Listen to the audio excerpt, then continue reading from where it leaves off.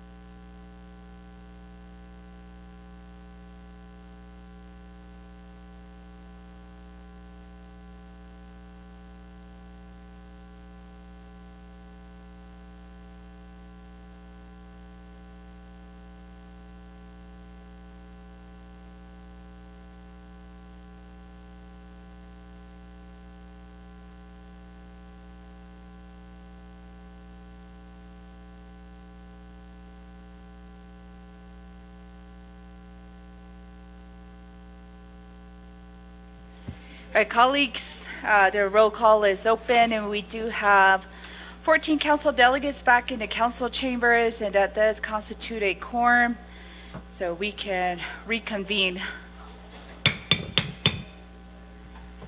And at this time, we'll look to my colleagues to motion to exit out of executive session. Motion by Chair Eugenia Charles Newton, second by Honorable Nathan Nota.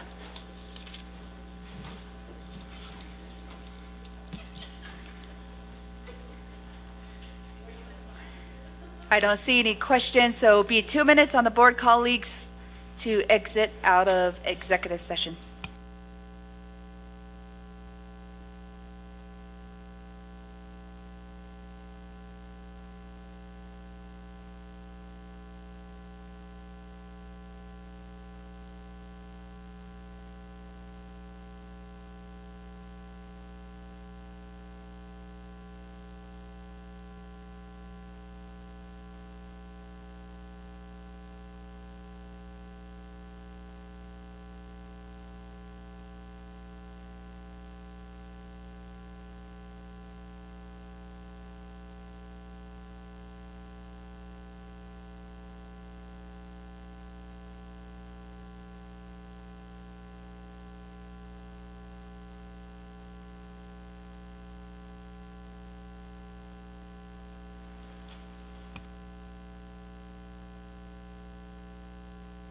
For announcement purposes, lunch was provided by Greenstein Insurance Company for over 150 of our guests as well, so thank you.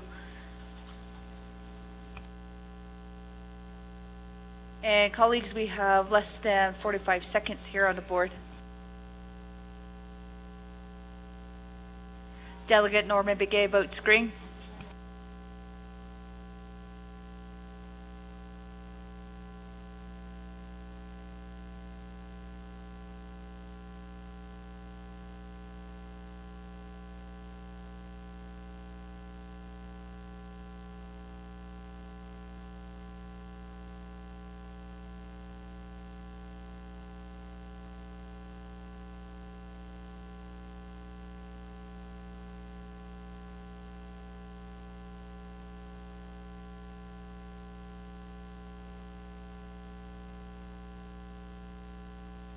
Thank you, colleagues. That is a vote of 15 in favor, 0 opposed, with speaker not voting, and we will exit out of executive session at 1:31 p.m.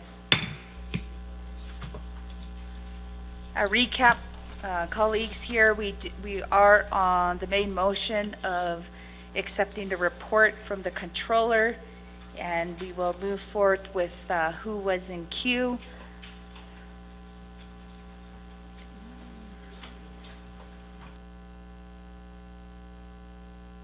Delegate Yanito.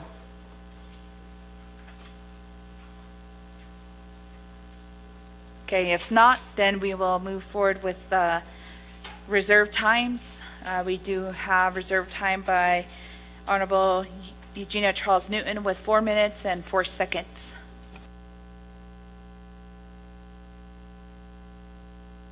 Reserve time of 4:03.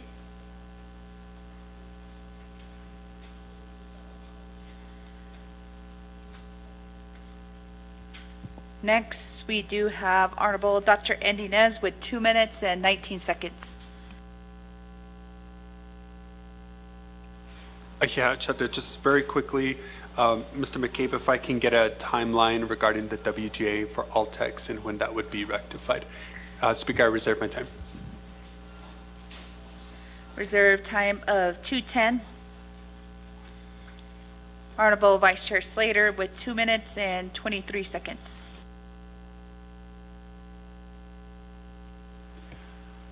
I'll yield my time, Speaker. Carl Slater yields his time. Next, Honorable Simpson with 4 minutes and 11 seconds.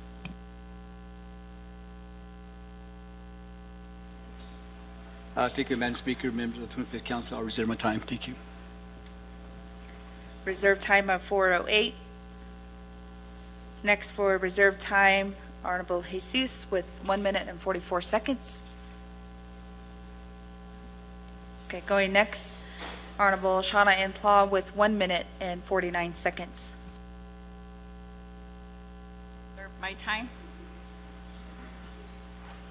Reserve time of 1:48. Honorable Nathan Nota with 3 minutes and 6 seconds. Madam Speaker, I just have the one question. I think all my other questions were answered in the executive session. The 164 process for the ERP system, I'm wondering what your thoughts are as to the length of time that that's going to take to get that through. You did mention that you wanted to get this process started like in November, I believe, and I'm wondering how that's going to happen. That's it. I waive my time. Thank you. Honorable Nathan Nota waives the rest of his time. Next, we have Honorable Vince James with 2 minutes and 23 seconds. Speaker, members of council, presenters, audience, thank you. Good afternoon again to everyone. I'd like to really emphasize to vendors out there, contractors that are out there, if you have an outstanding bill, a payment that has not been paid by Navajo Nation, please come to 25th Navajo Nation Council. Please provide us your invoice. Again, contractors, vendors that have done work for the Navajo Nation, please provide your bill, your invoice to the 25th Navajo Nation Council. It is very bothering to hear that there has been work that's being done without contracts. And so if you can come to the 25th Navajo Nation Council and provide the bill that the Navajo Nation owes you, please come forward and provide that information to us. Lastly, I'd like to address this question in regards to the CHSN funds controller. Out of that $216,839,832 that's on the report, how many of those are for chapter projects? What are the dollar amounts that are just sitting there for our chapter projects to move forward?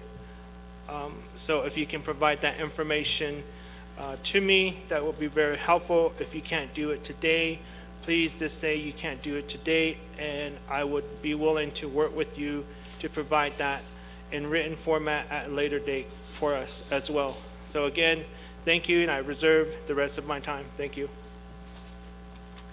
Reserved time of 19 seconds. Next, for reserved time, we do have Honorable Crotty with 15 seconds. I'll reserve my time, thank you. 14 seconds. Next, we have Honorable Jermaine Simonson with 3 minutes and 22 seconds. Thank you, Speaker Curley, and thank you, Controller McCabe, for your report.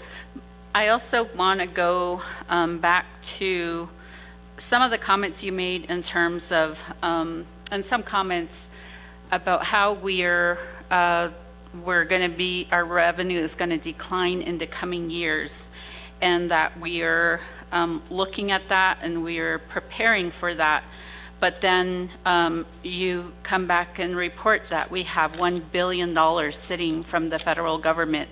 And I certainly agree with you that the many times and trips I've made to DC, I've, come home a little bit embarrassed because we are over there asking and demanding for more money when we have money sitting here. And I think in the future, if we're going to go to DC, we should be going there saying we've expended all of our funds, of our federal funds.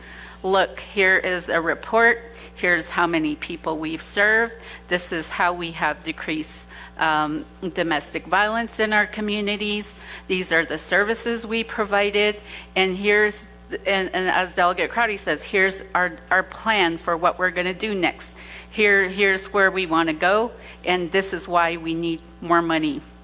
I would rather, go to DC armed with that kind of information rather than just going and, having $1 million sitting here, $1 billion sitting here. So that is my comment. I know that we've talked about making changes to 164 review process as well as other procurement changes, but I know that you wholeheartedly, that is 100% what you intend to do, but once you leave that meeting and you go back to your office, you go back to the million other things that you're supposed to do. So I feel like we've not had that proper work session in which we all, come together and do real problem solving and real pen on paper, hands on computer, real drafting and real changes, redlining, whatever documents. I'm looking forward to one of those work sessions. The work sessions we have now, there is no work. It's a talk session is really what it is. So I'm looking forward, Speaker, to real work sessions as we move forward. The other thing that I saw that you did was, I know that you spoke very adamantly against, the contract to Zinni Home. You did recommend that they use a different pot of money, and according to the rules with ARPA. And I just want to know what your thoughts are on the housing through CHID, through ARPA, and what are your thoughts on that? And since you have those real close communications with Department of Treasury, and are we doing the right thing there according to the rules? So that'll be my questions. Thank you. Thank you, Honorable Simonson. And then next for reserve time, we do have Honorable Jesus with 1 minute and 44 seconds. Yeah, thank you, Madam Speaker, and also to Controller McCabe. Thank you for providing the snapshot on the financials for the Navajo Nation. And again, going to your master trust funds that you have listed here that you had provided to council under the land acquisition fund. I know that the Navajo Nation Land Department has been taking the lead in negotiating purchases on these particular buildings throughout the United States. And I really think that this is an area we really need to look at and see if there could be some sort of a language provision that we can put in there to leave this to an individual that has expertise in the realty department, like a real estate individual. Because oftentimes, we're being questioned about the Washington House, and again, how was that analysis done to determine that we buy it at that set amount? And now I've been hearing, from the past that if we were to put that back on the market, we're only going to lose. The other big concern that I have as Resource and Development Committee is the SSBCI funds. I know they got their first tranche of $26.1 million. I haven't heard anything from Division of Economic Development, and I think this is an area that internally with RDC, maybe even OOC and DED, we need to sit back down and re-strategize on the whole aspect of how these loans are given and the monitoring and compliance part of it. So I just want to have you put that on your radar, Controller McCabe. Thank you. Thank you, Honorable Jesus. And now I'm going to go back over to Controller for your responses.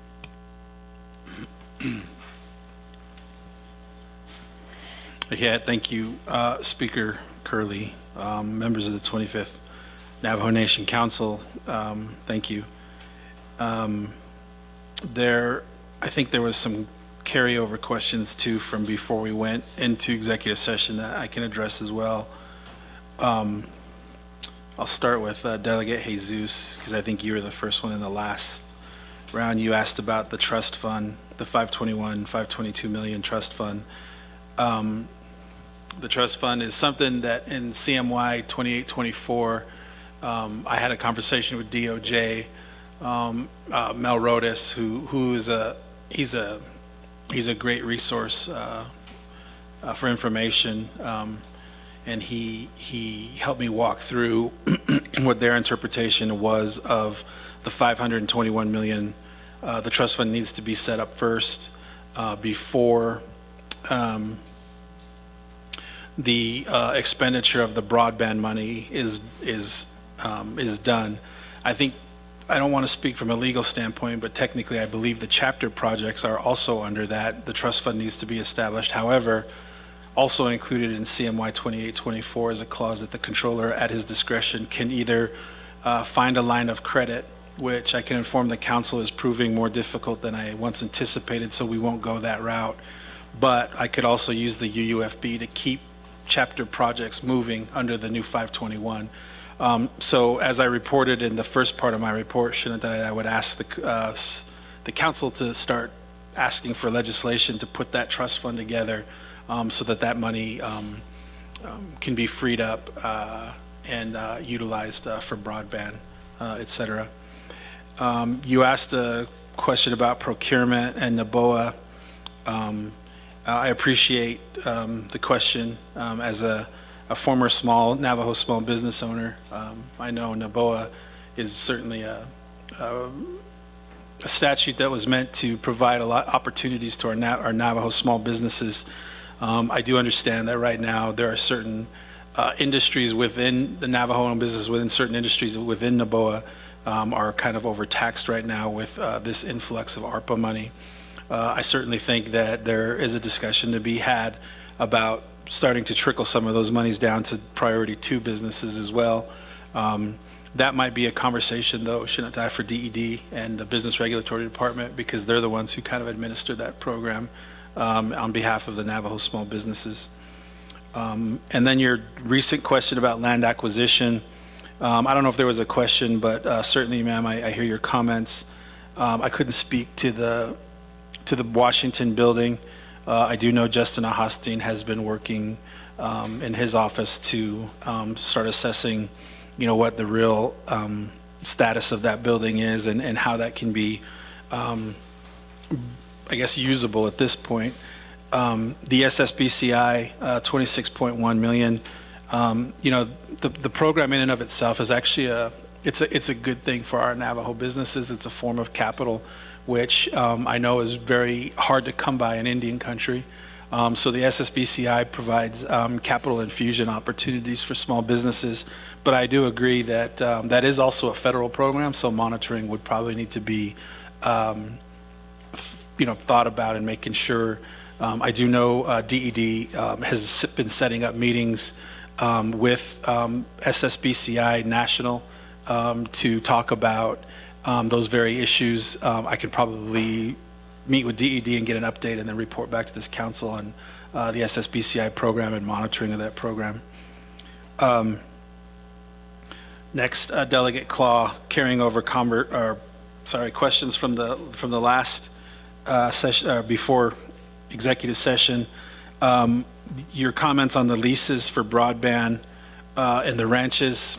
Absolutely. I think that's an area where it's really hard to tell exactly, what we know what lease revenue is. It's hard to tell what it should be at this point, given the number of cell phone tower leases and even leases for the ranches. What I will comment on is I did meet with Vertical Bridge. I did request of them, and they did say they would comply. The way those invoices are handled is in a manner such that Vertical Bridge would collect the lease payments on our behalf. They would then net out taxes and their fee, and we would get the net amount. And I did ask them, and they did send a bunch of information to show more in line with what maybe a gross revenue payment should have been, and then what should have gone to taxes, and then know what their fee was. I do understand, though, that we may be moving on from that into a different arrangement. I don't want to say that for sure, but I think that's what we were talking about as well in that meeting. The certified chapters in the Treasury reports, it's still, as the prime recipient of Treasury money, it's still our responsibility to do the reporting. The chapters that are certified and administer their funds through an SRA, our responsibility is to subrecipient monitor them. So we still have to do the reporting on our end as a whole, but certainly the reports that they send to us about how that money is being spent and encumbered, et cetera, goes into our overall report.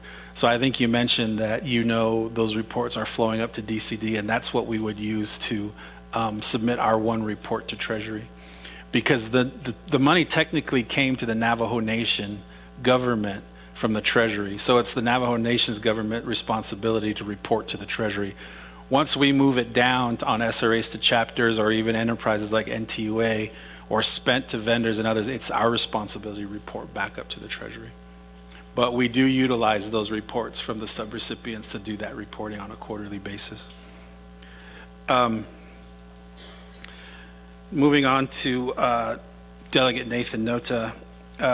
So the 164 process, Shinat, we're hoping to get that to the president sometime this week.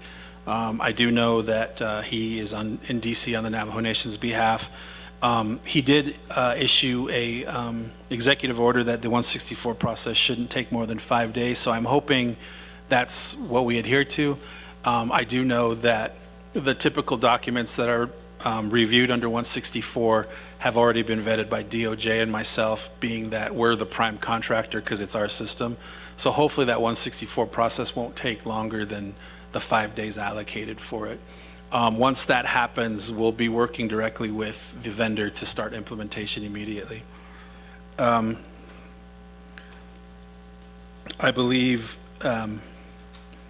you asked about ARPA and the UUFB. So the UUFB, Shinat-Da, is just a temporary measure to keep chapters flowing. Eventually, the plan has always been to try and leverage that 521 fund and maybe borrow some money against it, the interest revenue off of it, so that we can continue to put projects into the future. If and when that happens, we would reimburse the UUFB. Once the 521 trust fund is established, we could also reimburse the UUFB as those funds are expended. The purpose behind opening the UUFB as on a temporary basis was such that we didn't have to stop your chapter projects to wait for a trust fund to happen.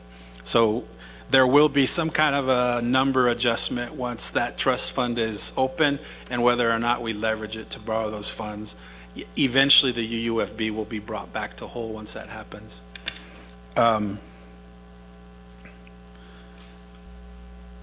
I think that answers your question, sir.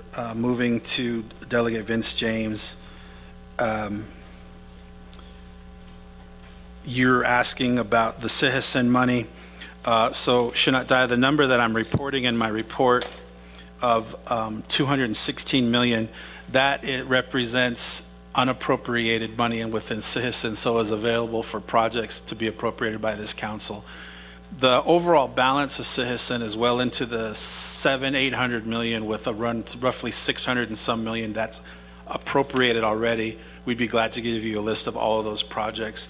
And I know that's something that BNF has asked me for as well, to see the status of the projects that have been allocated, but may not be moving as fast as we want to. But this number is what hasn't been allocated yet. So there's still a $216.8 million balance within citizen that is open for allocation by this council.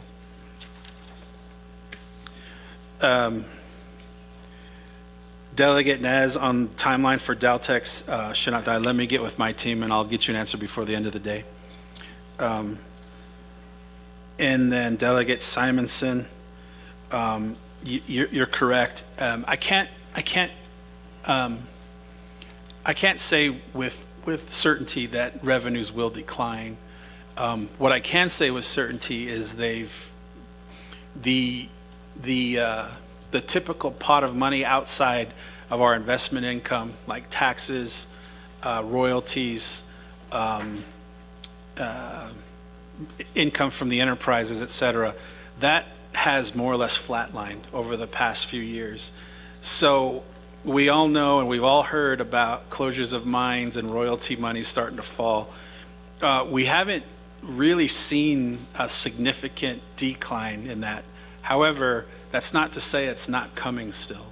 So I know we get a lot of our numbers from NTEC, and they have a lot more internal knowledge about pricing and market issues, and that's how I get my controllers, part of my controllers forecast.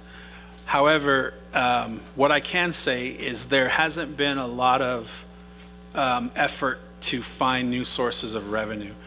There have been some discussions at the Office of the President and Vice President that are intriguing, and hopefully we can bring something. But as of right now, for the long-term look, we're really dependent on a lot of different market conditions, especially when it comes to royalties and how our investment portfolio performs. If the factors ever work against us, we're going to see a period of declining revenues. And as I've reported, we kind of saw that in 2022 when the real estate market kind of took a tank. So our portfolio responded with a fairly significant loss in value. It wasn't as concerning as it might have been if it was realized income. It was an unrealized lost provision, meaning, for example, if you buy a house for $100,000 this year, in 10 years it might be worth $120,000. You don't get $20,000 in cash unless you sell it. That's what that unrealized gain means. If we were ever to sell those investments, we would have realized about an $800 million loss. We left them in the market rebounded, and now we're back up to almost pretty much pre-COVID performance. But it just kind of, as I took this job 18 months ago, coming off that 22 audit, it kind of opened my eyes to the volatility of our revenue stream, how volatile it is to some market conditions. So that's why I think there's been an effort to be a little bit more cautious and a little bit more conservative with how we're thinking about revenue into the future. And you're right, there is $1 billion in federal funding that sits in our coffers. And while that's not really an indication of falling revenues, what that indicates is it's $1 billion over time that we've received and we haven't spent in federal money. And I think the point you make about going to Washington and getting, having to advocate for money when we're not spending it, that's a very important point. And I have talked to OPVP about this, and I do believe they're starting to put together plans to get money out the door. But it's certainly something that, as a leadership body between the three branches, is something that needs to be continually monitored to get that money moving. I do welcome a procurement work session with this council. I do think it's an issue that we need to solve sooner than later. You asked a question about Zenny Home. Really, Shinata, I think that was solved, but there were issues there that I thought needed to be addressed. I don't know really the status of the usage of that company. However, I do know where we sit with the CHIT allocation and the veterans allocation and the allocation to Navajo Hopi Land Commission for housing. I think we've had a discussion in this room as well about the federal requirements of what qualifies for usage of affordable housing in that expenditure category. I do think that right now the current team at DCD and at OPVP have made strides to make sure that we have that money allocated and that it's spent in line with the affordable housing guidelines. I haven't met with them recently. I do know that we are continuing to work to get the money completely obligated. I think we're pretty much at the point where it is, and that money is going to start flowing with houses being put into use and on the ground. The issue I always had with Zenny Homes was one where I just didn't feel like it fit the correct expenditure category. The usage of the funds in and of itself, I didn't, just based on the federal guidelines that I read, I didn't feel like it fit. I felt like it fit more under an economic development expenditure category, and that was always the recommendation I made, was to just move it to where it was a little less risky as far as the usage of the funding. So I think I've answered all the questions, Shinada. If I missed any, I apologize. I was kind of flipping through notes from before executive session and then now, so if I missed one, please let me know. Thank you, Controller, for those responses, and colleagues. I'm going to go back to who's new in queue. We do have Honorable Yanito. Thank you for the floor, Madam Chair, and all the audience here, and with the 25th Navajo Nation Council. And thank you, Mr. McCabe. You're always entertaining and interesting at your reports with budget and finance as well. You guys are the heart of the Navajo Nation functions here, and so I appreciate you all and all the participants in budgeting. My question would be, how much money was allocated to NACA for chapter ARPA projects? Because I have a concern from the NACA employees about running out of money to continue working with the NACA construction, the housing for communities. That'll be my first questions on that. And then my second question would be your exterior fundings, the unspent reverting money that goes back to the federal government each year. is it possible that, that this fundings can be shared with the chapters to help us spend a lot of these fundings, avoiding reverting back to the federal government? How could we handle this? That would be my second question. Thank you.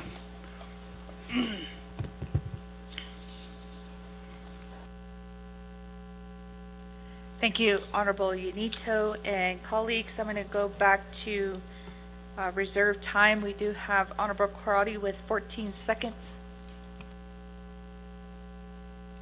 Oh, yeah, thank you. So I'm looking at your approved policies and procedures.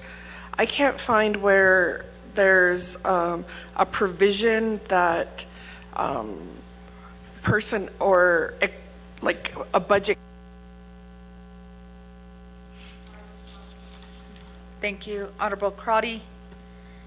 Next, we do have Honorable Eugenia Charles Newton with 4 minutes and 3 seconds. Thank you, Controller, for answering my questions regarding the Vice President. I'm sorry your office is being pulled into this horrible disagreement that's just being displayed across the entire nation.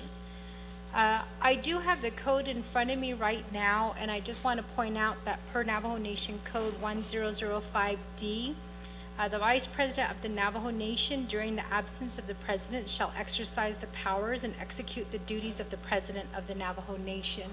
So I just want to point that out to you in terms of working with her during this time when the President is absent. I don't believe it needs a memo from him saying that that she has those powers. It is written within the laws that she has those powers.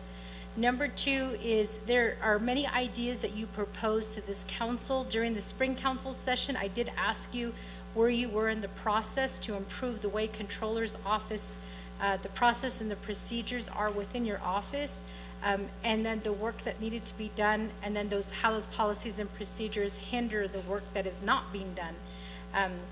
So where are you in amending the laws that allows Navajo Nation to leverage funds to get projects moving, specifically those regarding public safety facilities?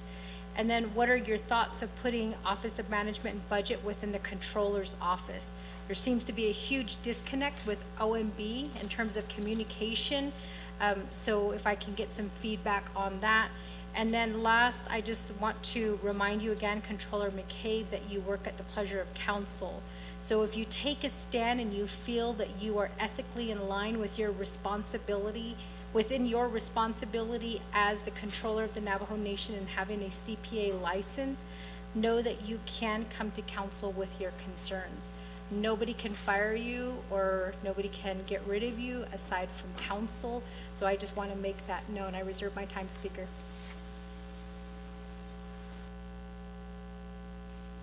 Reserve time of 2 minutes.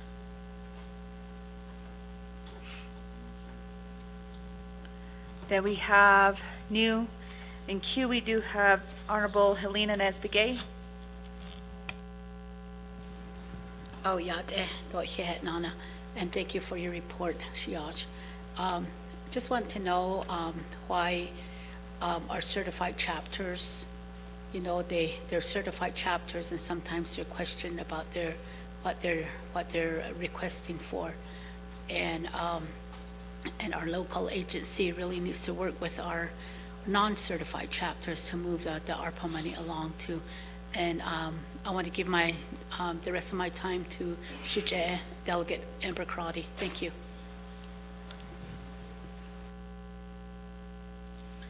Yielding time of 4:27 to Chair Crotty. Oh, yeah, thank you, Shema. I appreciate the time. I wanted to finish my thought because what I'm reviewing, and it's a large document, but it's Resolution BFJA-04-20. And so these are the policies and procedures that were approved at Budget and Finance. I know it was amended with BFN-36-20. And so I wanted to see because of yield time, I'm not able to stop. So the next 4 minutes, what I want to do is to explain to the public in terms of every program has a plan of operation, and every program should have policies and procedures. And so that's the role of the governing body, is to develop resolutions to either amend or enhance services. So I'm looking for a legislative fix. And what I haven't heard sometimes in our reports is, and I've always done this, what's the action item, who's delegated, and what's the deadline? Simple little meeting notes that helps keep me focused on the question at hand. You have a lot of issues at hand, but something that has been addressed here that I have not received was the conversation, the verbal conversation you mentioned to that is impacting the vice president's budget.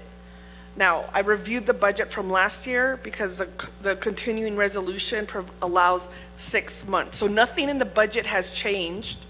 And so I'm going to continue to use that as my anchor. But then I thought to myself, okay, what then in the policies, because we have a plan of operation, but what then in the policies allows this authority? And when I'm reviewing, it's a lengthy document. It's over 200 pages.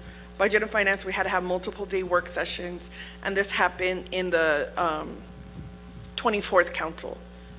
So what policies, though, are you anchoring your decision to not allow the vice president, who I have not seen any other evidence is in good standing, not allow funding that's been approved by the council and has been signed by the president?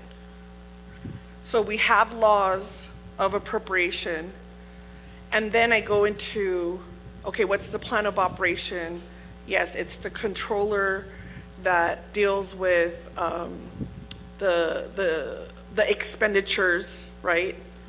And so I didn't hear that you're not receiving expenditure requests or whatever the paper form is, but that you received a verbal request. And I want to go back to the verbal request, because what we're trying to stop or discourage is upper management overrides. I think we all can agree in the conversation we're having that there should be a policy and procedure that we're relying on.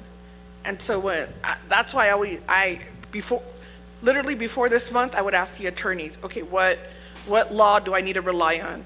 Now I know I'm the Lone Ranger here, so I'm looking up the laws, I'm looking up the policies. So I would need to ask you too, Controller, if that decision you made off of a verbal, point to it in the policy and procedure so that I could understand.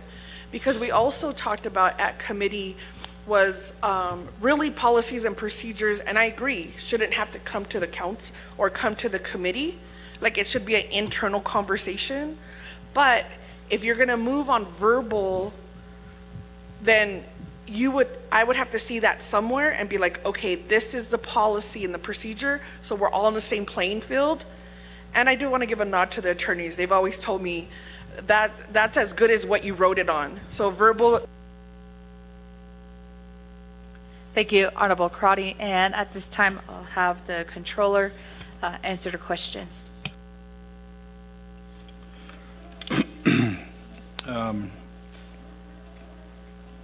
Once again, thank you, Speaker Curley, Shinata, and delegates for the questions. I'll start with Delegate Yanito.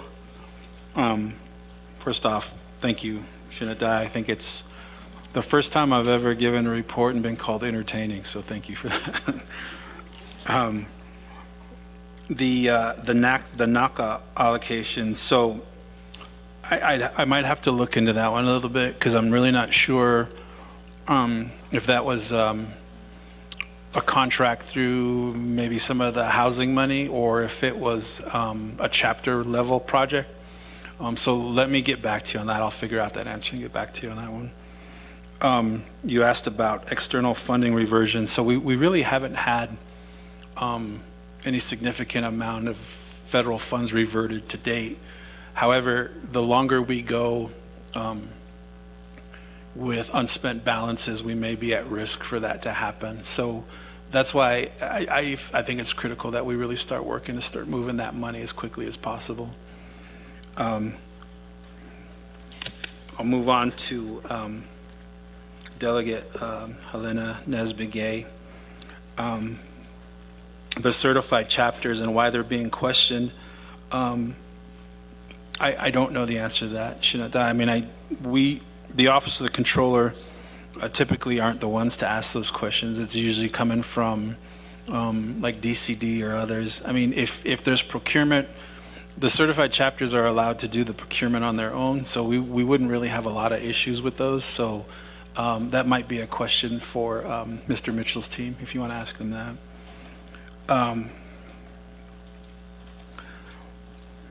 I will move on to Delegate Eugenia Charles Newton. And, you know, I guess I'll kind of combine. Well, first let me answer Delegate Charles Newton questions that aren't related to VP, because then I can answer Delegate Crotty and Delegate Charles Newton's questions at the same time. So you asked about, in the spring session, the ideas that I've kind of brought to council and where we're at. So, you know, even we've worked, I've been able to meet with my oversight on a lot of related issues to some of the roadblocks that are at OOC. And, you know, there's a lot of things that need to be considered, because it's not just OOC related. There's a lot of budget related procedures that tend to be roadblocks. Sometimes there's DPM related procedures. Sometimes there's issues at the program level that result in a lot of different holdup and monies being moved. So I did make a comment to the division directors at a division director early morning meeting that if we're going to solve a problem, it has to be a solution that's entity-wide, because it's not, a lot of times what I see is it's not really an OOC problem, you know, on its own, or a DPM problem on its own. There's so many things we have to do that result in like employees not getting paid. Like, for example, we close out a fiscal year, and if a new PAF isn't written for a new business unit, there's a risk that an employee won't get paid. And it's happened at a lot of different divisions, and for the life of me, I can't understand why we do it that way. So I've been meeting with like DPM, OOC, and why we do it. Why can't we just roll it forward like normal systems work, right?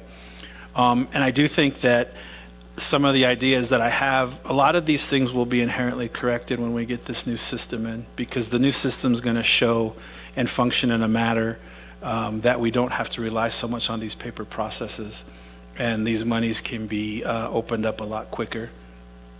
And so I do have a lot of ideas. You know, with the 164 process, I'm starting to figure out that, you know, if procurement's done correctly up front, and if contracts that go through DOJ are negotiated, then 164 is kind of a repetitive process, because all of those things already happened.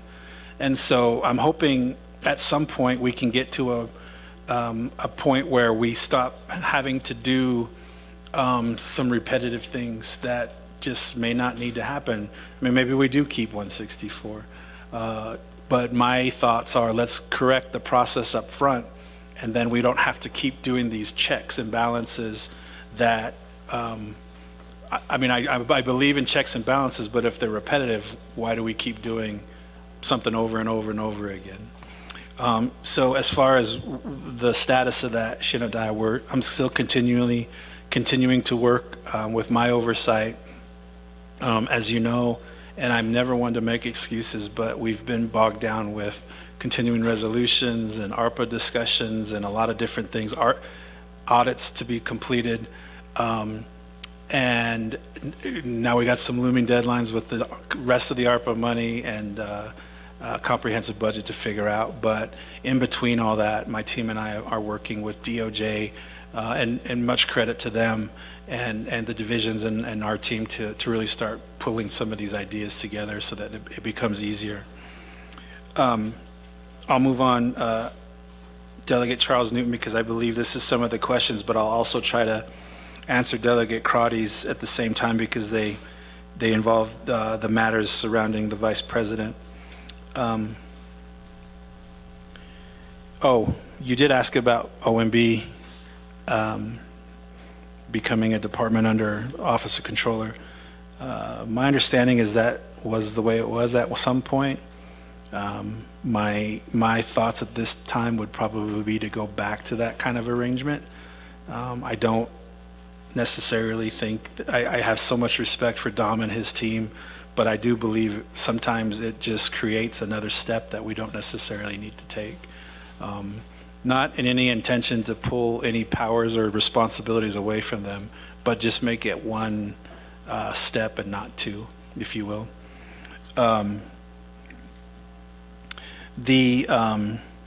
Your comment on ethical responsibilities, I appreciate that, Shinada. Well, I'll save that for the last, but to address the questions by Delegate Crotty and Charles Newton on the Vice President, first off, Chair Crotty, I can't say that there is a policy that requires me to take the actions that I took. I certainly don't want to, there was a verbal conversation because I did call the Office of the President and Vice President and spoke directly with the President and said, what does this mean? What am I supposed to do, right? And I think it's pretty clear in the press conference of what the intention was to remove capabilities from the Vice President. And so my question, as always, is going to be, well, what does that mean? Can she continue to sign off on things? Can she continue to use the P card? Can she continue to spend her allocations? I was told to cut that off or send it directly to the Office of the President and Vice President. My team was also asking because there were existing documents that the Vice President signed. I just made the decision to go ahead and push those through anyway. And it was a verbal, I don't even know if it was a directive, it was just clarification that I got verbally. And I don't know, and obviously I don't think it follows any kind of a policy, but I might leave that over to DOJ to interpret. But I would say, Shinada, that the intention of the Office of Controller is we can't, we have a job to do, right? And our job is to make sure that the programs are supported, the council supported, the president and the Office of President and Vice President supported, to carry out what we call management objectives, management assertions. And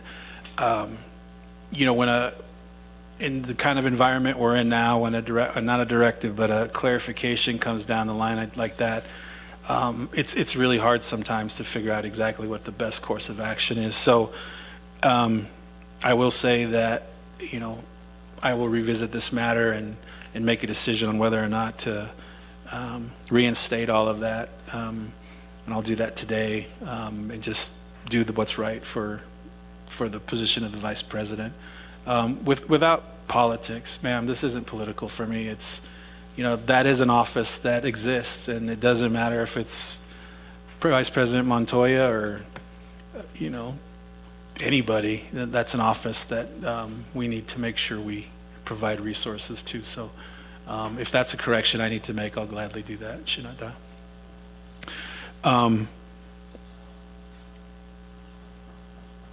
hope that addresses both Delegate Crotty and Delegate Charles Newton's questions on the Vice President.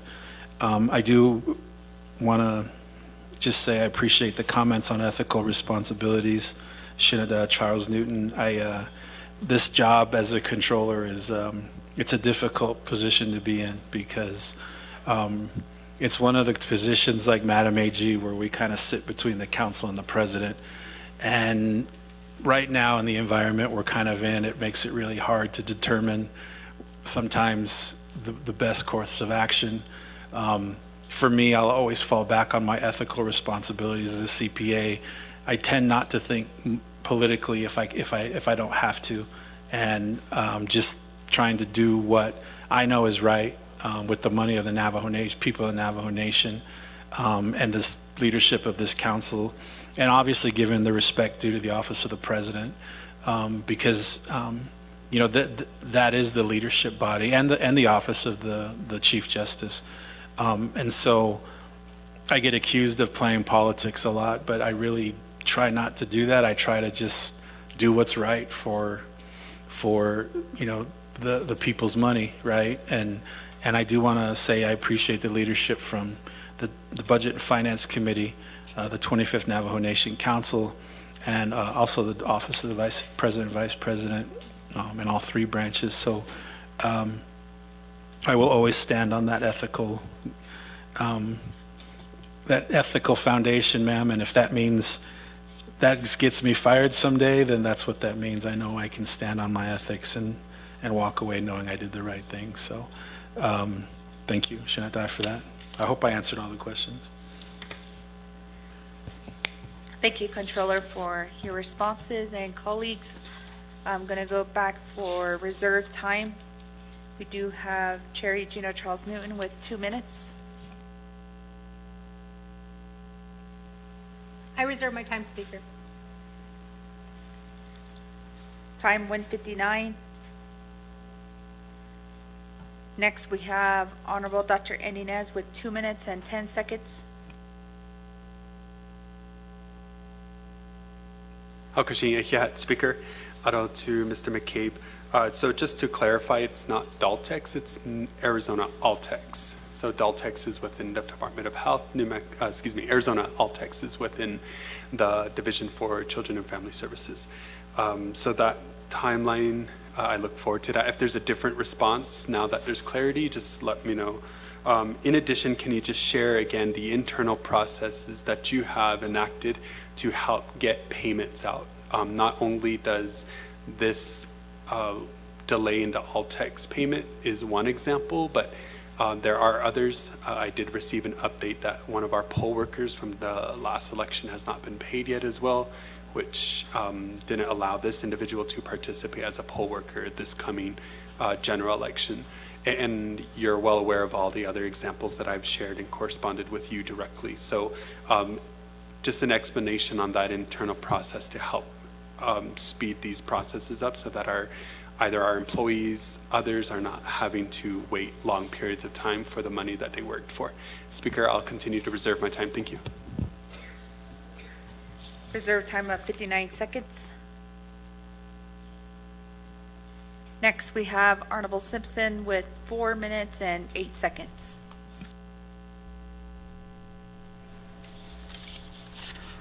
Thank you, Madam Speaker, members of the 25th Council, staff, guests, gallery, also guests that are listening online. Good afternoon. Madam Chair, I'd like to make a request to also the City Council to draft a directive. Again, what we have heard in reference to a lot of our contractors within the Navajo Nation or vendors. A lot of these contracts have gone. A lot of these contractors are working on the Navajo Nation, within the Navajo Nation government without contracts, and also vendors. And that's a big concern. And it has been ongoing on a weekly basis. And just not within, it's throughout the whole Navajo Nation government. And that's a big concern. And why are these happening where these contractors or vendors are working for the Navajo Nation without contracts and providing services, and just without contract? This is very disturbing. And some of these contractors without contracts are being paid with federal funds. That's a big concern. That's a big concern. Also, again, it's not federal funds, general funds, but it still should not be happening. And to me, our procurement policies are not being followed. And this is why I believe that it's very disturbing to where these are happening, to where there's no contracts in place for some of these contracts with vendors. And to me, I think I'd like to, again, request Office of Council to draft a directive, which we can be considered probably tomorrow. I'd like to have directive to the Budget and Finance Committee to conduct a fact-finding hearing in reference to what we heard within the executive session, and that's what we just talked about now. A lot of these contractors or vendors don't have contract in place. And to me, I think when I say fact-finding hearing, it's almost similar to investigation, but this will be conducted by Budget and Finance, which will be directed from the council here. And it's just disturbing too, where, last week we heard that, our DOJ said we follow laws, we, make sure we follow policies. I'm just very concerned too why this was not caught by Department of Justice. That's very disturbing, why there was no legal guidance from this happening, where contractors or vendors don't have contract but providing service to the Navajo Nation. So again, with that, and the Office of Legislative Counsel, our acting Chief Legislative Counsel was there, so she knows, probably put additional information on the directive. Also, with that directive, Office of Legislative Counsel and Office of the Speaker will assist Budget and Finance to set up or conduct the fact-finding hearing in reference to what we're talking about and what we have heard within the executive session. So it's very important that we get this done immediately. So I'd like to make sure that directive is drafted and where the council will consider it, at least by tomorrow. Thank you, Madam Speaker and members of the 25th Council. Thank you, Honorable Simpson, and that is noted. And then going back to reserve time, we do have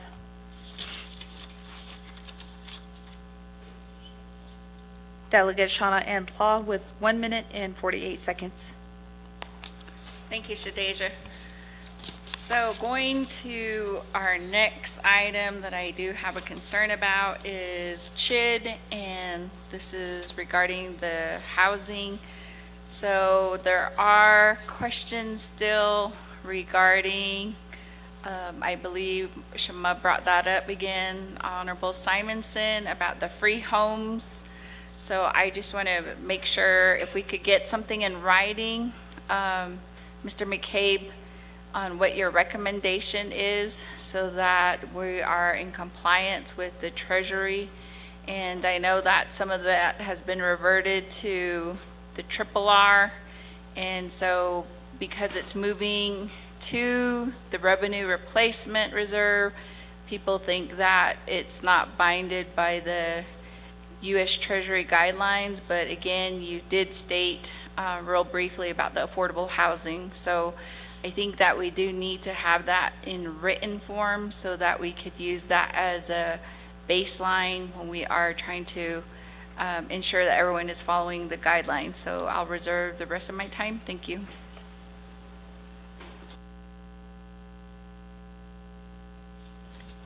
Thirty-four seconds.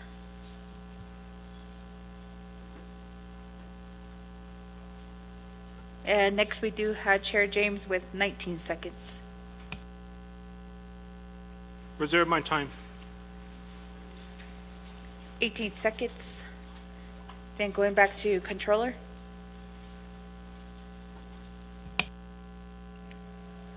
Yeah, thank you. Excuse me. Thank you, Speaker Curley, and delegates for the questions. First question from Delegate Nez, the internal processes. So Right now, Shinadai, we've just been working on, enhanced process conceptually. And we have been meeting internally, not only at OOC, but within the division directors. And I have started to get ideas and drafts of flowcharts and other things to the Budget and Finance Committee. And so right now, there's not a lot to report, Shinadai, as far as changes that have been made officially, but they will be coming soon. You mentioned a poll worker that wasn't paid since the last election. That was, I guess, 4 years ago, so I'm not real sure what the issue is there, but we'll certainly make sure is it from the last election, like 4 years ago? Oh, okay. So let me make sure what's happening with that one. It's probably, well, I don't want to comment, but most likely it's some kind of a budget paperwork issue, but I'll figure it out and make sure we can get that handled. Delegate Simpson, you ask about contracts, and I think as we've talked about, Shinadai, with the questions that I was posed, that's something that I've communicated with division directors and now the council on some of the concerns. So I guess moving forward, whatever needs the controller's office, we're certainly here to help. Delegate Claw, so with CHID housing, please keep in mind, Shinadai, that money actually remained in ARPA. So I'll put that in writing, and I know there's questions. I don't know exactly about free homes, but I do know that the program was designed to provide that free housing and affordable housing for the CHID program. But I can make recommendations, and I'll put that in writing. But again, remember that the CHID program, the president made a priority to keep a couple $100 million, just short of that, in housing initiatives, which I know the council provided. That was to provide CHID housing, veterans housing, and the Navajo Hopi Land Commission. And all that money remained in ARPA, so all of that still does have to abide by the federal guidelines, and I think that's why we made the statements that we made about the guidelines surrounding affordable housing. But I will provide that in writing to the council. I think I answered the questions. Shinadai? Thank you, Controller, for those responses, and colleagues, I don't see, we have Honorable Shondine Parrish. Good afternoon, everyone. Good afternoon to the members of the 25th Navajo Nation Council, to those that are listening online and joining us here in the council chambers.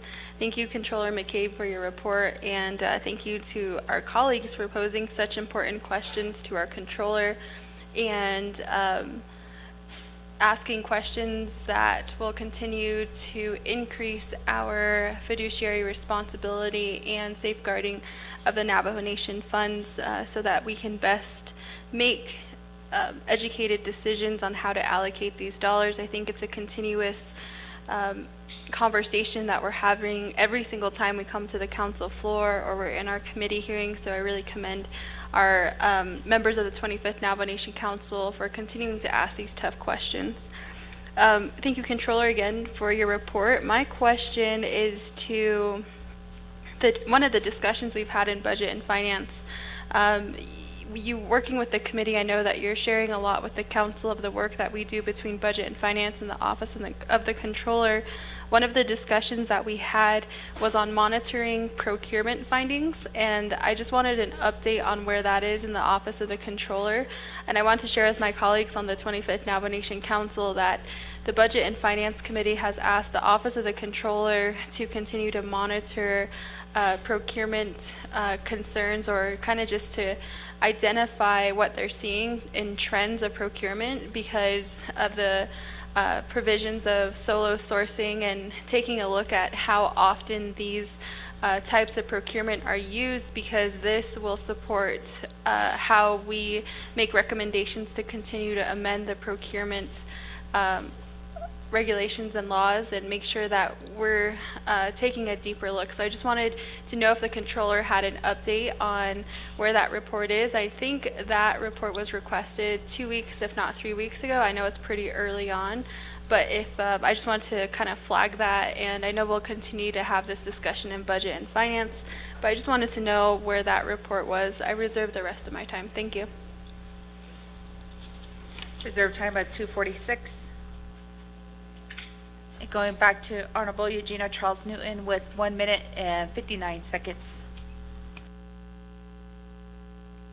I'm looking for a law speaker, so I apologize. I'm going to reserve my time. Reserve time of 1:55. Next, we have Honorable Dr. Andy Nez with 59 seconds. Hakushi, Speaker Arokuro, was during the primary election, so about a rough estimate, 2 months, maybe 3 months.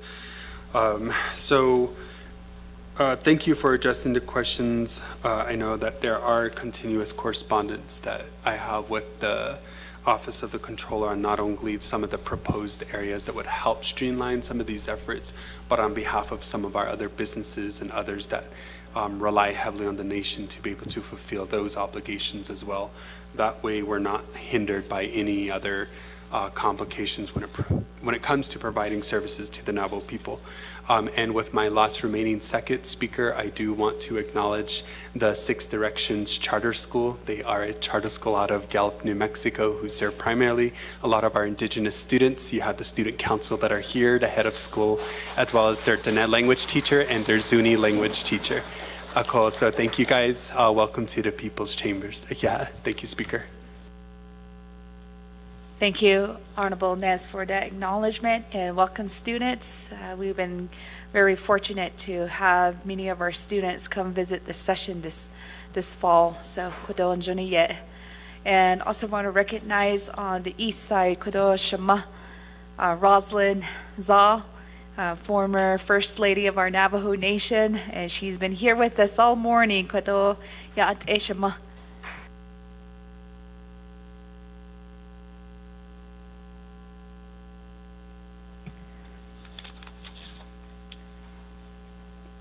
And going down next, we have Honorable Tlaw with 34 seconds.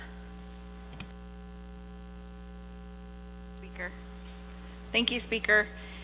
So just to go back onto why I was asking about the CHID ARPA. So I know the veterans housing, there's a regular Veterans Trust Fund housing, and then there's the ARPA under that particular program. And how they have designed theirs is need-based. And so that's the one thing that I wanted to bring up. And so it's not equity-based per delegate region, but more for the need-based. And then also for CHID chapters, it's a whole different criteria. So we do need that. Thank you. Thank you, Honorable Tlaw. And we have Honorable James with, let me double check the time here. 18 seconds. Thank you. How many vendors, contractors, companies have come to your office requesting for payment when they don't have a contract in place? Reserve my time. Reserve time of 8 seconds. And Controller, I'm going to turn the floor back over to you. Yeah, thank you, Madam Speaker. Delegate Nez, I don't think you had a question, just comment, correct? Okay, thank you, sir. Moving to Chair Parrish. The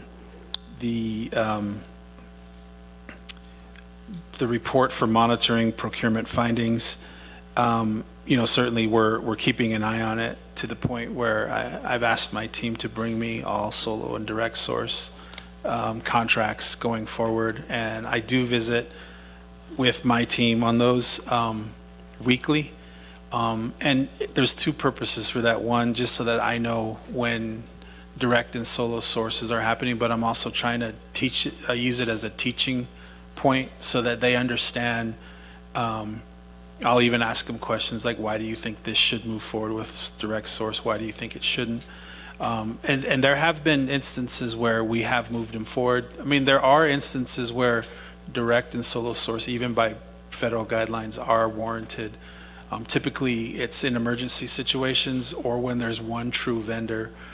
I think the issues that we sometimes come across is the interpretation of one true vendor. And typically, when you're talking about one true vendor, it means there's only one true vendor, like a utility.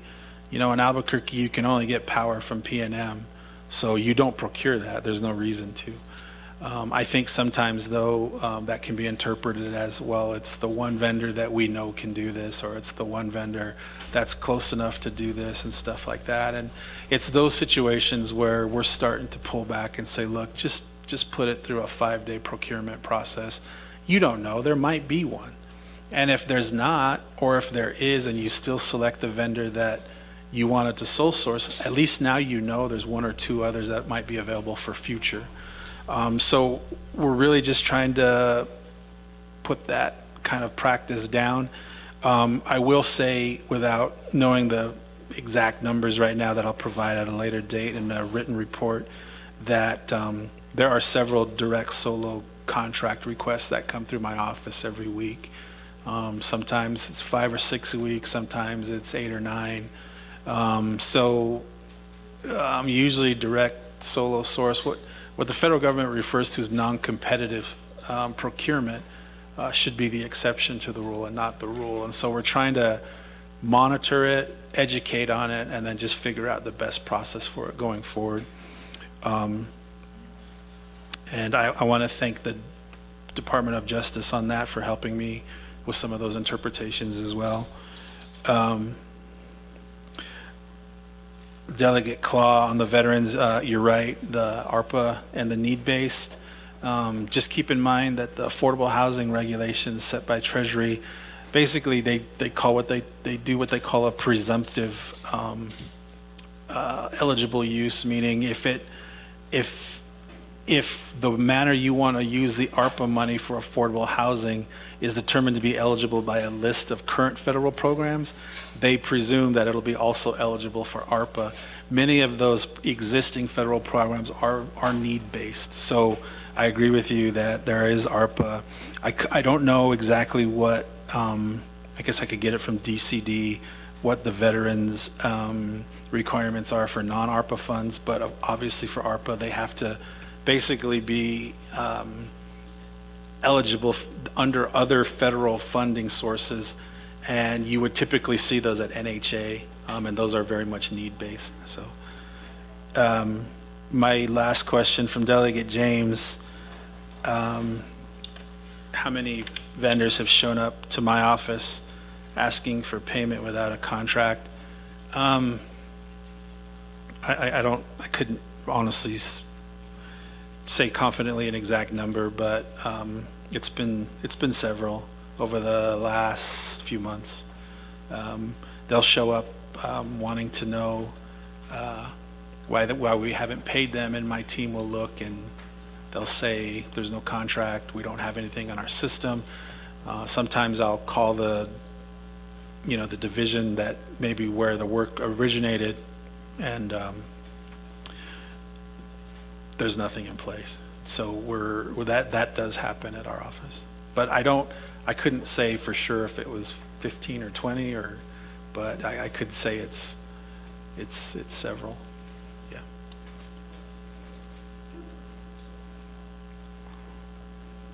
Thank you, Controller. for that information. And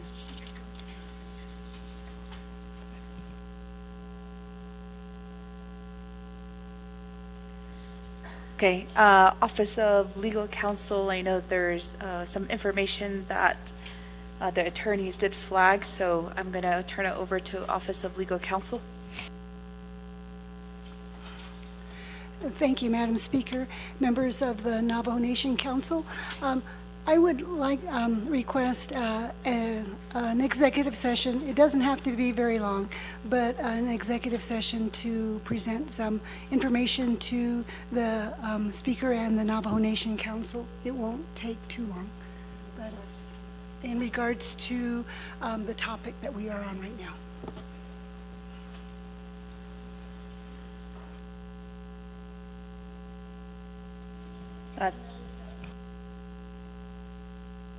Office of Legislative Counsel is a request from an Office of Legislative Counsel request.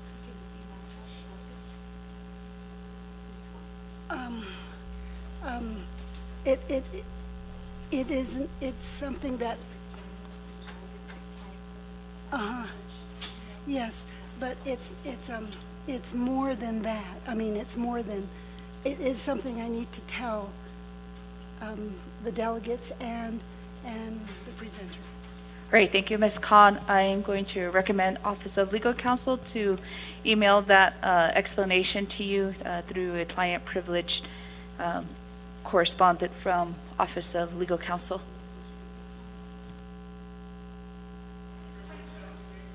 Point of privilege raised by Honorable James. Thank you again, Speaker. I raise this point of privilege to Rule 16 of our Navajo Nation Council rules. Mariana, can you tell me what the topic is about for going into the executive session?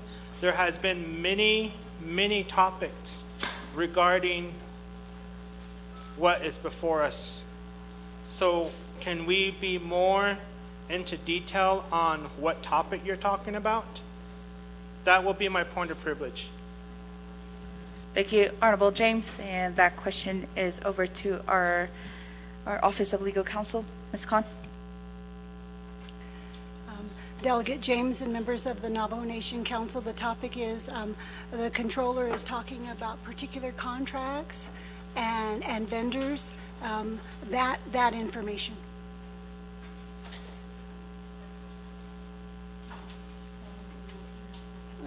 And it is something I feel that I should, the request is to email it to you, but I think it would be clear just to do a very short executive session with regard to that issue.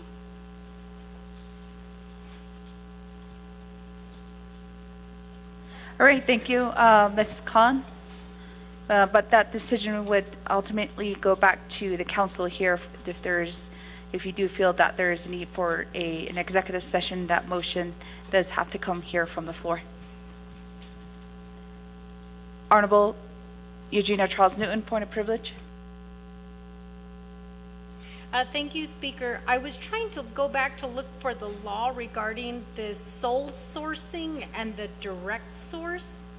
And I know that that during COVID, council did approve a law that pertained to that. So that's what I was trying to look for, but I can't seem to find it. So can I get some assistance in finding the sole sourcing? And then Controller McCabe talked about direct sourcing. I need to know like what the definition is, even if it's a federal definition of what sole sourcing is, direct sourcing, and then the definition of one true vendor.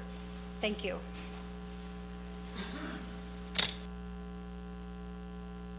Thank you, Honorable Eugenia Charles Newton, for that point of privilege and that question. I'll turn the floor back over to Controller if you can address the point of privilege. Thank you, Speaker Curley. So my understanding of the direct and solo source, it was part of an amendment made to the Procurement Act last summer before Budget and Finance. So that language, I don't know if it's in the code yet or not, but I do know that that was part of an amendment made I believe last August or so. And the definitions I think you'll find in that amendment, but I'll also say the one true vendor, there's not really a definition to point to, but I do think it's probably an exercise that the Navajo Nation Council and with the Office of Controller and DOJ work to define what that means. Always keep in mind with federal internal control requirements, the federal government actually places the responsibility of designing and implementing an internal control system that's effective on each tribe. So not everyone's internal control system is going to be the same from tribe to tribe or from city to city or from government to government. However, there is a framework, again, I mentioned it earlier, a coastal framework that kind of provides that guidance, and that's something I do want to try and implement here at the Navajo Nation, as it is kind of a widely accepted guidance to use when it comes to financial controls. But that being said, I don't think we'll find a definition of one true vendor. But I do know that just reading the CFR and then my experience tells me that typically, one vendor really means there's only one available. It's not really subject to too much interpretation, but those are the situations where there truly is only one. And sometimes we see it like with technology contracts. For example, we do work under the Microsoft 365 environment, and there are certified Microsoft vendors for that. And so not every vendor is going to be able to do the work we need under a Microsoft environment. So sometimes they are very much warranted, but again, I think sometimes it's left open to a lot of interpretation. And my concerns have always been that we need to make sure that we're not, I don't want to say skirting the guideline, but misinterpreting it and not following. I think the intention of the CFR, which is the Federal Register that governs the procurement policies for federal funds.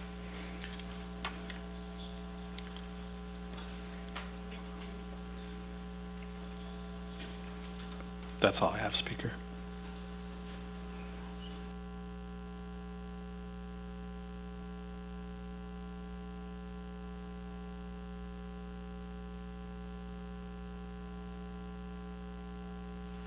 Thank you, Controller, for point of privilege raised by Honorable Vince James. Thank you. In regards to our Rule 23 executive session, a delegate may request to go into executive session with a motion if it's a sensitive nature matter. In this case, I don't see any sensitive nature, confidential matters that we have violated under our Title II, Subchapter 2, Subsection 102, powers that the Navajo Nation Council is the governing body or shall be the governing body of the Navajo Nation. And so, Mariana Khan, I don't see why we need to continue on moving on the controller's report. You, as being our legal counsel, can always send an email out to your clients, which is the council, which you have done before and indicated as it being a confidential legal privilege, attorney-client privilege, which you have done. I don't see where we are out of order when we ask questions to our controller as being the governing body of the Navajo Nation. And so my question to you is, what rule, what code are you going by from the Navajo law to ask council to go into executive session when we're just asking questions and making comments? Thank you.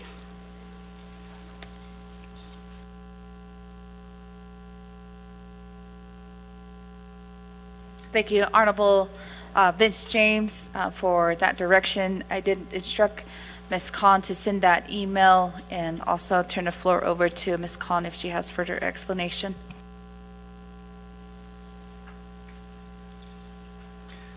I know it takes a little bit for email to be sent to you, so in the meantime, I would like to say there, with regard to this executive session, it is asked in terms of a request by your attorneys.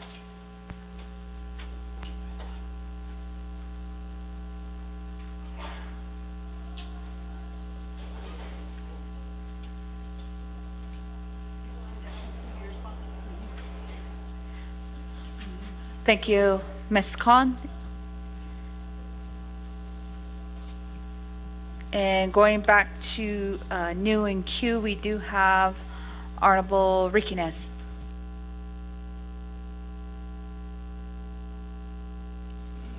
Thank you, Speaker. Aro Shanantai. And thank you, Mr. McCabe, for the work that you do at the Controller's Office. I understand, as you repeatedly said, ethical responsibilities. And I'm glad that you speak that way. And I understand it's in your heart and in your mind. That is something very, very important that keeps a person very well stable. Yesterday I was talking about the 4 mountains behind you, how that is also a part of our elders' teachings to look to understand stability in government. Now, as we are speaking here about money is always an issue, and we are elected by the people to convey accountability and transparency. This is what we say when we go back to our chapters. This is what we approve. Now earlier,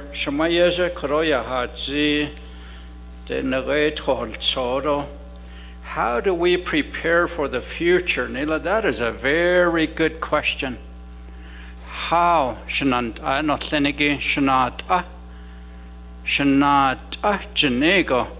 I was looking up that word in Navajo in Title 1. Now, let me just read subsection 203. Digin betsara behas ani nila the net traditional law. It says, it is the right and freedom of the net to choose leaders of their choice, leaders who will communicate with the people for guidance.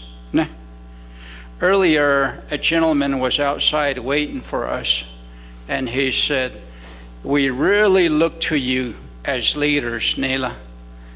And that kind of really touched my heart, knowing that folks out there are looking to us, leaders who will use their experience and wisdom to always act in the best interests of the people, and leaders who will also ensure the rights and freedoms of the generations yet to come. In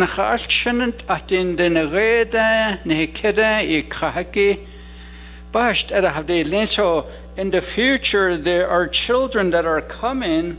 How do we prepare financially for the future?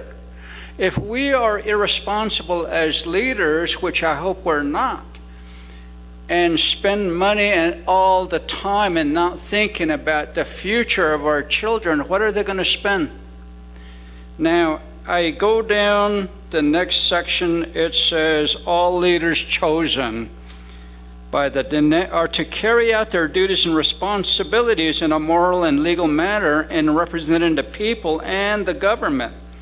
The people's trust and confidence in the leaders and the continued status as a leader are dependent upon adherence to the values and principles of the Nehbebe Nahazani Nela.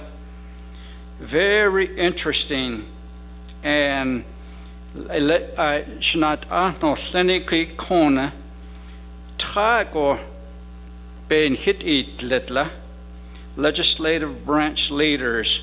Adlajnat Ajanat Nela Nat. This is where Shanat Dahidin Nila. What that word really means is to govern well, to be a part of the government, to be governors, because this is what people elected us for. Ado Nela Adlajnat Ajanit Nela. Or not ani. Three things. A kotibe in hit all zinki, ndahuit a beson hit a nepahast edel ila. Thank you. Thank you, Honorable Nez. So at this time, I'm going to go back to reserved time. We have Honorable Eugenia Charles Newton with 1 minute and 55 seconds. Speaker, I motion to go into executive session. Reserve my time. And is there a time frame? 15 minutes. Based on the email that has been sent to the 25th Navajo Nation Council. Reserve my time. Reserve time of 1:49. And there is a motion on the floor.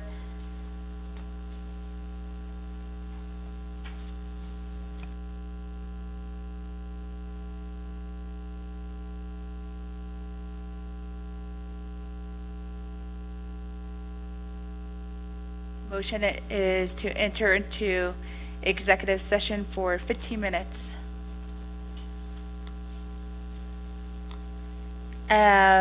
Honorable Charles Newton, if you can specify who the parties will be in the executive session. Office of Legislative Counsel and the 25th Navajo Nation Council. And probably controller. Yes. Controller McCabe.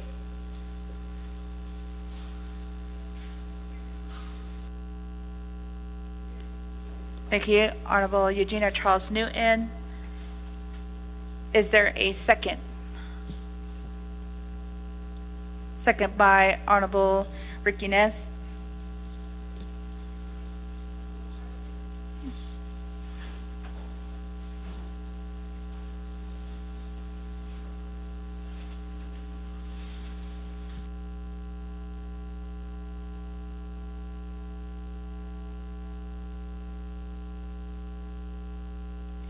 Going first on the motion here, Honorable Crotty.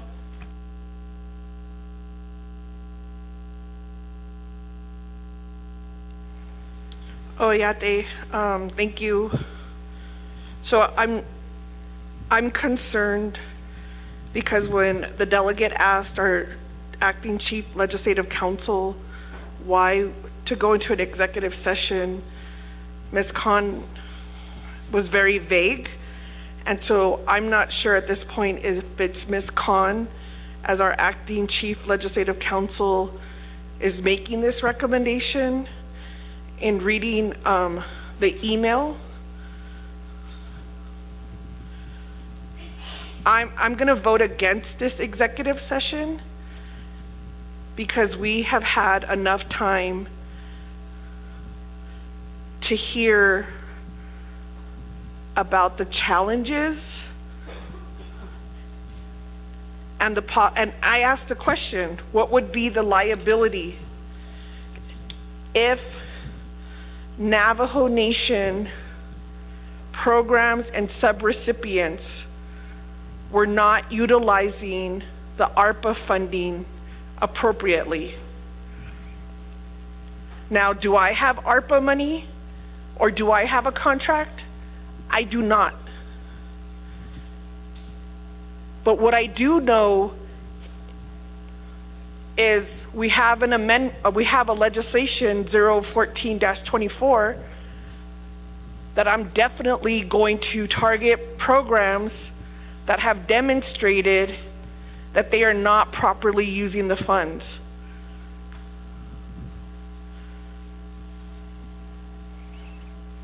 And that has been shown here in work sessions.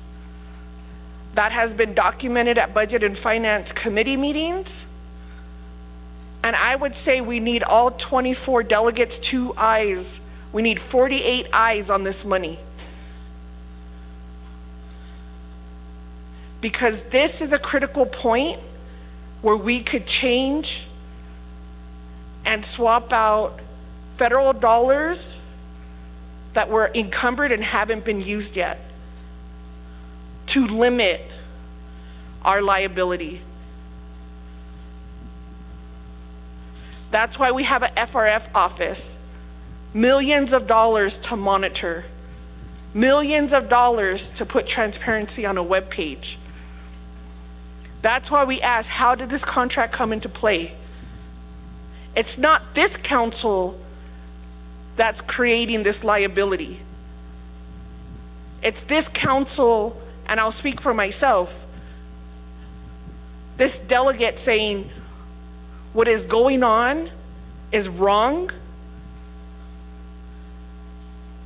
And if we talk about future for our children, why would they have to burden with the liability of individuals making decisions now?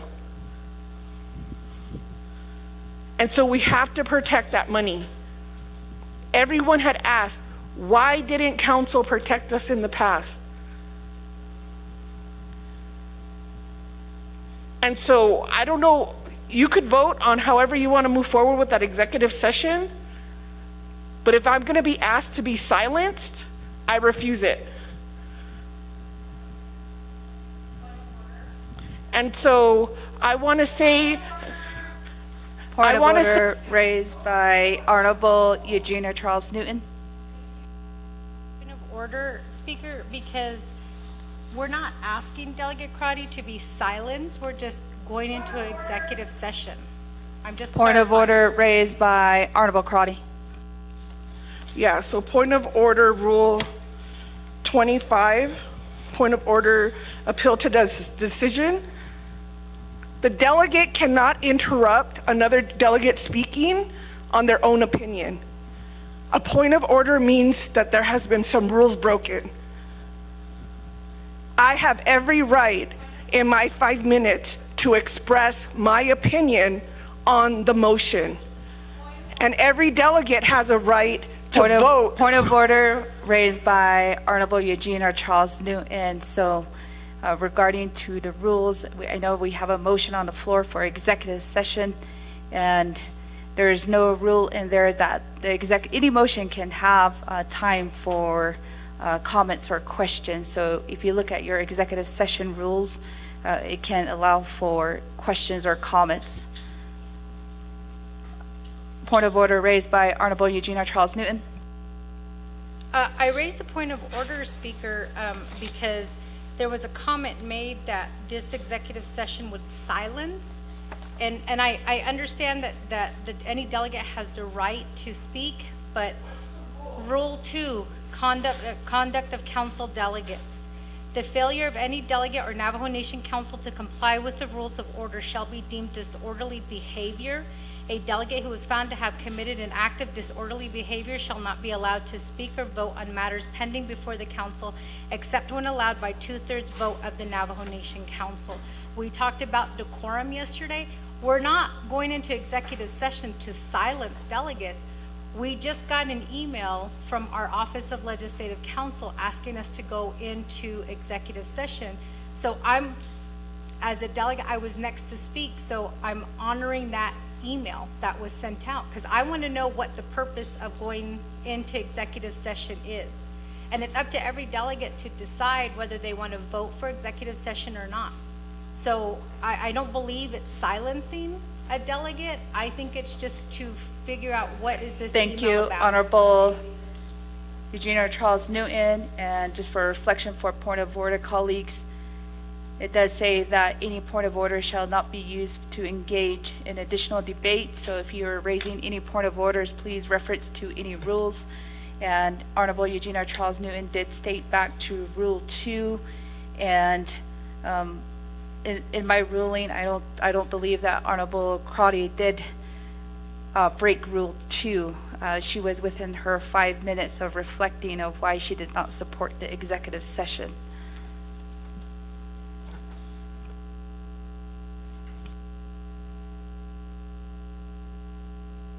And with that, Honorable Crotty, you have 1 minute and 21 seconds to the motion for executive session. Oh, yeah, thank you, Speaker. I wasn't referring to the motioning party, but I appreciate sometimes, as the late Dr. Maya Angelou states, that you have to believe, when someone does something to you, believe it. And so I appreciate the point of order, and I appreciate that reflection, and I'll stand by my sentiment that this council or these actions and this type of legal advice could have taken place in the executive session. And I believe in terms of if there's a question that our legislative council feels should be then in executive session, that's how it should be moved forward. That then the question or the answer is immediately used instead of stopping or pausing this time to pull us in executive session to bring up what was brought up in the email. And so I think that's when we have to say at what point can be public information and to be publicly digested for transparency, and then when are we just going to protect a government that right at this point needs help and prayers. Thank you, Honorable Crotty. And then going next, this is motion for executive session. Honorable Parrish.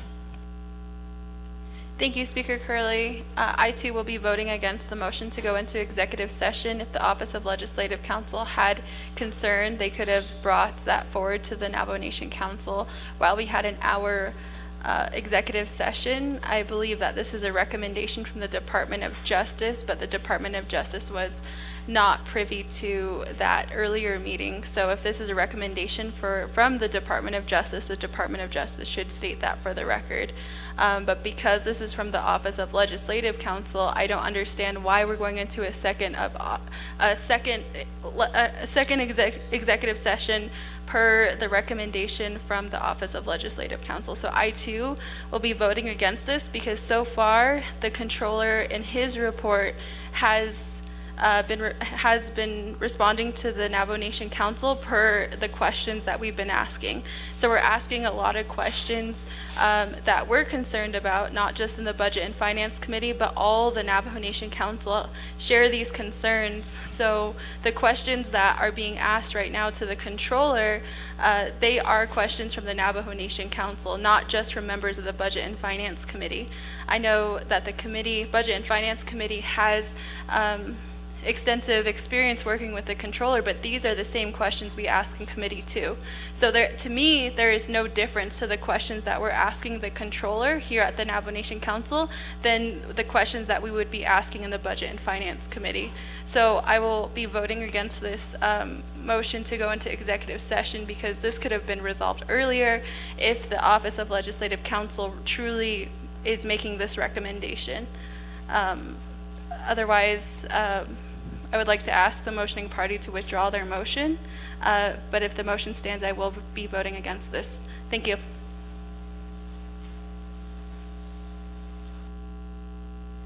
Thank you, Honorable Parrish. And there is a request to the motioning party.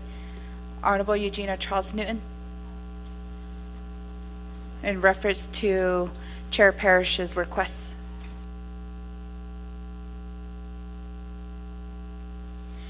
Thank you, Speaker, and thank you for bringing this concern. So number one, I didn't know that DOJ went up to Mariana, but I also, Speaker just now spoke to Controller, and he said he feels comfortable talking openly about this. So I'm going to go ahead and remove my motion because if controller is comfortable with answering questions, then I don't think that the email I don't think it would be an issue. Thank you. Thank you, Honorable Eugenia Charles Newton, and second party, if you would carry up that motion. If not, then we can go back to our main motion. Thank you, Speaker. Arushanant Arnothenegi Karo, Delegate Chair Charles Newton made the motion. I second this motion for executive session. I'll just go ahead and concur and withdraw my second motion. So, and Shanant Arnothenegi, let's preserve order and decorum on the council floor. Ashore. This morning, oh ne, nahatsorosa. Ashore, nanhoshka. Thank you. God bless you.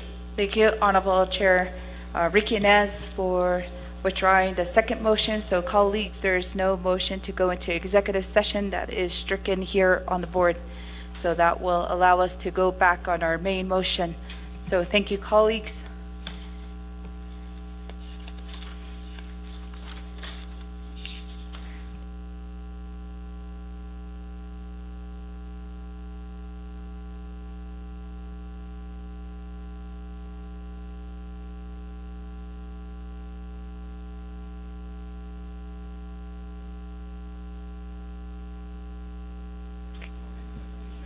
All right, so we're going to go back to reserve time. So we're just doing back the timeline here. And point of privilege raised by Honorable Eugenia Charles Newton. Speaker, so when I asked about the sole sourcing, the definition, then the direct source, and then the one true vendor, I also pointed out that the 24th during COVID, I know that just off the top of my head, I think we may have waived the procurement laws that were put in place because of the emergency status that we found ourselves in during COVID. So can you have somebody find that language, number one, and cite to the law that allowed that? And then number two, my next question is, would that have gone away if it was within the legislation when the president did away with the mask mandate on the Navajo Nation? Or would it take a legislation to remove that portion of the, again, I'm trying to remember off the top of my head procurement laws that were waived during that time. Thank you. So thank you, Honorable Eugenia Charles Newton, and we'll get back with the Office of Legislative Services that will have those legislations on hand, so we'll make sure to forward that over to the council. And going back to reserve time, we do have Honorable Vince James with 8 seconds. Thank you very much again. Thank you for the information, Controller. Keep doing an outstanding job that you are doing as a Controller of the Navajo Nation. God bless you. Thank you, Honorable James. Next, we have Honorable Parrish with 2 minutes and 46 seconds.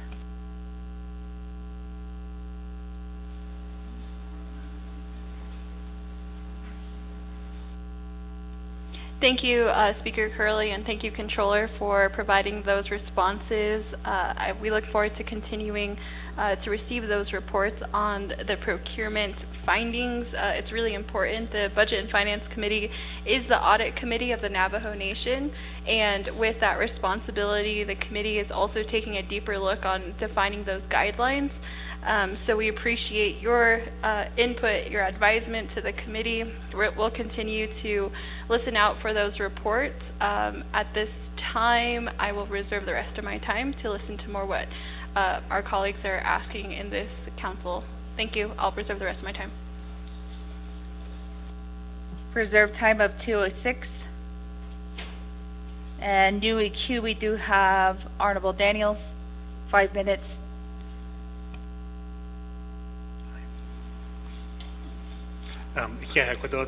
Madam Speaker, Kudo, Shnanta. Atlan Solzen go Kudo, the Dean is Egi Kudo, and Hangi, 25th Navajo Nation Council. Adonana Kudo, Abenda, Donan, Adana, Long Equato A, Sorzambeha or Z Kudo. They eat, you know, Yashland, Latida. They eat a young and Lagoda. I don't know what Ellen agreed, so that's that shit. No, to instant that hold. Abaz and the day dots, a ligabena. A codo yash, Honda Hohiti, no, Aronana Codo. We're being watched, Codo. World Wide Web, Ustream. I could not hit an Aronana Codo. You can't let it on cats the waggy. Aronan laid as Twido, Sani, the Holland, the Howell Trees, or not Annie, the Holland, the Howell Trees. I go, I don't think what he don't need a day one big. And so that's that what did. I call a year and a when we took oath, quite on a radam, I don't lay the answer. This is my 4th term on the council, 4th and last term, they need it down. Oh, yeah. I Yashlan Clow Egat. That in Nishigiben Nahudo. A cohadon radam, Dihiti, New Edo Yashun, Hodo, a journal, Neshoyat, Eto Legend Song, Baban's case Hodo. Ado Codon Ray, easy behat this Seki Hodo. Controller Codon Radam, Shanale. Thank you for the report, Hodo. Thank you for the update. I see by hands, Hodo. Juno Hishnahausen, Aronana Codon Juno A, Ntahahin Z Hodo. Juno Ho, by hands and ho. Adonana Quadon Ray committees, Dahlonko. We have Budget and Finance Committee. Join a Besona Raj Aja Yadan Hastra. Aja and Radab, Aja and Aja, Jodi what Edid and Radab oversight. Adonana, we have Resources and Development Committee. Kayapatate, Twabatate, Nche. Aronan, we have Health, Education, and Human Services Committee. Oversight. Law and Order Committee. Law. Aronan and the Ajana and how Antahuit Ako, that in the sheet, age or a Yego Ibishnage, Neshako. So, Digi Quaggy. A Quadon Radam, Budget and Finance Committee, no Slenigi Quado. Shanat no Slenigi. I see Quadon Radam. Quado Bahata is Zidonana Quado. Nihin San Quado. Be Budget and Finance Committee members no Slenigi. Naidosh Kitobana Hakaquade. A Kokon Radam during committee meetings. You have committee meetings. I don't hear out there. Lata Ayaba Otnani Lequado. Nail Nashigi Lata Abba Washaho. I won't hit that Nishaho. So, Quadon Radam, Hashi and Daz, Eki Yego, Ecodo A controller, Joy, Beshendoshness, Jota Ecodo, Ben Hitchahades Sins and Quado. A co AIC Bana Oshka. Now can't a dida. A coco, do a directive de Shlita or dida, Obahades Secodo, Banan Roshka Hodo, Hajona Radam, Beshendoshness Quado, and Daz take on Bana the Kirko, Shedo Shlish Quado. Adonana Quadon Radam.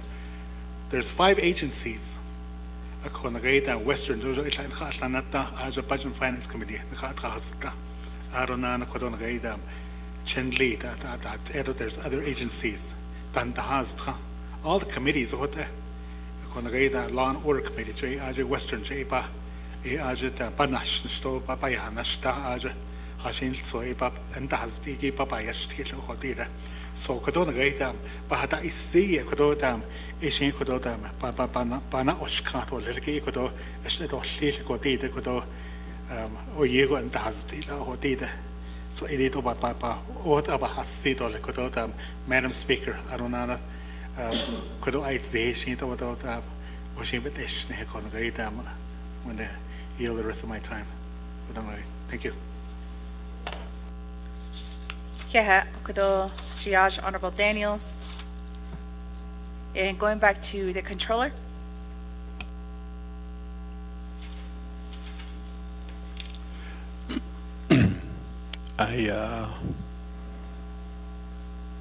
I apologize if there was a question. I missed it, Speaker.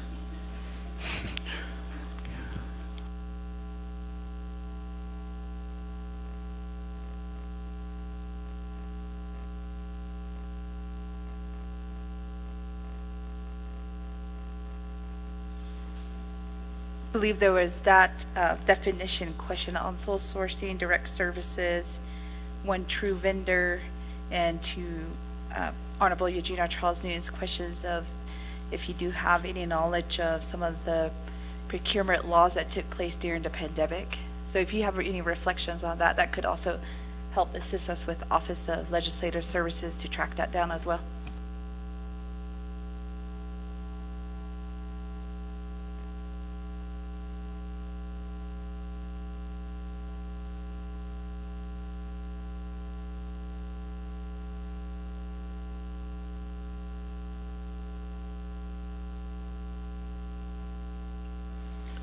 Thank you, Speaker Curley.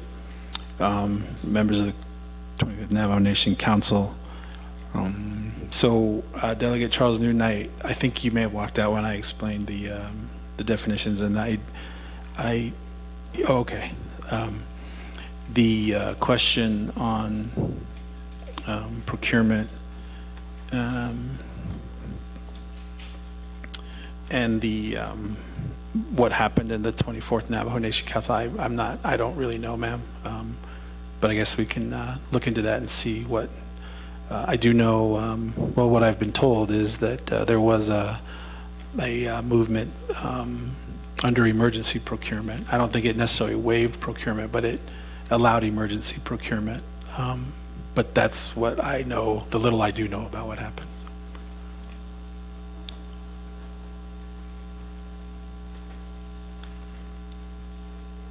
Thank you, Controller. And then going back to, I don't have any delegates in queue, so I'll go back to reserve time. We do have by Honorable Eugene R. Charles Newton with 1 minute and 49 seconds. Honorable Eugene R. Charles Newton, 1 minute and 49 seconds.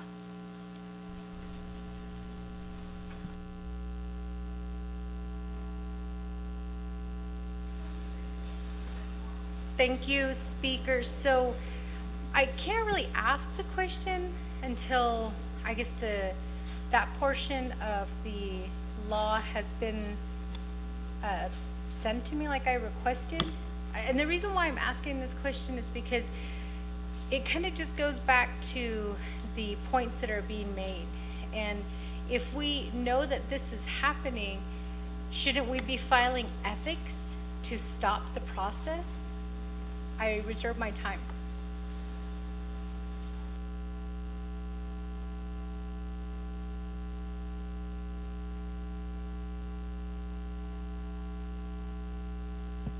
Thank you, Honorable Eugene R. Charles Newton. Reserve time of 1:19.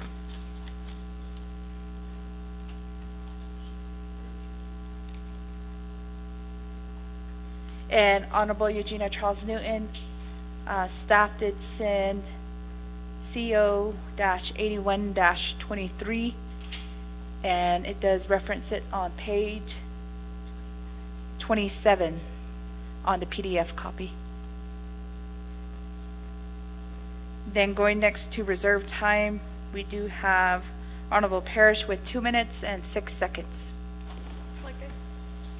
Thank you, Speaker Curley, and I would like to ask a few questions in regards to the comprehensive budgets. And I want to ask these questions because it's really important that we share this information publicly and also that we continue to have this conversation. Yesterday, the president was not here and we couldn't ask direct questions to him or to his leadership in how he's going to continue to process developing budgets or continue to have the division directors continue to provide monitoring to those dollars. So today, I just want to ask the controller if he has the FY 2024 closeout report ready and when that might be available. And I'm asking this because in the Budget and Finance Committee, we are basing a lot of our recommendations to the council off of data, and the controller has been instrumental in that recommendation, and I want to share this today because sometimes we don't know what's happening in other committees. And in the Budget and Finance Committee, and to the Navajo Nation people, whoever's listening, that these are some of the questions and important parts of data that are necessary to have discussions on the comprehensive budget. We're taking the controller's recommendation to have a actual budget to actual discussion, and then an actual to actual discussion based on the fiscal years and the trends that are being developed in our comprehensive budget, and taking a look at the declining revenue. That's really important to keep in mind, is because we do have a decline in revenue as projected through our enterprises and through our different sources of revenue. I just wanted to state that so that we continue to have this discussion and further talking about this, especially when so many of our people are concerned at the chapter level and just everyday people that we run into. So I just want to raise that. Thank you, Controller, for the work that you do. Thank you, Honorable Parrish, and turn the floor back over to Controller. Yeah, thank you, Speaker and Chair Parrish, for the question. So we did provide a preliminary closeout report to the Budget and Finance Committee. I did summarize a lot of that information for the committee at level of detail 4, so that we got an idea of what each branch was spending for fiscal year 24 by like financial statement object. So for example, personnel, and then the operating budgets. We did report when we provided that information at a work session, I think it was last week, that we were still in the middle of kind of closing out fiscal year 24, and we anticipate that being done sometime in November, hopefully mid-November. So once that's done, we will run the report. What's left in our closeout is just any year-end adjustments that need to happen, and then we'll have the fiscal year completely closed out. So, like I said, a preliminary report has been given to the committee, and we will update that in November and provide that to the committee as well.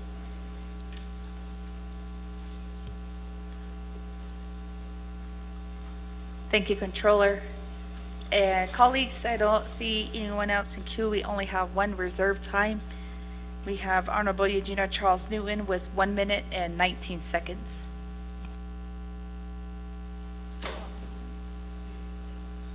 I waved my, I'll give it to Chair Parrish. Chair Eugenia Charles Newton yields her time of 1 minute and 19 seconds to Chair Parrish. Thank you, Chair Eugenia Charles Newton. Thank you, Speaker Curley, and good afternoon once again. Thank you to all of our colleagues on the 25th Navajo Nation Council for their questions.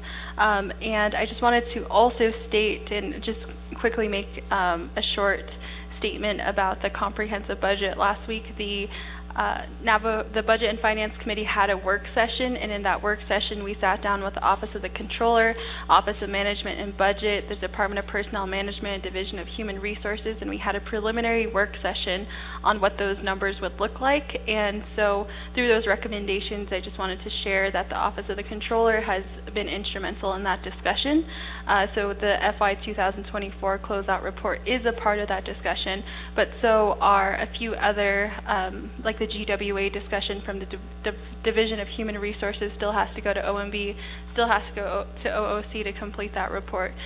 So thank you again, Speaker, and to Chair Eugenia Charles Newton for allowing me some time, and thank you to the members of the Budget and Finance Committee for your leadership in continuing to press this discussion forward for the Navajo people all across the Navajo Nation and off the nation. Thank you, Controller McCabe, for the work that you do. Thank you, Honorable Parrish, and I don't see any delegates in queue or no reserved time as well. Controller, are there any final comments before we go for a vote? Thank you, Speaker. No, ma'am. I just want to thank you for the time, and certainly look forward to working with everyone here and everyone in the branches to continue to move the nation forward. So thank you. Thank you, Controller. And colleagues, I don't see anyone here to ask questions or is in the lineup, so we'll have 2 minutes on the board to accept the Controller's report.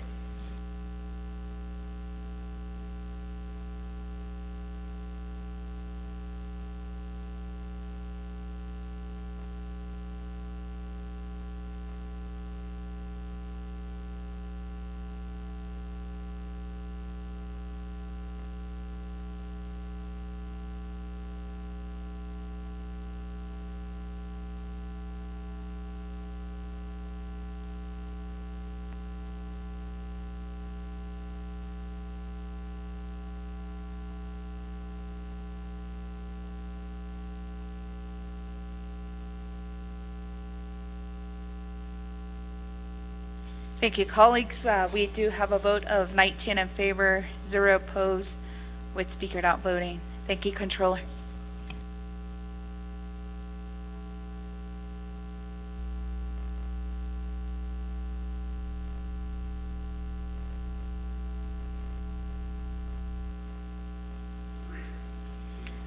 Honorable Vice Chair Slater votes green, so that does move the vote to 20 in favor, 0 opposed, with speaker not voting.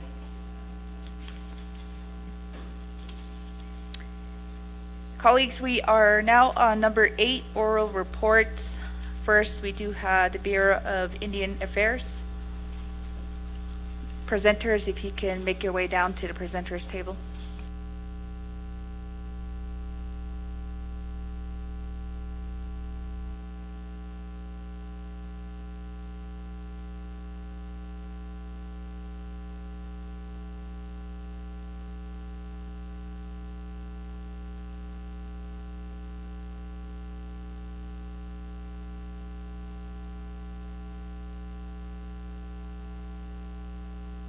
Colleagues, will we be having any questions?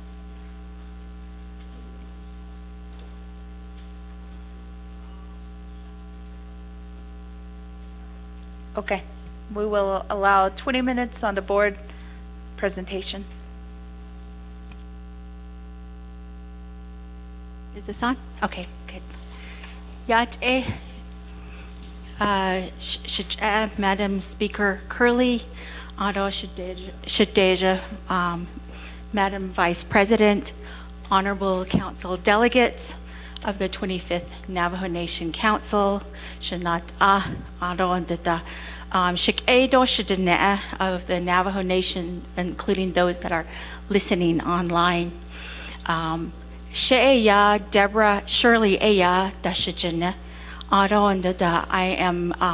was recently appointed the regional director for the BIA Navajo region. For requesting me to come and to provide a report on behalf of the Bureau of Indian Affairs Navajo region. I want to start out by indicating or going through our significant accomplishments. On behalf of the BIA Navajo region, I proudly report the following accomplishments in relation to our Department of the Interior Bureau of Indian Affairs' mission in serving the Navajo Nation. First, I wanted to focus on this fiscal year, this past fiscal year, FY 2024. We distributed $87 million to the Navajo Nation through PL 93-638 funds, 638 contract funds. And those contracted services are for the human and social services, water resources, natural resources, forestry, higher education and scholarship, tribal census and enrollment, tribal courts, environmental quality, housing, and law enforcement. And that's on page 2 of our written report that we provided to you. So under the 638 contract, I do want to remind the nation and its programs to ensure that the programs submit their audit reports and their financial documents that are outlined in the annual funding agreements between the nation and the BIA. There are a number of different audit reports that we request every year from the nation regarding the fundings that we award to the nation. We just want to make sure that we get those audit reports back and that we get those financial documents in as well so that we can close out those contracts. In addition to this, I want to report to the nation and to the Tribal Council that, as you heard from the Comptroller McCabe earlier today, there is a significant amount of federal funding that we consider carryover funds that the nation, that has been awarded to the nation. And those funds are sitting on the books. And Council Delegate, Honorable Council Delegate Simonson said earlier, we really need to expend those funds because it's really difficult when you go when you go before the Tribal Interior Budget Council meeting and you're asking for additional funds, but yet when we look at the federal reports, we see that there's still a lot of money still sitting out there. So again, I ask for the nation's help as well as the Tribal Council's help in terms of making sure that we expend those funds and we zero out those contracts so we can completely close them out. I also want to indicate that in just a few weeks ago, the BIA Navajo region awarded $10 million to the NTUA enterprise for the Tribal Electrification Project Phase 1. I can proudly say we awarded this contract in record time. We were able to get the documents needed and looking at the laws, the Navajo Nation laws that established NTUA so that we can enter into a federal contract with them so we can get these funds awarded. We anticipate that there will be a phase 2 funding that's going to be coming forth shortly.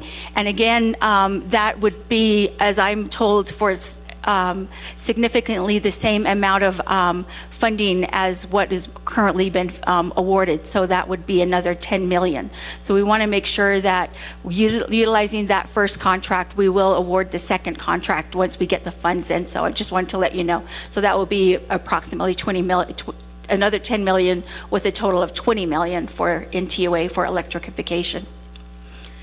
I wanted to report the Luke Ajagai School demolition project. I wanted to provide an update on that. We are in the solicitation phase for this project. In June and August of this past year, the BIA conducted a site survey. Actually, we conducted 2 site surveys during this time. Then we drafted the report in September and returned the report to the return the report to the consultant. Earlier this year, or earlier this month, we finalized that report and submitted it to the Navajo Nation's Historic Preservation Office for their cultural aspects and are awaiting a response from the nation. Again, once again, we're awaiting the response back from the nation, and then once we get that, we will begin the NEPA-FONSI report, as well as a hazmat testing while going through the solicitation process. So I want to just update you on the Luke Ajagai School there, the demolition project for the school there. I wanted to report also that currently the BIA Navajo region has 230 employees currently that are staffed, and we also recently hired several new people on our team, or not necessarily new, but new to Navajo region. We hired the Deputy Regional Director for Indian Services, and that's Herbie Larson.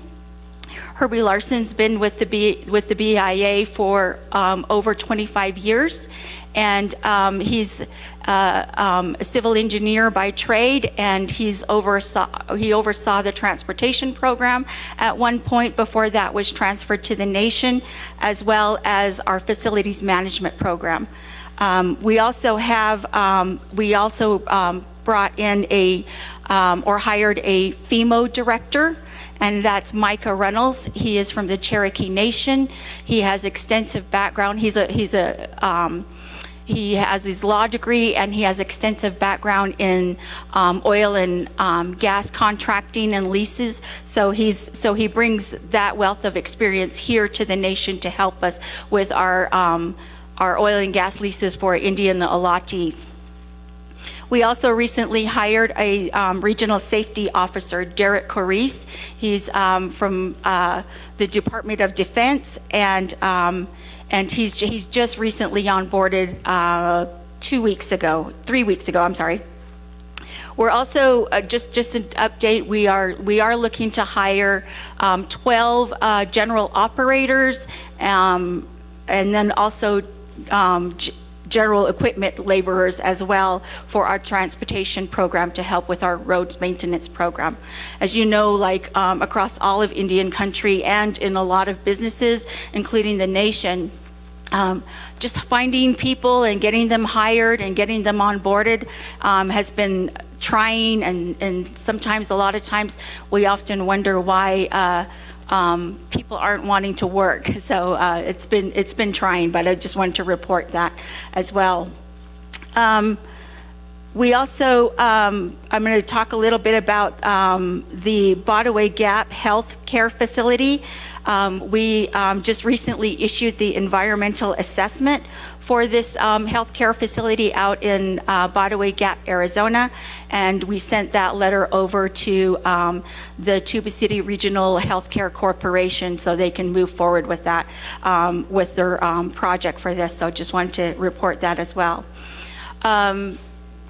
Next, I wanted to also report that the Lake Valley chapter, our BIA Safety of Dams program, and our engineers met with the Lake Valley chapter, including Council Delegate Simpson. We provided an on-site meeting where we talked about the potential breach of the dam out there that was affecting community members. And we brought in central office engineers as well to help with getting this dam on the priority listing. We were able to get it approved, and we will have funding in FY 2025 to help with the rehabilitation. With our Farmington Indian Minerals Office, or what we call FEMO, out in Farmington, we've continued our outreach services and processing leases for our IIM account holders. We recently mailed out 1,595 notifications informing account holders of our outreach events that are coming up. There's going to be 3 out in Shiprock, Farmington, and Aneth. Our largest IIM account holders are located in Farmington, Shiprock, and Fruitland. For our Navajo Partition Land Program, this is in regards to the windmill project.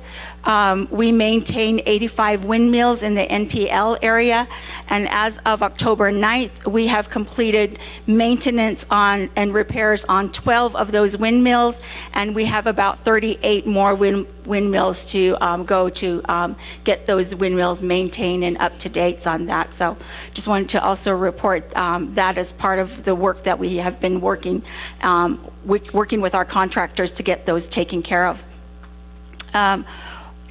I want to talk about facilities and facilities across, several facilities across the nation.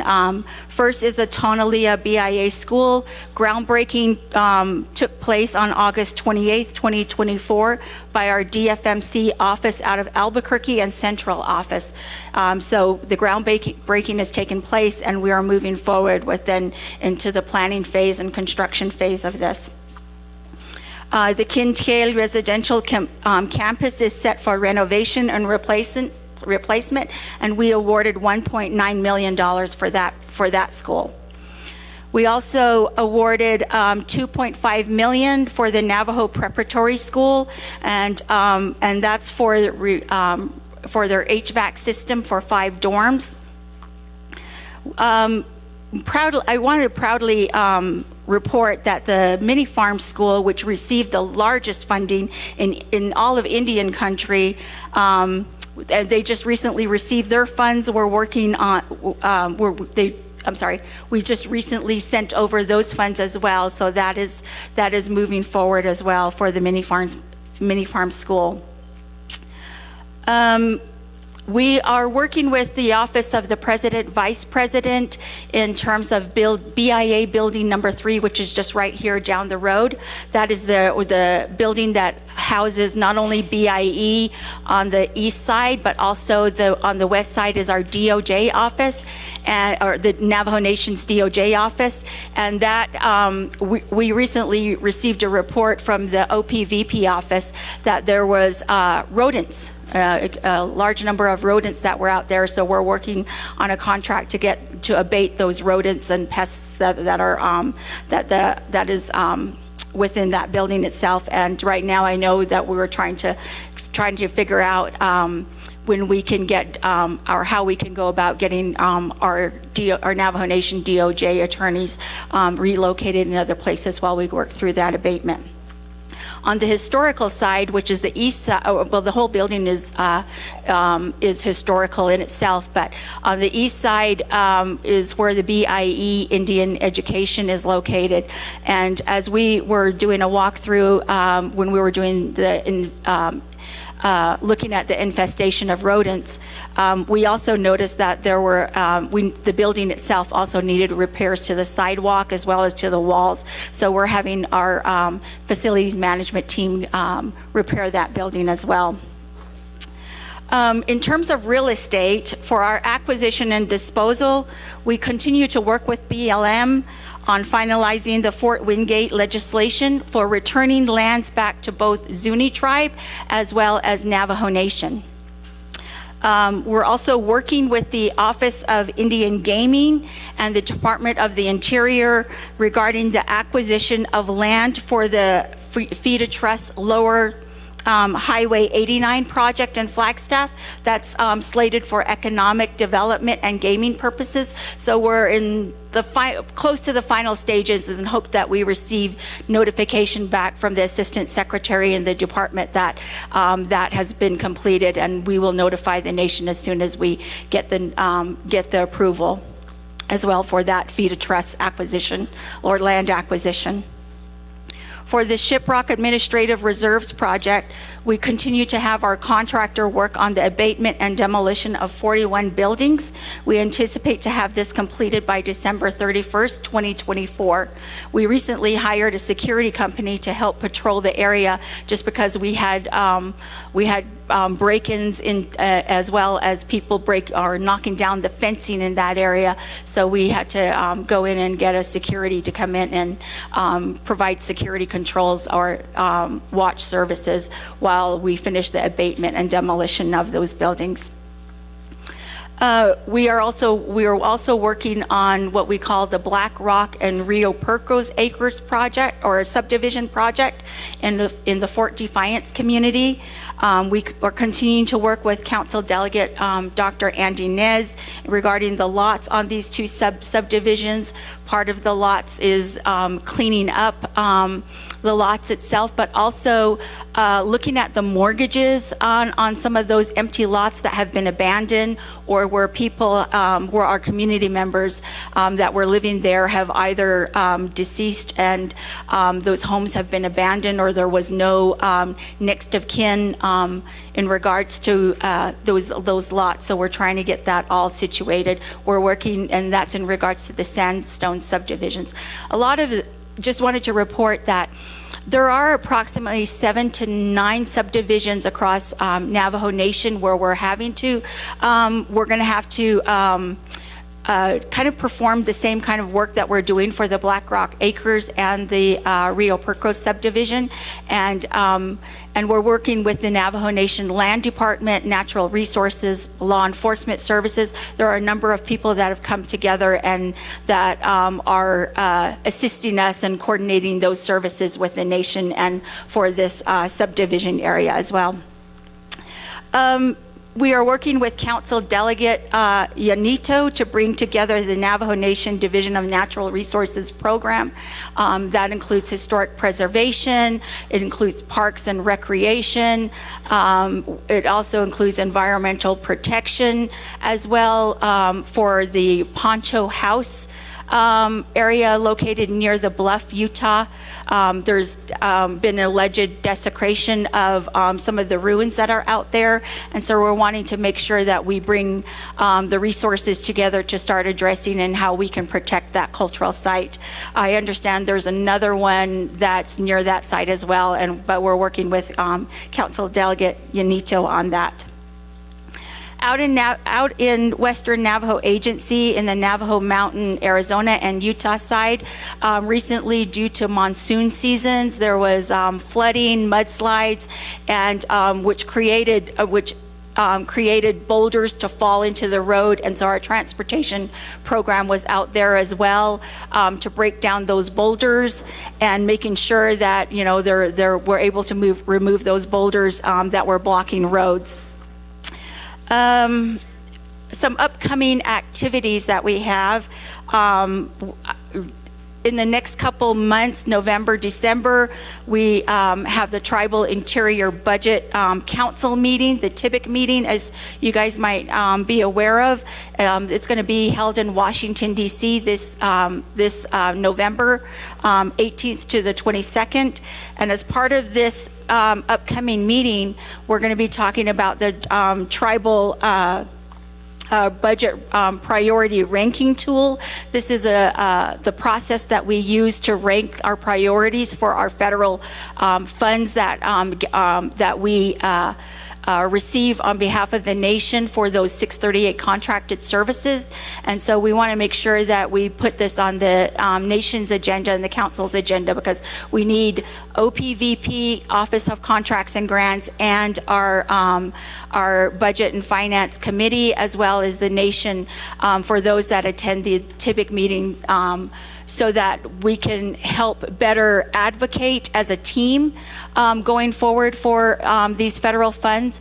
I know just recently, I know that the Human Services program, the Navajo Nation Social Services Program, as well as the Tribal Courts Program, recently requested for additional funding, an increase in their 638 contracts, and this would be a great opportunity that that can help us come together, and so that we can advocate for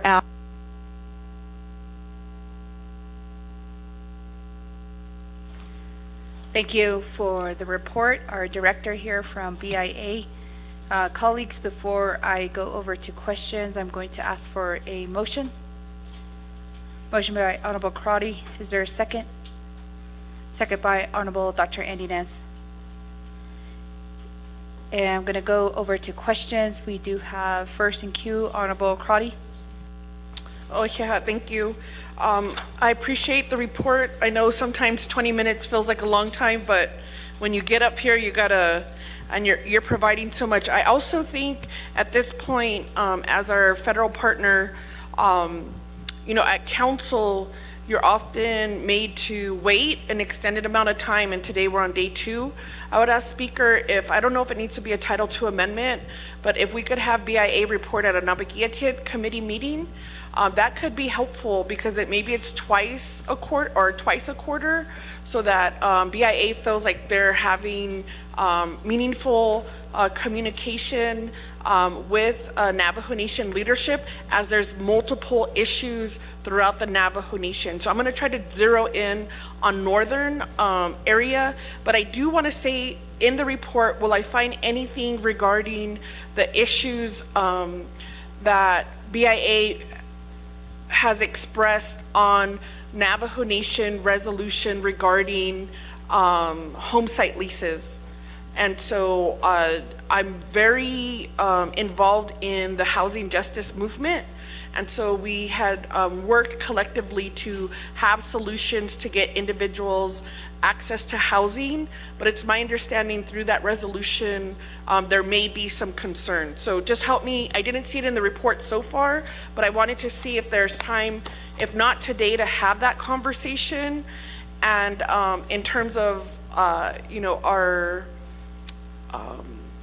what is federally required and then what is Navajo Nation required, so that not only as delegates like myself, but our public are clear as can be on what's impacting their home site lease, either application or if it's going to be waived during ARPA. We also have some challenges that we need to discuss regarding right-of-way, and learning more about the grazing permit challenges that haven't been processed through BIA. That's a conversation we need to have, like a leadership discussion. Also, in terms of leadership, there has been ongoing dialogue between your office, Navajo Nation, Natural Resources, and NRCS, USDA, about what are the requirements for a conservation plan. It's very challenging to request 3 different conservation plans to meet the same goal. So for the last 9-10 years, there has been a request for the 3 entities to come together and really see what is needed. If there needs to be a congressional fix, okay, I understand. But if we could go to the policies and the procedures, or if we can agree collectively to enter into agreements, that benefits the individual on the ground and the conservation efforts. So I want to make sure we have that conversation. I did see that you provided the update at Sonosti. I appreciate that we'll be seeing that report soon regarding the removal, and now knowing that there is some contaminated material. So we'll pause that community project, and we'll make sure that the community is aware. One other area that I wanted to focus in on that I highlighted was the Tolina sheep dip vac. If I didn't mention in our last report, the community was not made aware of what was happening. And so we had to do a deep dive with my assistant, and we were calling like we were calling Navajo Nation EPA, US EPA, not knowing or thinking that it was a BIA project. So let's have a conversation on how you're notifying the chapter in the community, because that area is so sensitive in the mountain. When anybody comes up, you put anything in the ground, it really heightens the community. So I'd like to make sure that there, you know, it could just be a posting, and if that was provided, then let me know, or a courtesy copy to the impacted delegate. The last thing I wanted to mention was in terms of your, I want to hear more about the Hogback Gadiahi irrigation project. It looks like you're removing some of these flare helium siphon plumes. Just tell me a little bit more about that project and then where we're at, and I'll reserve my time. Thank you so much. 24 seconds reserve time. Going next to Honorable Pla. Thank you, Deja, Speaker Curley, and then also to BIA. The questions I have, I want to begin with page 8. And in here, there's a mention of the Canyon-to-Shade National Park Joint Management Plan. I wanted to find out how much was awarded for this specific project. And then in there, you mentioned the current roles. I want to know who represents the Navajo Nation when you're having these meetings, and when are you having these meetings. And then in regards to that, we also have a concern from the residents on the no flyover over Canyon-to-Shade, and where does the BIA come in with that particular concern? And then on page 14, there's a mention of the branch of probate and estate services, and in there, concerned about the 9,550 active probate cases. And so in there was a mention that some could be closed out.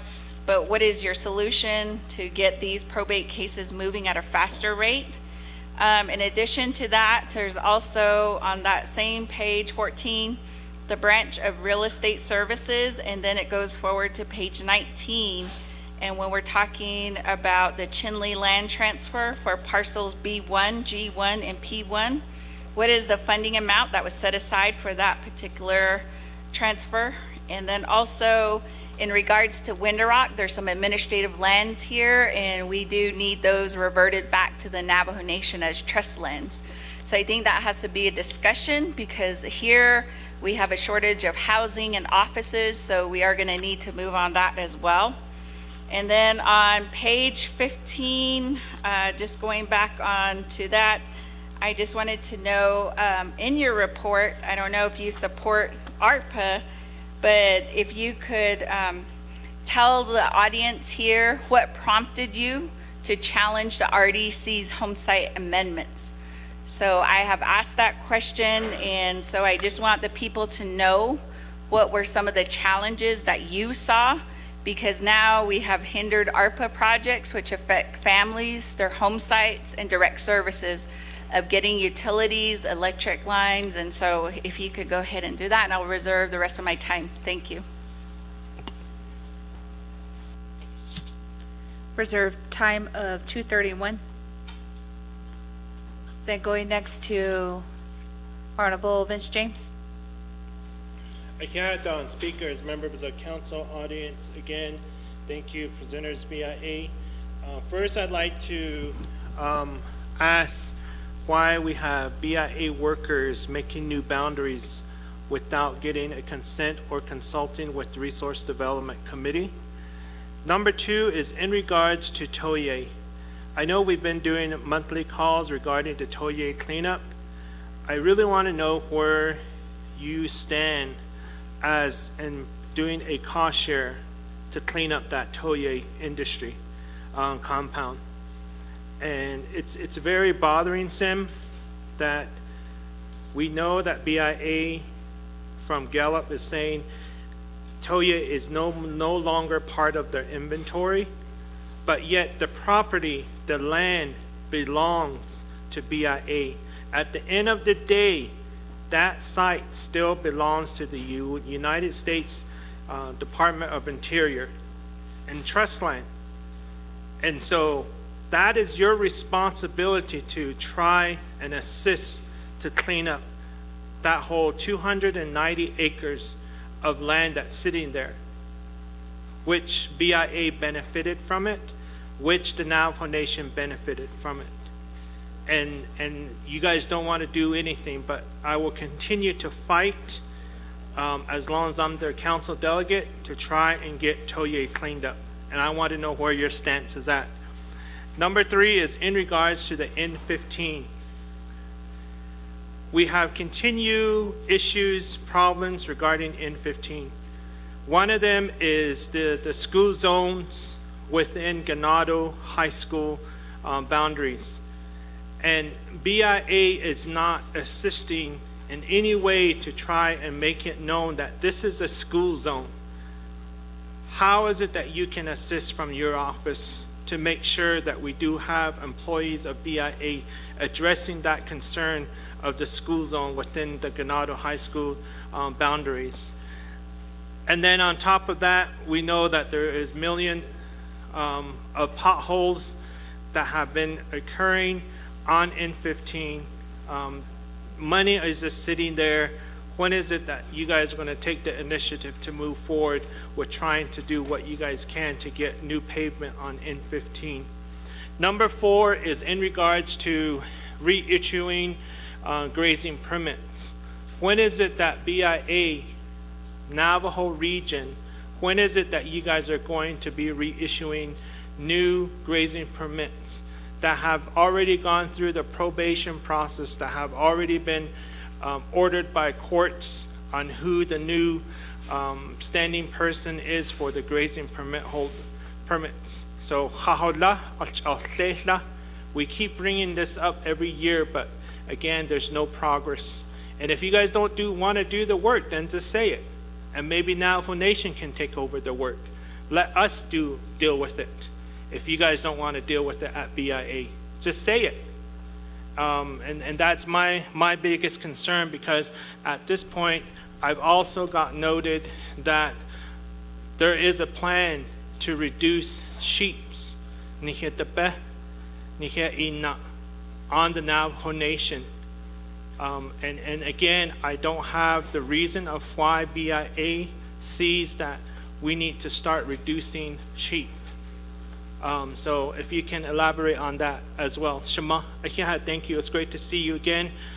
Again, congratulations on getting the promotion into the actual permanent position as being there for BIA.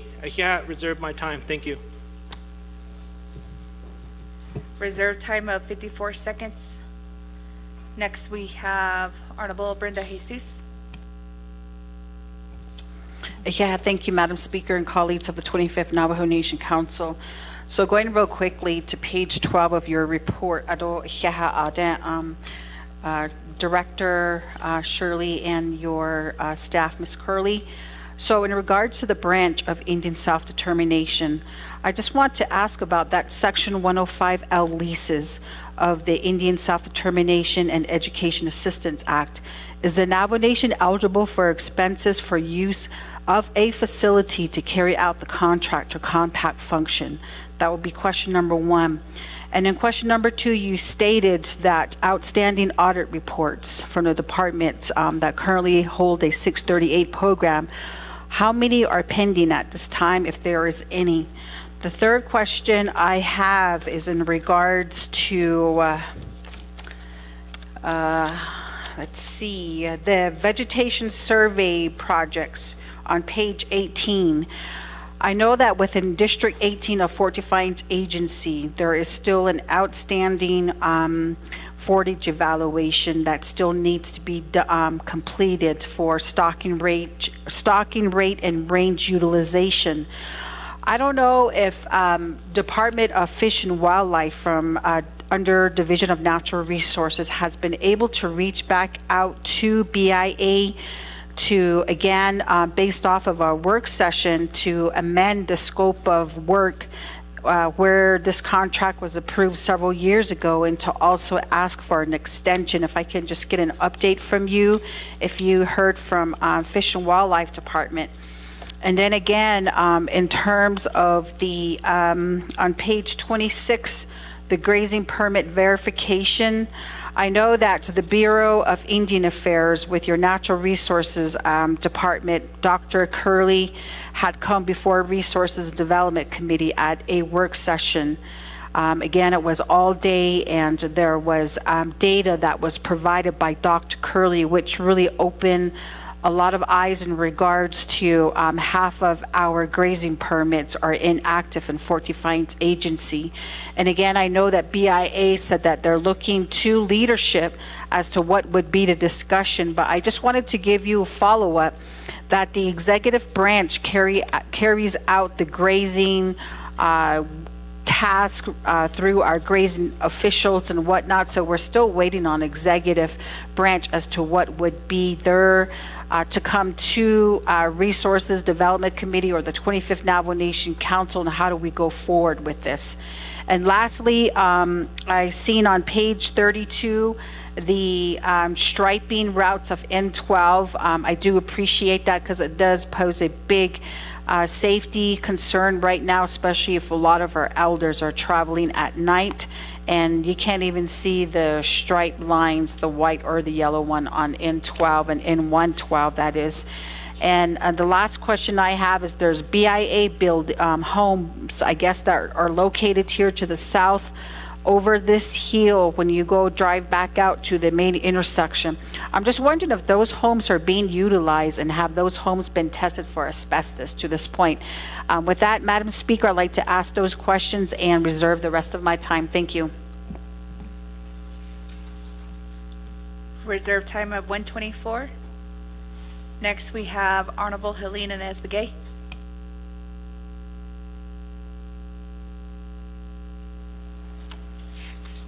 Oh, yeah, Nana, though I didn't shut the reporting in like that. Yeah, although your helper too. Although I just, for the records, you know, I experienced that our Tuba City Agency office was closed for the to provide services for our Western agency in the surrounding area of Tuba City, though for the the real estate services there at Western Agency. And even the phone calls and everything, you know, nothing was mentioned that department was closed at the Western Agency office in Tuba City. So we had to be, I had to be redirected to Gallup office. So AD I mentioned that to you, but for the records here, I want to mention that again. So, and somehow work with us on that to open it back up, because I know a lot of my constituents in the Western Agency really do utilize that office. On page 13, you know, we see all these numbers, table 1, public law of contracts, funding allocations, you know, we've been, I've been talking, you know, to reopen some of our Head Start centers under the BOSBA, we've been addressing that, and it's not really getting anywhere, but I see the dollar amount here again. Some of them just need renovations, and, you know, maybe we can work on that to get our Head Starts back open again. The water line extension from Kaibito to Lachi'i is underway, and thank you for that. But we need to start working on the Copper Mine residents again. So for the records, I wanted to mention that the grazing permit holders, that their permits were taken from them because of in Big Navajo, Dabagan, in the Tonalia Cal Springs area. They've been asking if they can get anything for their livestock, because they do still have livestock out there, and they still want to know what's going on. So I want you to maybe share that information back with us, and maybe just not only with me, maybe there's other council that want to hear that too. So and Kaibito boarding school, all the cleanup too. See how far you guys are on that too. For every, congratulations on your new position. So,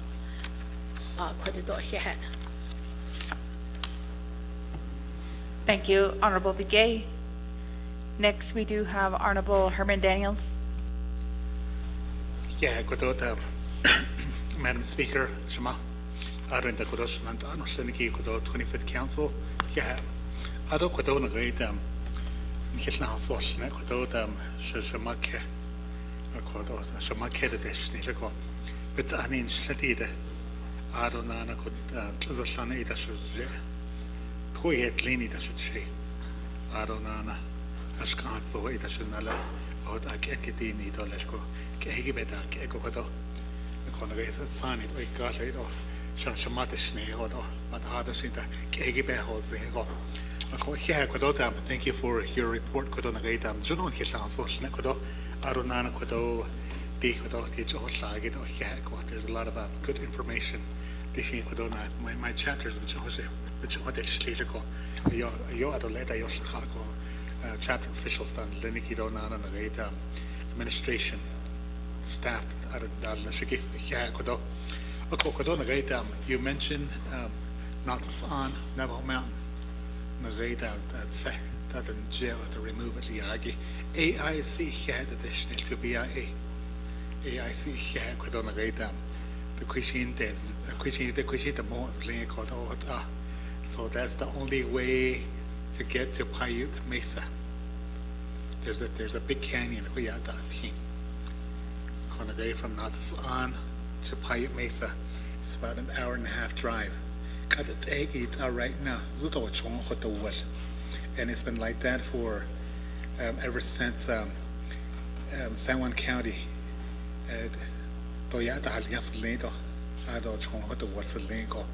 Before that, San Juan County used to maintain that road.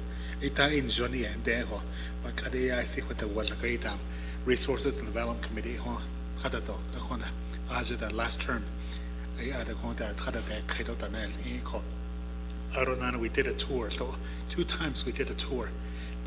Utah Lieutenant Governor senators, representatives that are with Khaladi Kaiho. So they know about this road, and I see support that road project, road from Old Jato to Natsasan road project. So to build a road, to build a highway, it's going to cost over $200 million.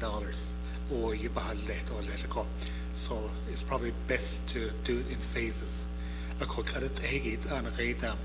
want to invite you to have a meeting with the leaders out there. Maybe we can do the tour, the 30-minute tour.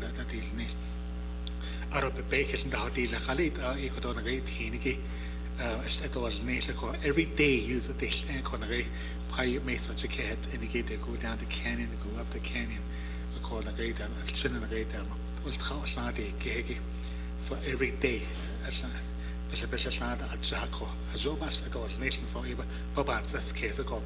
I'd like to invite them, BIA, to go out there and have a meeting with the leaders.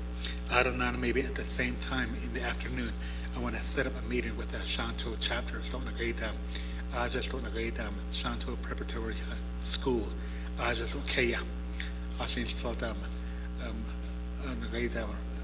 Trust land, and that's now Zabiga to build some housing for our Navajo people.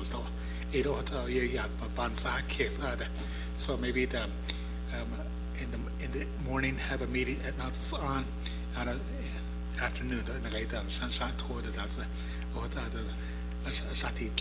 so I want to invite the BIA without the Shama Kenosh Lenigi IC, Baba Nai Kato IC, Head or let go.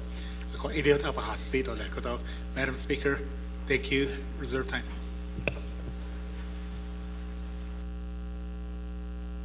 Reserved time of 49 seconds.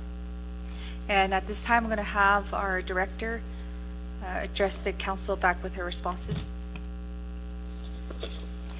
Yeah, Speaker Curley Adondada, Tribal or Navajo Nation Council delegates in Daidok Kidigi. I'll start out with Shadeja Council Delegate Crotty. You talked about the reports going to the BIA or reporting to the Nabikiya committee regarding BIA activities. I think that's a great idea. There's a lot of activities that and projects that the BIA is working with the nation on, and once every quarter, because there's some things we want to keep moving, and we want to keep these projects progressing. And so having that ability to be able to work with the council on that and to work with the Nabik Iyat committee on that would be very helpful. So I really do like your recommendation on that. And if I can get the support and assistance from the rest of the council on that, that would be great if that is needed.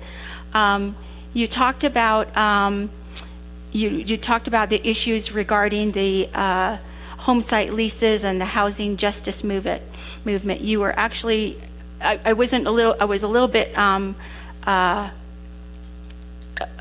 or confused on whether you're asking about the home site lease process itself, or if you were looking at the housing justice movement and trying to secure, I don't know if it's housing and funding specifically for that initiative, and if that's something that you're asking for. Certainly the housing justice movement, I'd like to know more information about, and seeing how we can help the nation, as well as identifying what potential resources we can assist with in that area. I know you also asked about the impacting the home site lease application process and the ARPA projects and the right-of-way challenges, and also the grazing challenges. In terms of the home site lease process, the council does have a, back in 2013, and then 2016, and then more recently, the nation exercised its opportunity to take over the home site leasing process, and that has been with the nation itself. But so there's a home site leasing application process that the land department, the Navajo Land Department, we work with the land department on, and I'm not sure exactly what some of those application process or application challenges are, but certainly I'd like to sit and maybe get some clarification in terms of what those challenges are on the application side of it.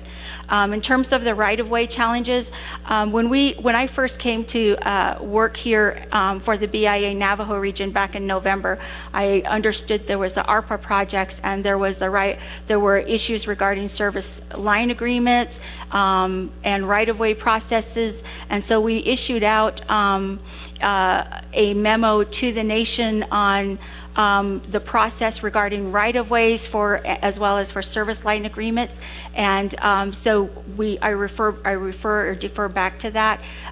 If it's on tribal trust lands, the nation through the land department can exercise the approval process for that. It doesn't go to the BIA. The only time that right-of-way projects or service line agreements come to the BIA is when it pertains to Indian allotted lands, and that's only to ensure that we follow the consent for the Indian allottees in regards to service line agreements in regards to right-of-way agreements. You talked about the grazing challenges. There's also some other questions regarding the grazing challenges, and I'll address that kind of collectively as a whole, because I know that is probably the number one issue across Navajo Nation, and certainly from the BIA side, we want to make sure that we're working collaboratively and working in partnership with the nation in terms of grazing leases or grazing permits, as well as the process for those. But in order to do that, we do need to ensure that we have our agricultural resource management plan in place, and that we call it the ARMP project, and it's through and that project the BIA granted or awarded the Navajo Nation $6.7 million to come up with that ARMP, the environmental part of that, so that we can move forward in terms of the grazing permits and processing them. And so it was a contract that was awarded to the nation. I understand as of 12/31/2023, of the $6.7 million, only $205,000 have been expended. That's supposed to have been, I understand, if I recall, it was supposed to be a 3-year project that started in 2021, and it's supposed to be, and I believe, and I could be wrong, but I believe that contract would have ended in 2024.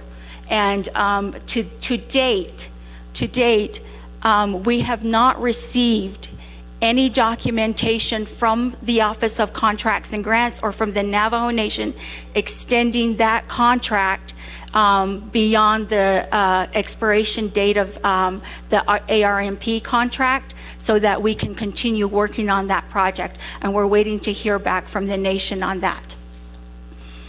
And be informed that in order to process grazing permits, we have to do the environmental assessment, that we have to get that part done with the recent NEPA requirements, the recent federal regulations. We cannot move forward till we have that ARMP project done and get that completed. And so, because the nation wanted to do their own ARMP, their resource management plan, and we support that because the nation knows best what their land status is, what natural resources they have, as well as what impacts to the land there is, like climate change and overgrazing and feral horses and all these things, we have to put that into this ARMP. And part of that ARMP is a scientific study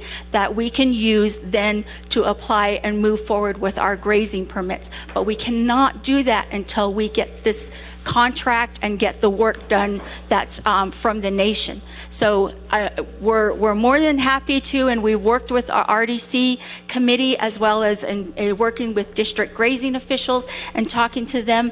But this contract is with the Navajo Nation Fish and Wildlife Office and under the Navajo Natural Resources, or the Division of Natural Resources, and we've been advocating and pushing to get that project done as quickly as possible because we know that's the holdup for our grazing permits.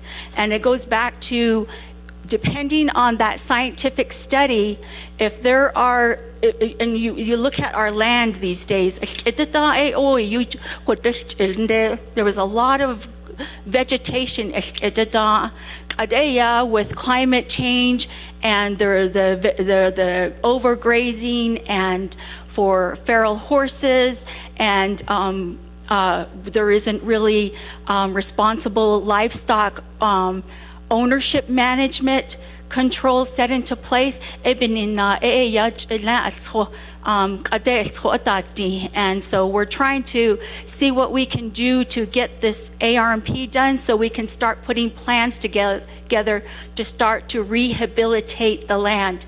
And I can report we have a successful project out near just east of Kayenta, where we decided, okay, there was this little canyon where the cattle used to go into this canyon, and they ate up all the vegetation. So what we did is, with the community, we went into that canyon and we took out all the cattle, and then we to see what would happen to the land.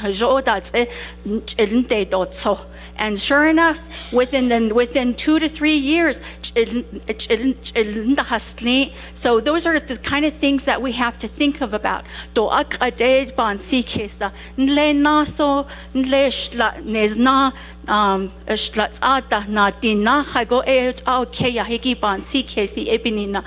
We want to make sure that we think about these kinds of things for our land and how we can conserve and preserve the vegetation of our land as well. And then as part of that comes into then the grazing, how much grazing we can look at in terms of sheep units and livestock permits and our livestock grazing permits and all of those kinds of things. So I just wanted to talk a little bit about that as well. As part of that is the conservation plans. I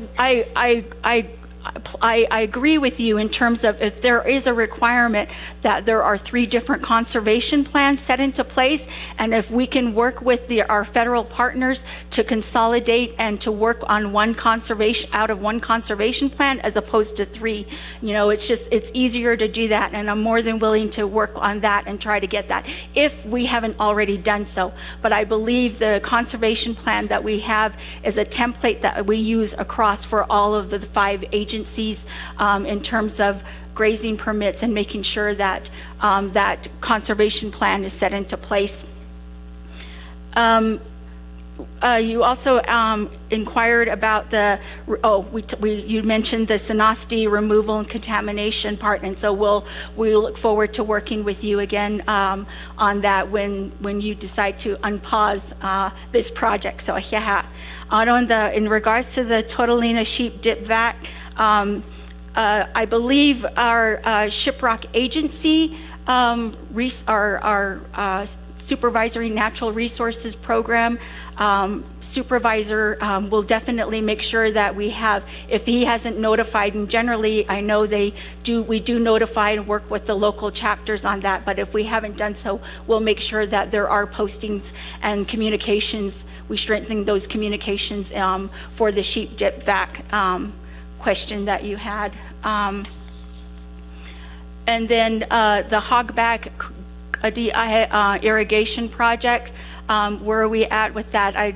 Let me check with our irrigation, our engineering program to make sure that we can get a response back to you on that. Okay. Aron Shadeja, Council Delegate Clark, you mentioned that the first question was regarding the Canyon de Chelly Joint Management Plan. That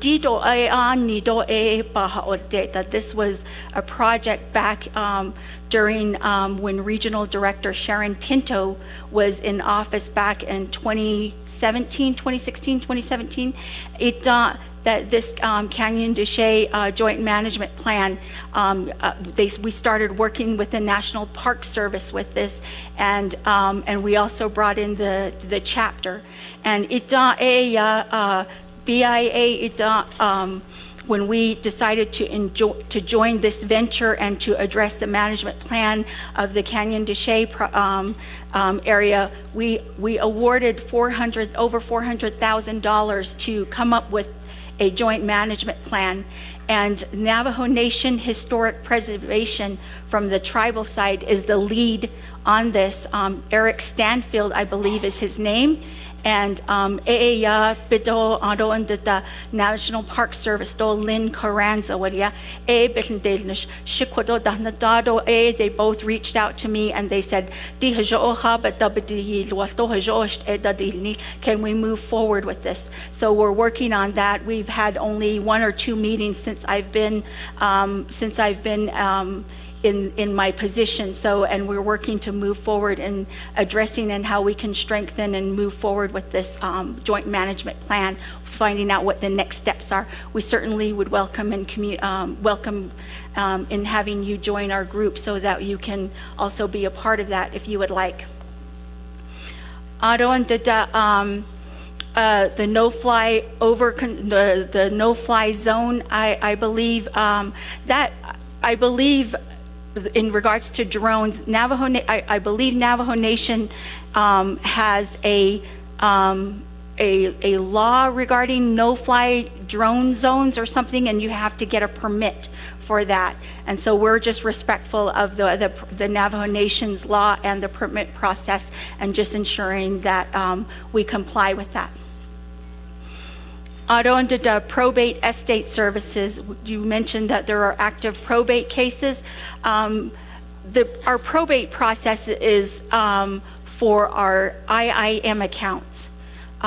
They're for those allotted lands, those IIM accounts where there's trust funds and where there are allotted lands. So if there are trust assets involved, we have to work that those types of probate cases come to the BIA, and we work in partnership with the Office of Hearing and Appeals. We do the paperwork and compile the case, do the case prep part of it, and then we submit the documents and the case to the Office of Hearing and Appeals within the department and the BIA. We send that over to them. They have a backlog on that side, and because of the number of cases that are out there. So all we do is just the case preparatory, putting the case together, putting all the documents supporting the probate case, and then we send it over to Hearing and Appeals. And across all of Indian country, there is a backlog in probate estate cases for IIM accounts and trust fund accounts. So we're just working on that as well. And we're just advocating to see if we can get them processed. But I believe across Indian country, there are over 200,000 probate cases, maybe even more. But I know the last report that I received, there were over 200 that they're trying to push through, and there's a limit on the number of administrative judges that hear those cases.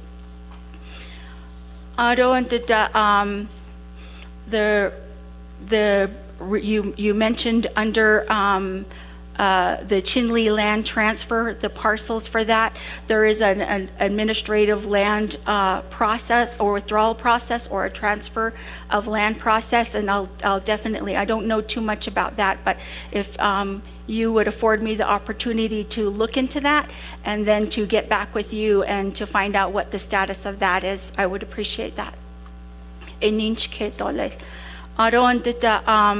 terms of the home site lease amendments and the home site lease question that you brought forth, unfortunately, I really would like to talk about the home site lease process and the amendments that were made back in June or January 2024. However, now we are in litigation, and so therefore I can't really discuss any further until the litigation has been resolved.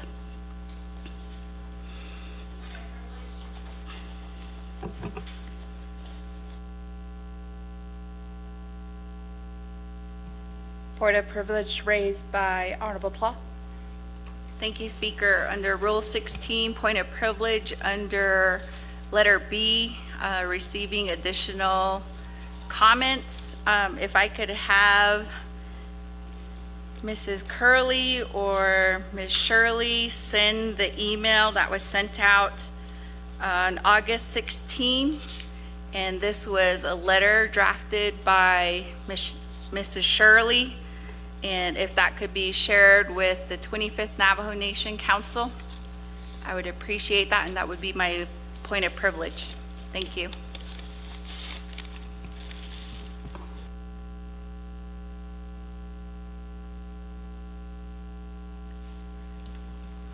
Thank you, Honorable Tlaw.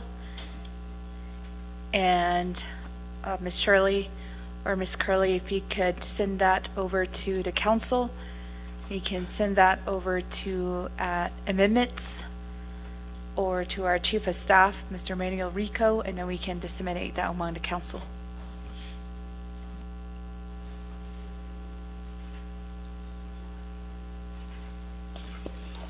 Yes, I'm sorry. I was looking to see when we had. Ms. Shirley, yeah, your responses.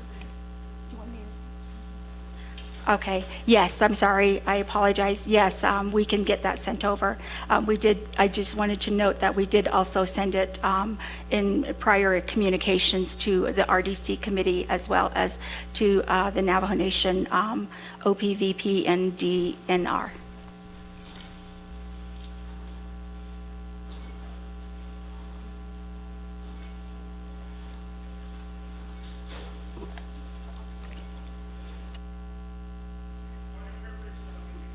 Point of privilege raised by Honorable James.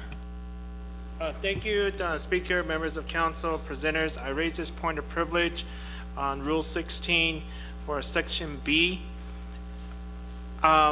If there is some sort of an agreement in place regarding the ARMP with Division of Natural Resource and Fish and Wildlife, can you please forward that to the 25th Navajo Nation Council?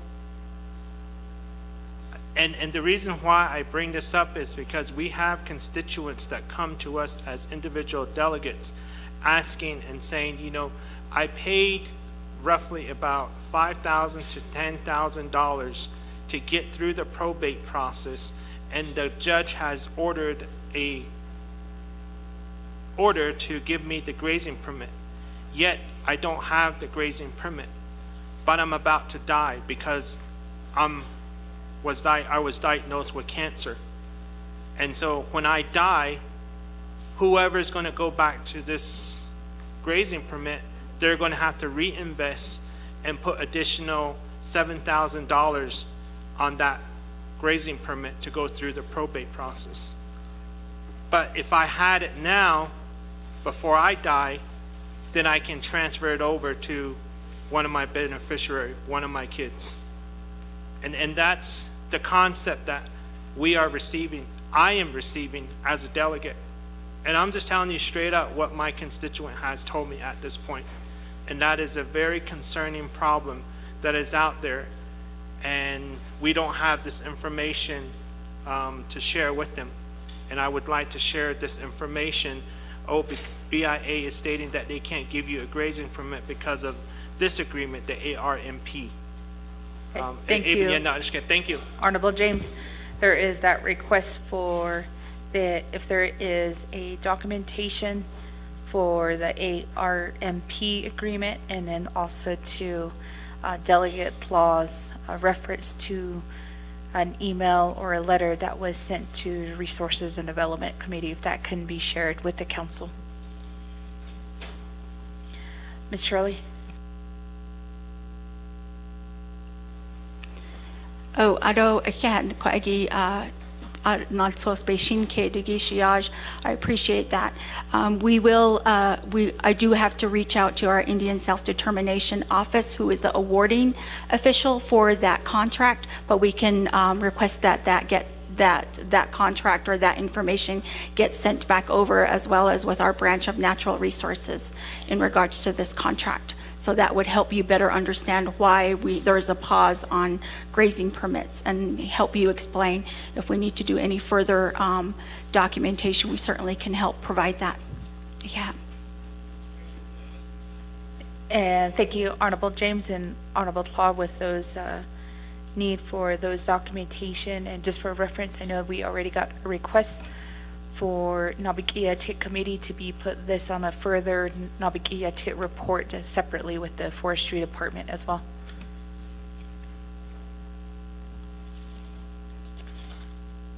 And then going next in queue, we do have Honorable Jermaine Simonson. Thank you, Speaker, and members of 25th Navajo Nation Council.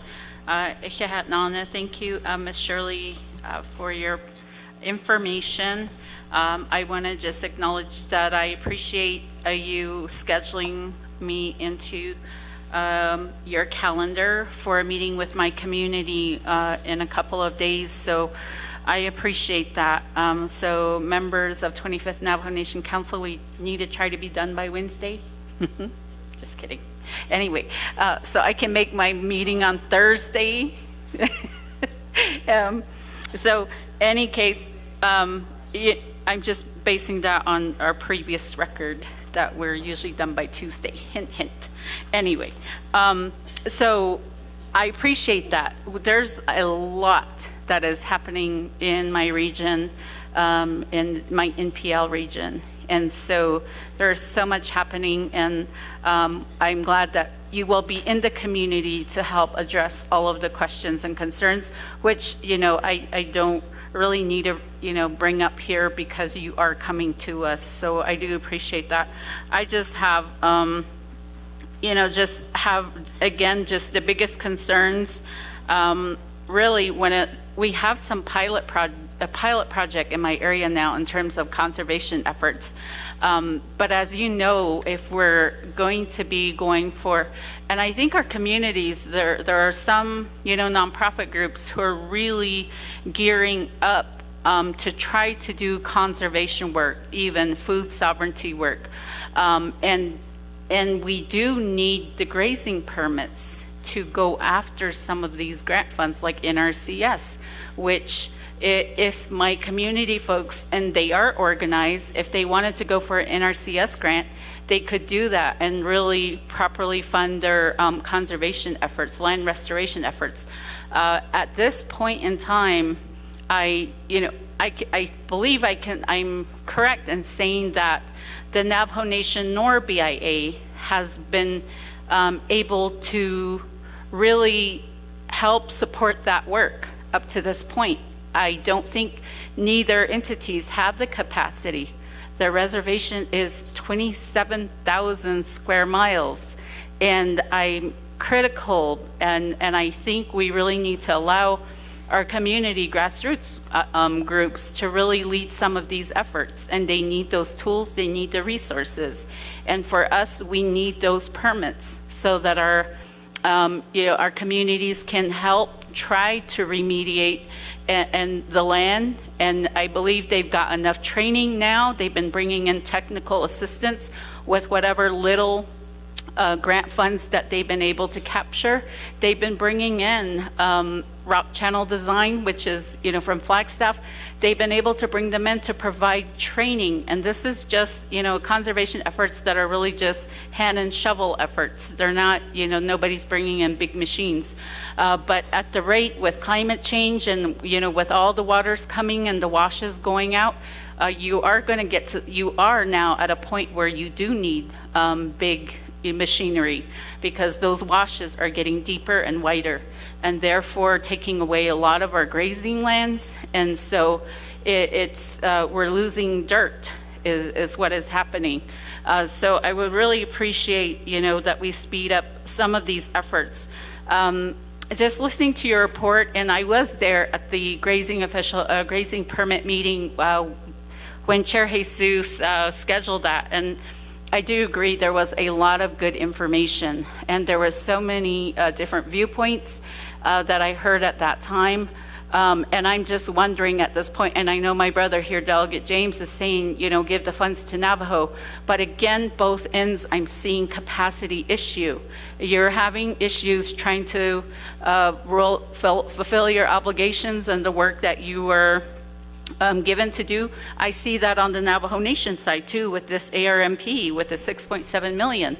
They're not able to roll out, the work. So on both ends, both of you are not able to do the work. So I'm just, wondering what other alternative solutions we might have there. So I just want to go ahead and make those comments, and thank you. We will have a full agenda on Thursday. Thank you. And I waive the rest of my time.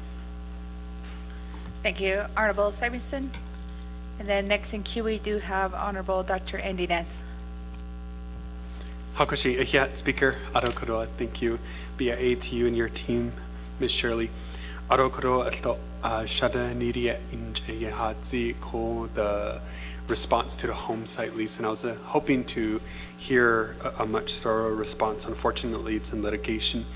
But unfortunately, it does impact some of the families that I'm working with. The Kuidashinch A home site lease da yoke do, it's in a moratorium area. Ako e kwaeki oyo nantla. Ako e hait a nas dol kesh sinluko. So that way we can get many of our families, and one is a young family out towards Crystal, an opportunity to bring them home and be able to start their livelihood. Also on the N12, I know the restriping is indicated in your report. In the A shisazano A aro also aliada and lay Navajo jedeya. Akwa and lay naho constigo and lay tonels elado totis ad A then a team. Ako A ajo a nan a slache na clonshi kwa eki team banki. And that's zinla, and you have them crossing over, you have deers moving. Although I always say our Crystal community is highly populated with our elder population. Or when they go out and drive, they come back and you can't see the striping. When we sit with our seniors at the senior centers, some of them explain that to me. And we're transitioning now to a time where it's going to get dark around 5 o'clock. So I don't know if there's any further work that needs to be done, and if not, and then that's something that I would highly suggest be completed. Regarding the ALUPs as well, I know that BIA has reported that they're waiting on the Navajo Nation. I'm not sure exactly what's being waited upon and how soon we can get those 5,000 plus permits to be able to get completed. And then on page 23 of your report, you indicate Red Lake Dam. And I checked in with Honorable Helena Nesbigay because I know folks confused Honolulu Red Lake and then Navajo. And we do have a dam, so I'm not sure exactly which one you're referring to, because she said when it rains, they create a dam. Nikkei, we have a dam. So I'm just it just needs some clarity there.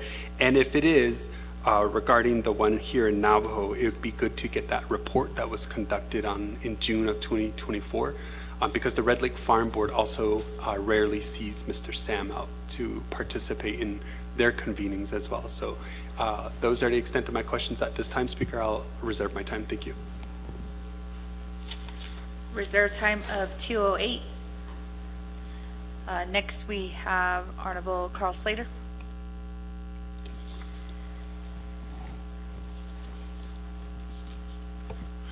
Thank you, Speaker, and thank you very much to the Bureau for being here and waiting 2 days to provide, or a day to provide your report.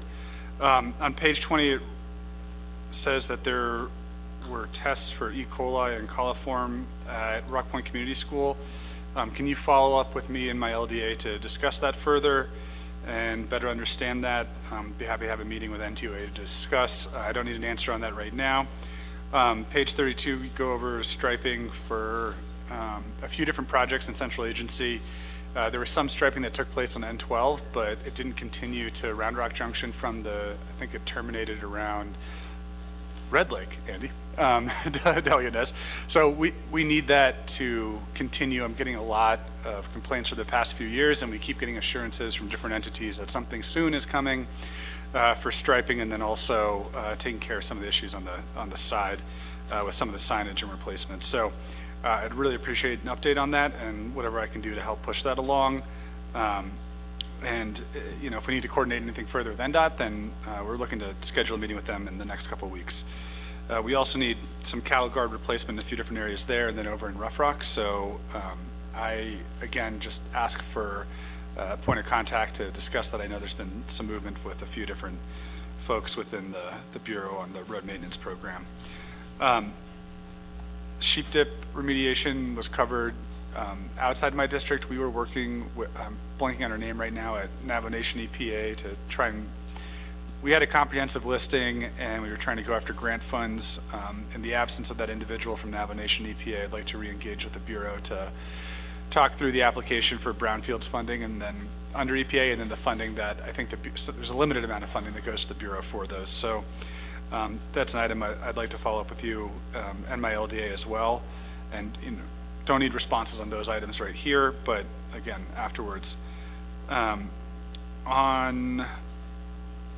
the last two items, we've had meetings on the old Lukachukai school site, and we haven't re-engaged. There were commitments to have some community meetings and outreach based off the contracts that the Bureau was pursuing with BIE to take care of that site, and things have deteriorated further, and I haven't been notified of any meetings. So we need to meet with the chapter officials and the local leadership to continue the movement there, and that's another item we need to follow up on. And then I'd like to see the budget breakdown for the resource management programs by the different agencies. I keep getting told by different folks that Chinle Agency is being underfunded, and so we have an incredible number of permittees, and then in addition to that, we've been trying to think about different ways to do master conservation plans either across the grazing districts or across my district specifically, and we need appropriate resources from the Bureau to their employees to accomplish those tasks. So I'm going to be following up, I guess, probably with a letter on this, but if we can get some groundwork on each of the items and be prepared for a discussion the next couple of weeks, and then re-engaging at the community level on each of these items where it's relevant. So I'll yield my remaining time back to you, Speaker, and I don't need responses right now, so we'll follow up again with you directly. Thank you. Thank you. Honorable Slater. Next, we have Honorable Riquinez. Thank you, Speaker. Honorable members of the 25th Navajo Nation Council,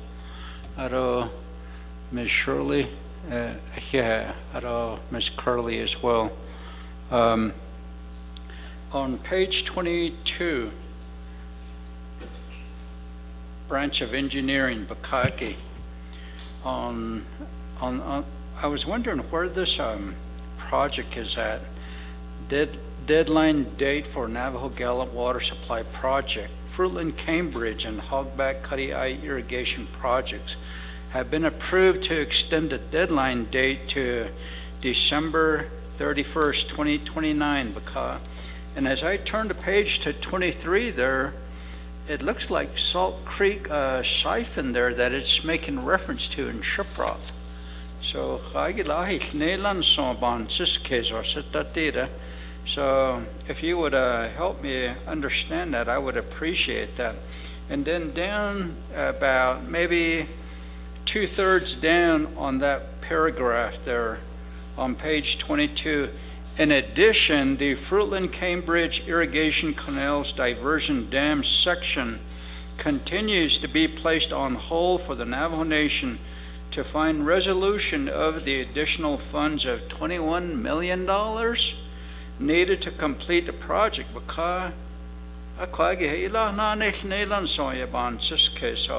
And two other items that are very important that I would like to bring to your attention, Ms. Shirley, since you're the regional director in our area. This morning when I left the house in San Juan chapter area, I crossed the bridge at Chaco Wash.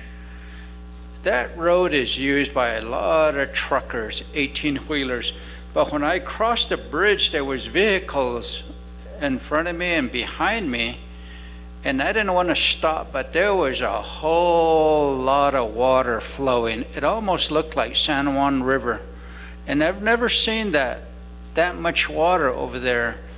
So I just talked to Delegate Simpson because I know the path of the water, the wash. If you go south, that water goes between the two hogback ridge just west of APS Four Corners Power Plant. It continues south towards Navajo Mine Area 3 on the west side, and then on the east side of Table Mesa towards Burnham, and then Burnham by White Rock, Lake Valley. And Delegate Simpson just showed me a picture of a whole lot of water coming from Chaco area. So, what I'm concerned about is, here is the bridge like this at Chaco Bridge. At the end of this bridge, it was really close, but now I've noticed the people that live in that area, they're registered out at a hogback. They were telling me that I need to check that bridge. So one day I stopped, maybe a year ago, and it separated probably about 2 inches on both sides. My concern is if that water keeps flowing, there's a few pillars underneath that bridge, and as much truckers that are using that road, I'm afraid something might happen to that bridge over there. It might collapse, I don't know, but something that I'm going to bring to your attention. I would like to meet with BIA and NDOT on Monday. Whoever you can send, let's examine that bridge before anything drastic happens. Another issue is Upper Fruitland has a proposed community cemetery right south of Ojo Amarillo, and there's a main road that goes south by Ojo Amarillo down towards Napi area and Navajo Mine. A lot of people go to work. They're proposing a route on a different side, not along the busy road there. So that I would like to have you guys come look at it as well on Monday after we look at the bridge, and I would appreciate your time if you do send someone or come over there and see for yourself. And I'll show you these pictures in a while, so thank you. Thank you, Honorable Nez. And then next we do have Honorable Nathan Nota. Yate Speaker Nana, other council delegates. Adona Naso Tranido, Dino Tsangi, Ado BIA representative Deborah Shirley. Hello, it's good to see you again. I have a lot of the same land issues as everybody else, and I know that what I'm not wanting is necessarily a report. I just want to continue my points of contact. One of my issues, as you know, is Noshchitty and Mexican Springs. I have a lot of Noshchitty residents, a lot of Tohatchi residents that move up to the mountains, and they're supposedly trespassing onto Mexican Springs chapter, but they've been doing it for like 70, 80 years, and I still would like to maybe get some kind of resolution for that. They still, my constituents are still concerned about that, and I still get talked about that every spring. People want to move back up there, but they're being told by Jerome Willie and Calvert, I guess, that they're not allowed to move up there. But like I said, they've been doing that for well over 80, 90 years, and that's still a concern in my district. That's Tohatchi and Nashchitty that moves up to Mexican Springs. Mexican Springs has jurisdiction over that entire Chusca Mountain, and I don't know how that happened, but that's what the circumstance is. Also, I don't need, again, a report on this environmental assessment for District 14. I'd just like to kind of keep the contacts going and let me know who I need to talk to discuss that with them. And also this noxious weed project at Chusca Lake that I learned about it when I first became a council delegate, but it seems like that project has fell off the wayside, and I don't know where that project is at this point in time. The other thing is we still need support, great support with those 36 right-of-ways for those bridges. And I know that we've had several meetings related to that, and I still need your staff to continue to be willing to help. It's kind of a circumstance where McKinley County calls these meetings, and I think only 1 or 2 people come from your BIA staff, and then they don't have the answers, or they don't know the issues and so forth. But McKinley County has 3 commissioners, and the 2 commissioners who are non-Navajo, they're to the point where, you know, if BIA is not going to help, if Navajo is not going to help with this project, these projects and so forth, then why are we doing this? And so I'm getting my commissioners making that comment, and they're pressuring the manager, the county manager, to just step away from the project. And I do need the full support for that continuously. If you could get I guess the contacts once again to contact us, that would be great. I'd like for them to come to these meetings when we have these McKinley County meetings. And the manager, he does send out the emails, and I know that you probably get those, and your staff gets those, and we'd just like to have some of this support there as much as possible. The other thing I want to mention is on Highway 9 and out in Coyote Canyon on the road to Crown Point, from the Coyote Canyon Junction, we'd like to look at some lighting for the highway. It is kind of dangerous. There is a school there that would like to make sure that there's some safety precautions. So anything related to that would be very, very helpful as far as my district is concerned. The last thing I want to mention is a lot of these projects, the University of Arizona has an extension program, and I think you're aware of that. So does New Mexico State University, and then also Dene College has that really extensive extension program that I know that can help with a lot of these environmental assessments. They can help with these conservation plans. They can do a lot of training. They do have the expertise. They can bring up people from the universities, the professors, to come up and do these trainings. Thank you, Honorable Nota. Next in queue, we do have Honorable Unito. Thank you for the floor and presentation. Yeah. I was just going through your road maintenance here. For Shiprock Agency, they have been done, but there's none in our area, in my area.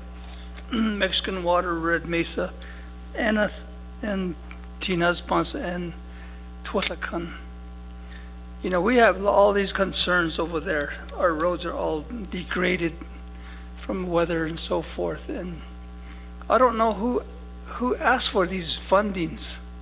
I believe that your department, BIA, doesn't have enough staff, equipment, and to maintain some of these roads. And, you know, I was at that Tippett meeting over in California, and it seemed like, you know, there's no advocates for our area. I'm just wondering, you know, if BIA, you know, has these roads, they should be asking for these fundings to upgrade a lot of these dirt roads. And these dirt roads are not even maintained. It says on here that you're working with the San Juan County and the NDOT, but those guys don't even have enough fundings for that area. You know, there's like a 15 miles radius that they're talking about, but there's no fundings from BIA. And I know that I sent an email to you concerning about the N12 and N35 area, that paved road from the Arizona side to the state line. Those two really needs an upgrade on it. And then you told me that you guys touched up on it, but you guys didn't even do anything. It's still a bad roads on those two. That needs to be upgraded. And then plus those other dirt roads that all my constituents are complaining about. There's a lot of covert issues. Some has big holes in them. You know, those are very dangerous to be, you know, for people to use. And a lot of people out there, my people, are using like drags out there.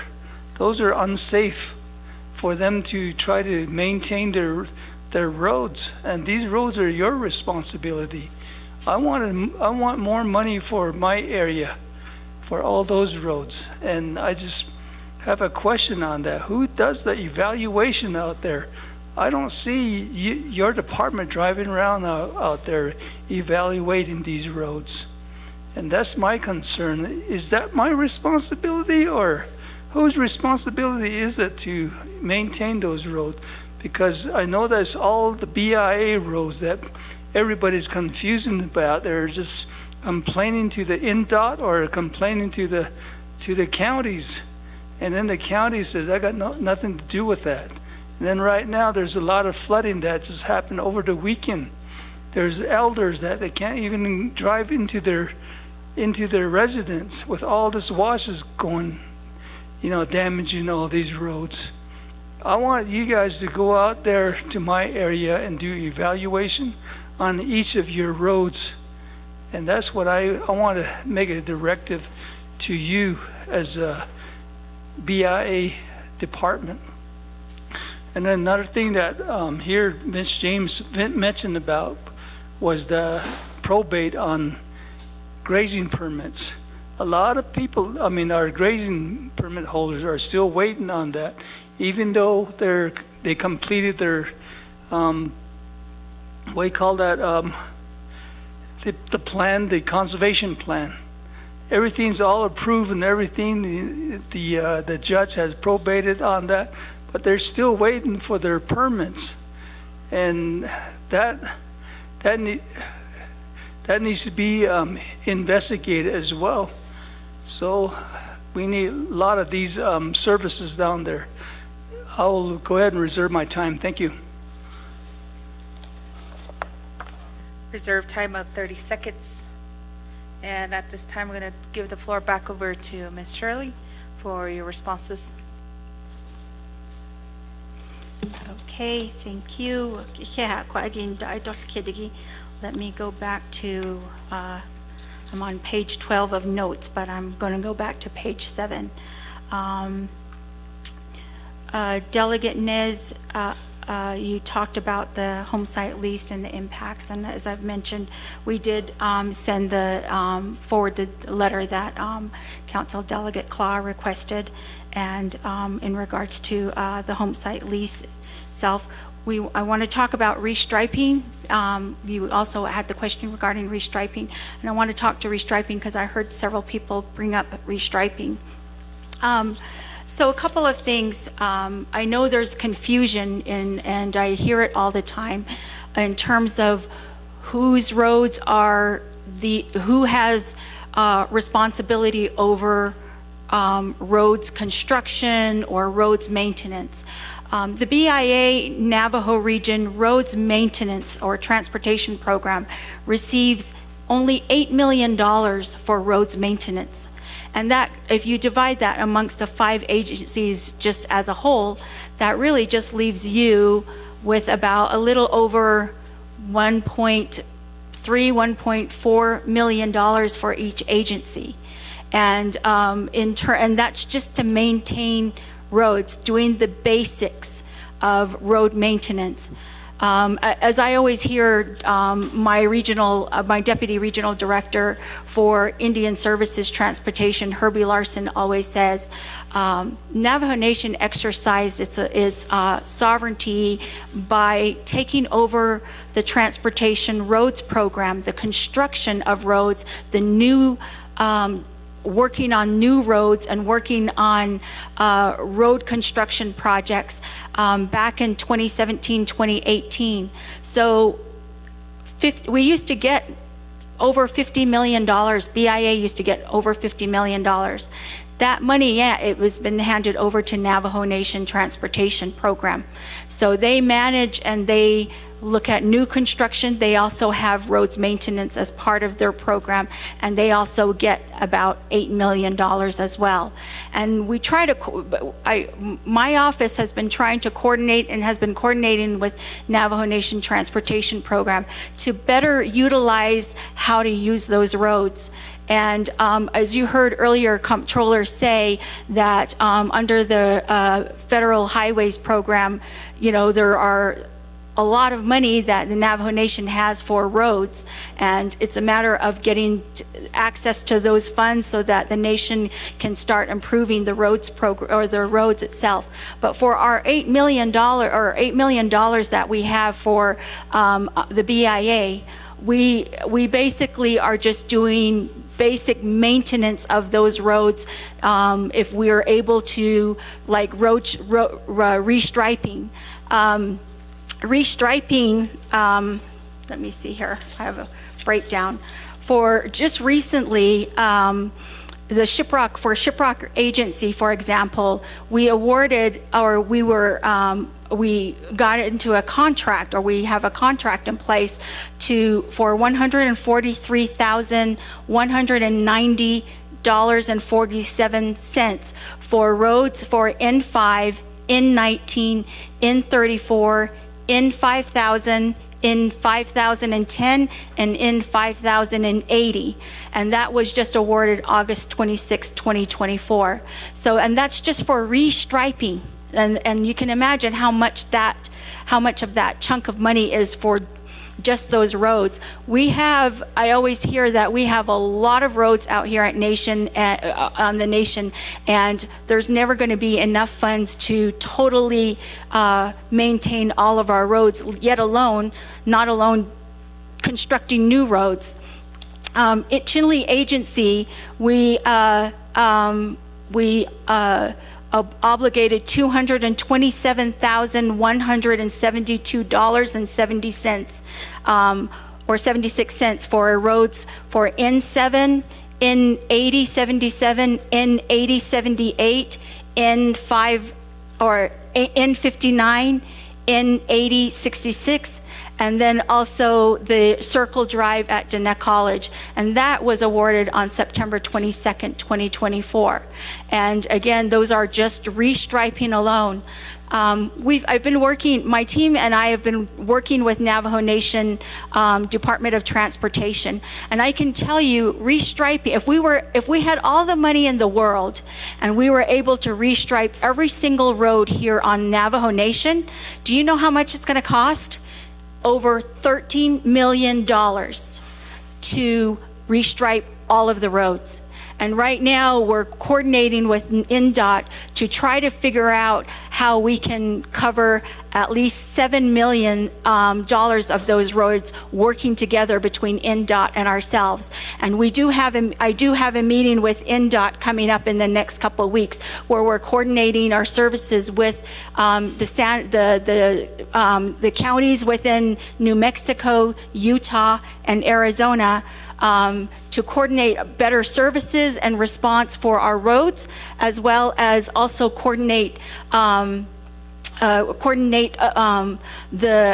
maintenance during icy and snow removal process. For our part, Navajo Nation, we've already purchased our materials, our ice and snow removal materials, including gravel and salt and all of those things. And we usually do that at least at the beginning of August and get those and set in place. And we coordinate those services with NDOT so that we can stockpile and have those available. And because we know that, and NDOT tells us we are working through the process to try to purchase materials for the upcoming winter, but a lot of times it gets stuck in the 164 process. So they ask us, can you at least get that going for us? And then once we get our approvals, then we can stockpile them in one place and utilize them between the three entities, the counties, the BIA, and the tribe. So we did that last year around this time, and we're going to do that again this year as well. So we're in regard, and that's in regards to just roads maintenance and also the restriping part of it. Let me see. There was a question from Council Delegate Slater regarding the E. coli testing. We will follow up with you and schedule a meeting with you so that we can go over those reports. And if you have any other questions regarding that, you asked about the restriping. We are in the process of finishing that as well. So you will see that, and I'm hoping that we try to get those done before the snow comes in. Auto and cattle guard replacement, I will get out. Emerson Norton is our Chinle agency point of contact for transportation roads, and I can, if you have specifics on where those culverts are, we can certainly make sure that we get those replaced as well. Auto and you also mentioned the sheep dip vac and the application for funding. We'll work with you on that. 2 items, you talked about the Luke Ajagai Community School outreach.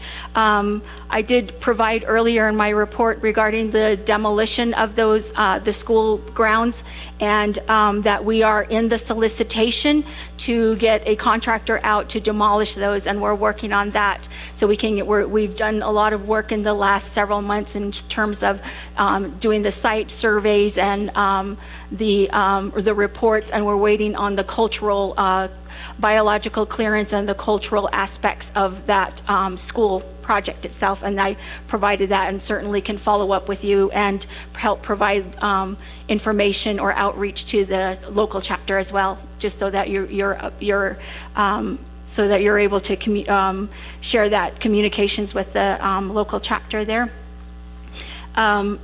I think I can honestly say our natural resources program, as well as a lot of our BIA programs, are all underfunded. That's something that I think in the Tribal Interior Budget Council meeting, I know Council Delegate Nota, when we were out in California, he advocated very strongly for increase in funding. We provided him some dollar amounts in terms of the amount of money that we need. And again, we will, when we talk about our Tribal Interior Budget Council planning meeting in November and December, that we certainly can share those numbers again, as well as to advocate for increased funding from the federal government. In terms of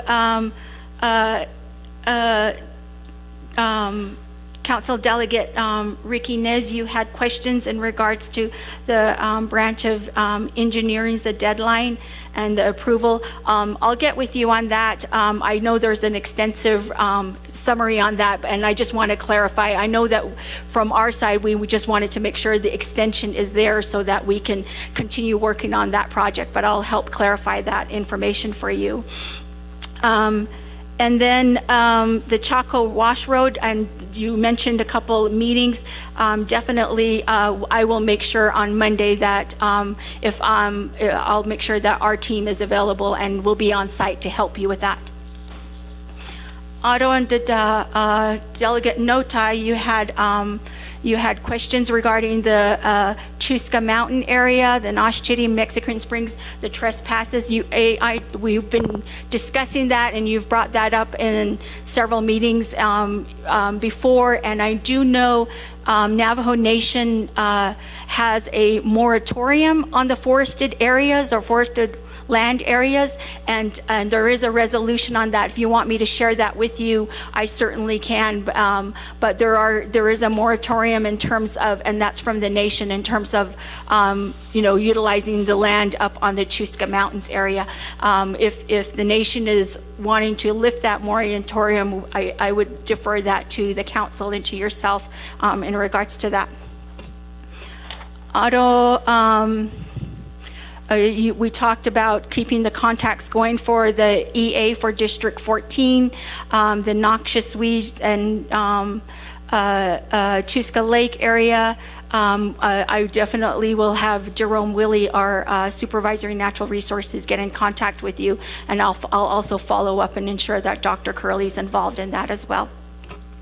Otto, for the 36 right-of-way bridges projects, I understood for that the right-of-way application, we were in the right-of-way application. NDOT was taking the lead on that right-of-way application for the nation, and working with McKinley County.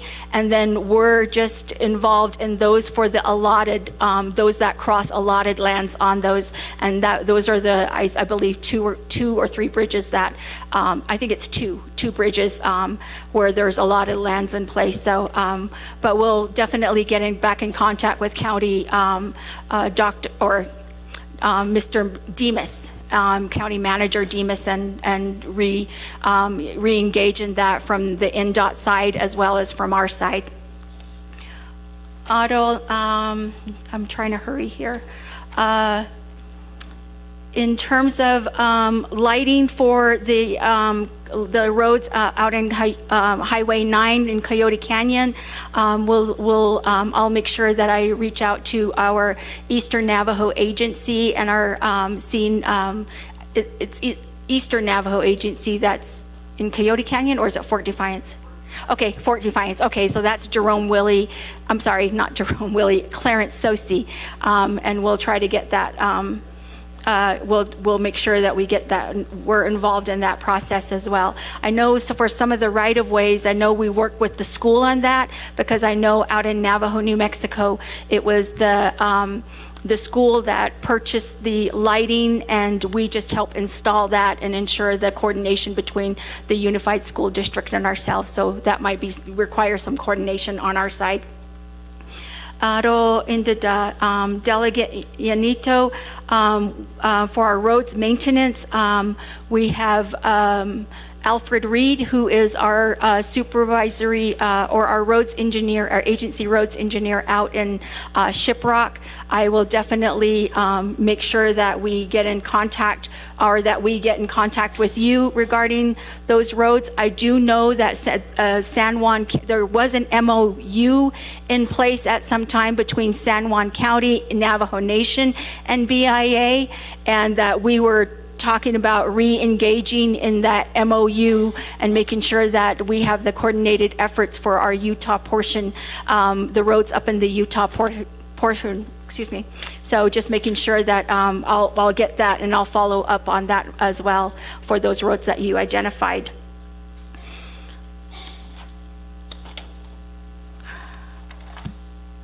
Otto,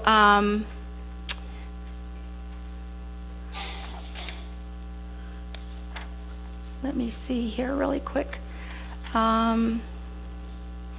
You talked about who, and again, part of that MOU will include the evaluations and who those responsibilities are for. Some of the responsibilities are San Juan County, and as from my recollection, because I did ask about those roads, and I think I did mention to you back in when we were in California that the roads out there, I've driven on those roads to see what they look like, and so there was an agreement that San Juan County would maintain those roads for Navajo Nation and for BIA, and that we would just transfer those funds over. And I'm not sure exactly, I think maybe because of the MOU that may have stopped, but we'll like I said, re-engage in that as well. I think I answered questions. I answered all the questions that were posed of me.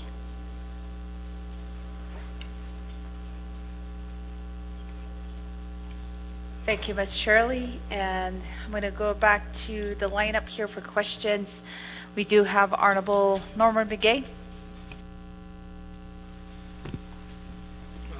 Madam Speaker, out of 25th Council. Got a question on the BIA roads here with drop-off on bus routes here. These kids, when they get dropped off, they have to cross cattle cars here. And I noticed that in Torjili, it's a BIA road, and they're starting to put like a step over the fences. I just want to know who's responsible. I know there's 4 entities, the parents, school bus, the school, and the school boards are all involved, but how do we, I know the issue is kind of growing a little bit. So what are you guys doing about that BIA roads? The other question is that I know that over in Torjili that there's a conflict between the BIA, between Laguna and Navajo Nation BIA Region Office, Southwest Region. Patrolling, I guess both of them can control that road. I guess Navajo Nation is being denied not to give tickets on that road. So just need a clarification on that. Thank you.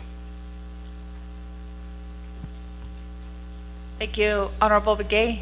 Next, we do have Honorable Stephen Arizo. Madam Speaker, thank you. Aro Beshbasa Anna Dish Lanhid, Ninidatina, I see Tanigi. Aro BIA, I didn't know Aya Nikilda, Snado Kilda Wheel, and thank you very much. Aro staff is not at the Ayob, the Hayunki staff that in Hinda Hastra. I wish they'd hurry, she done so. So, Shay Yande Pinedale, we need some. We need culverts on those roads over there. So if you could coordinate with Pinedale chapter, there's a young man over there, and you know, CSC Titus Naz, if you would give him a call, and we need some large culverts over there. Out of that road, when I have a meeting over at Smith Lake, and I have to run over to Pinedale, I think I'm passing in no passing zones. The Bahas and the Aj, that whole road, at Kenigi, with Pinedale chapter, Mariano Lake chapter, and Smith Lake, all those roads, they need to get restriping. I don't know, I think it is a BIA road. I believe that in Pinedale, like Lobo Valley, out on the Second Canyon, the Waterfall Road, all those roads in the Pinedale area, they all need attention. BIA, but if you would please, and then you could coordinate with myself or Mr. Titus Nez over at Pinedale. Thank you. Madam Speaker, I reserve my time. Okay. Reserve time of 3:04, and then going next to Honorable Simpson.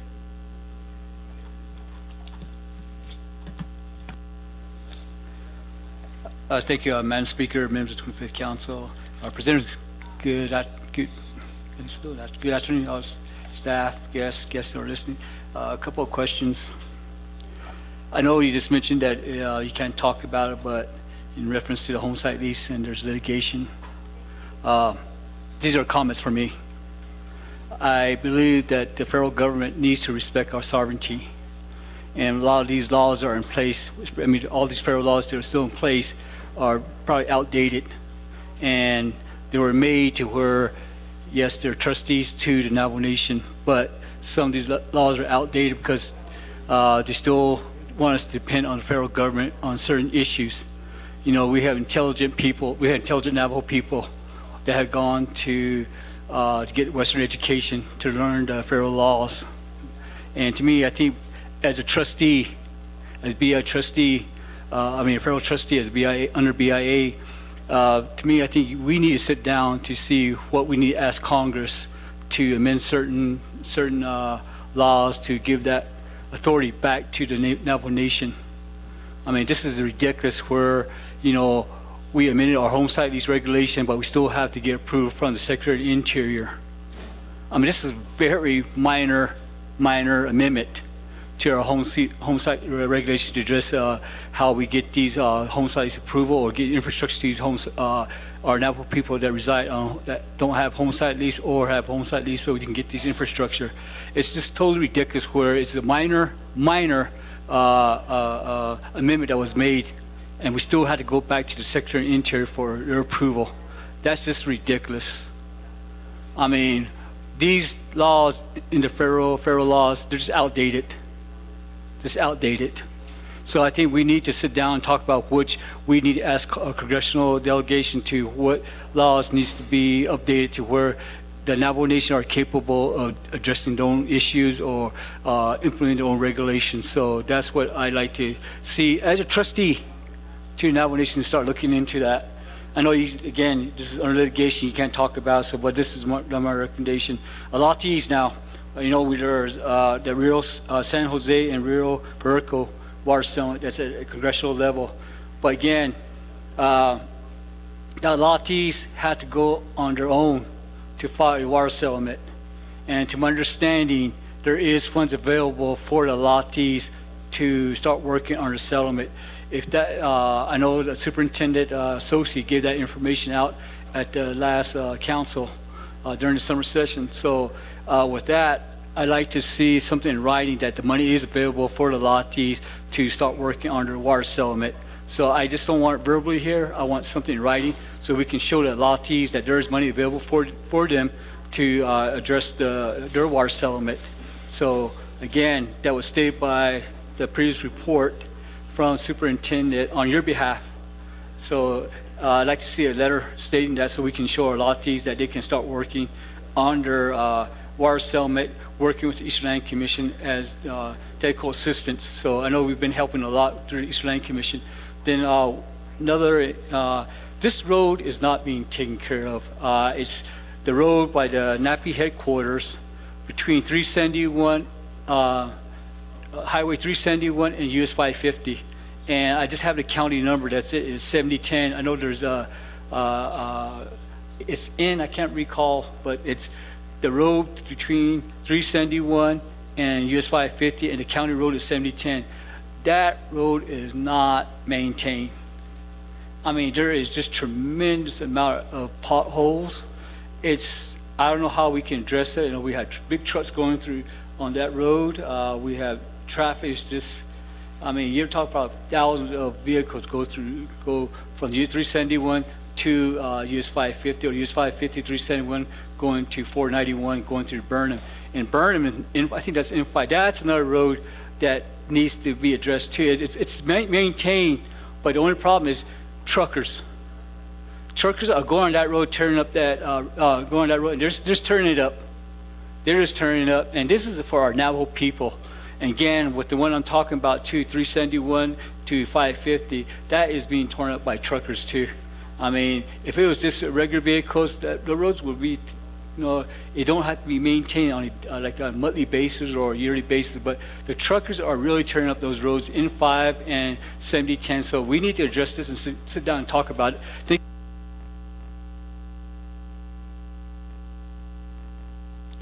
Okay, thank you very much, Honorable Don Simpson. You did run out of time at 5 minutes. So council, you guys ready to recess? Okay. So with that, 0 time. I just want to wake you guys up there for a little while. So no time left, Honorable Don Simpson. So with that, I do not see anybody else in the queue. I will go back to reserve time. Shimasana, Honorable Crowdy, you have 24 seconds. Oh, yeah, thank you. Appreciate the conversation.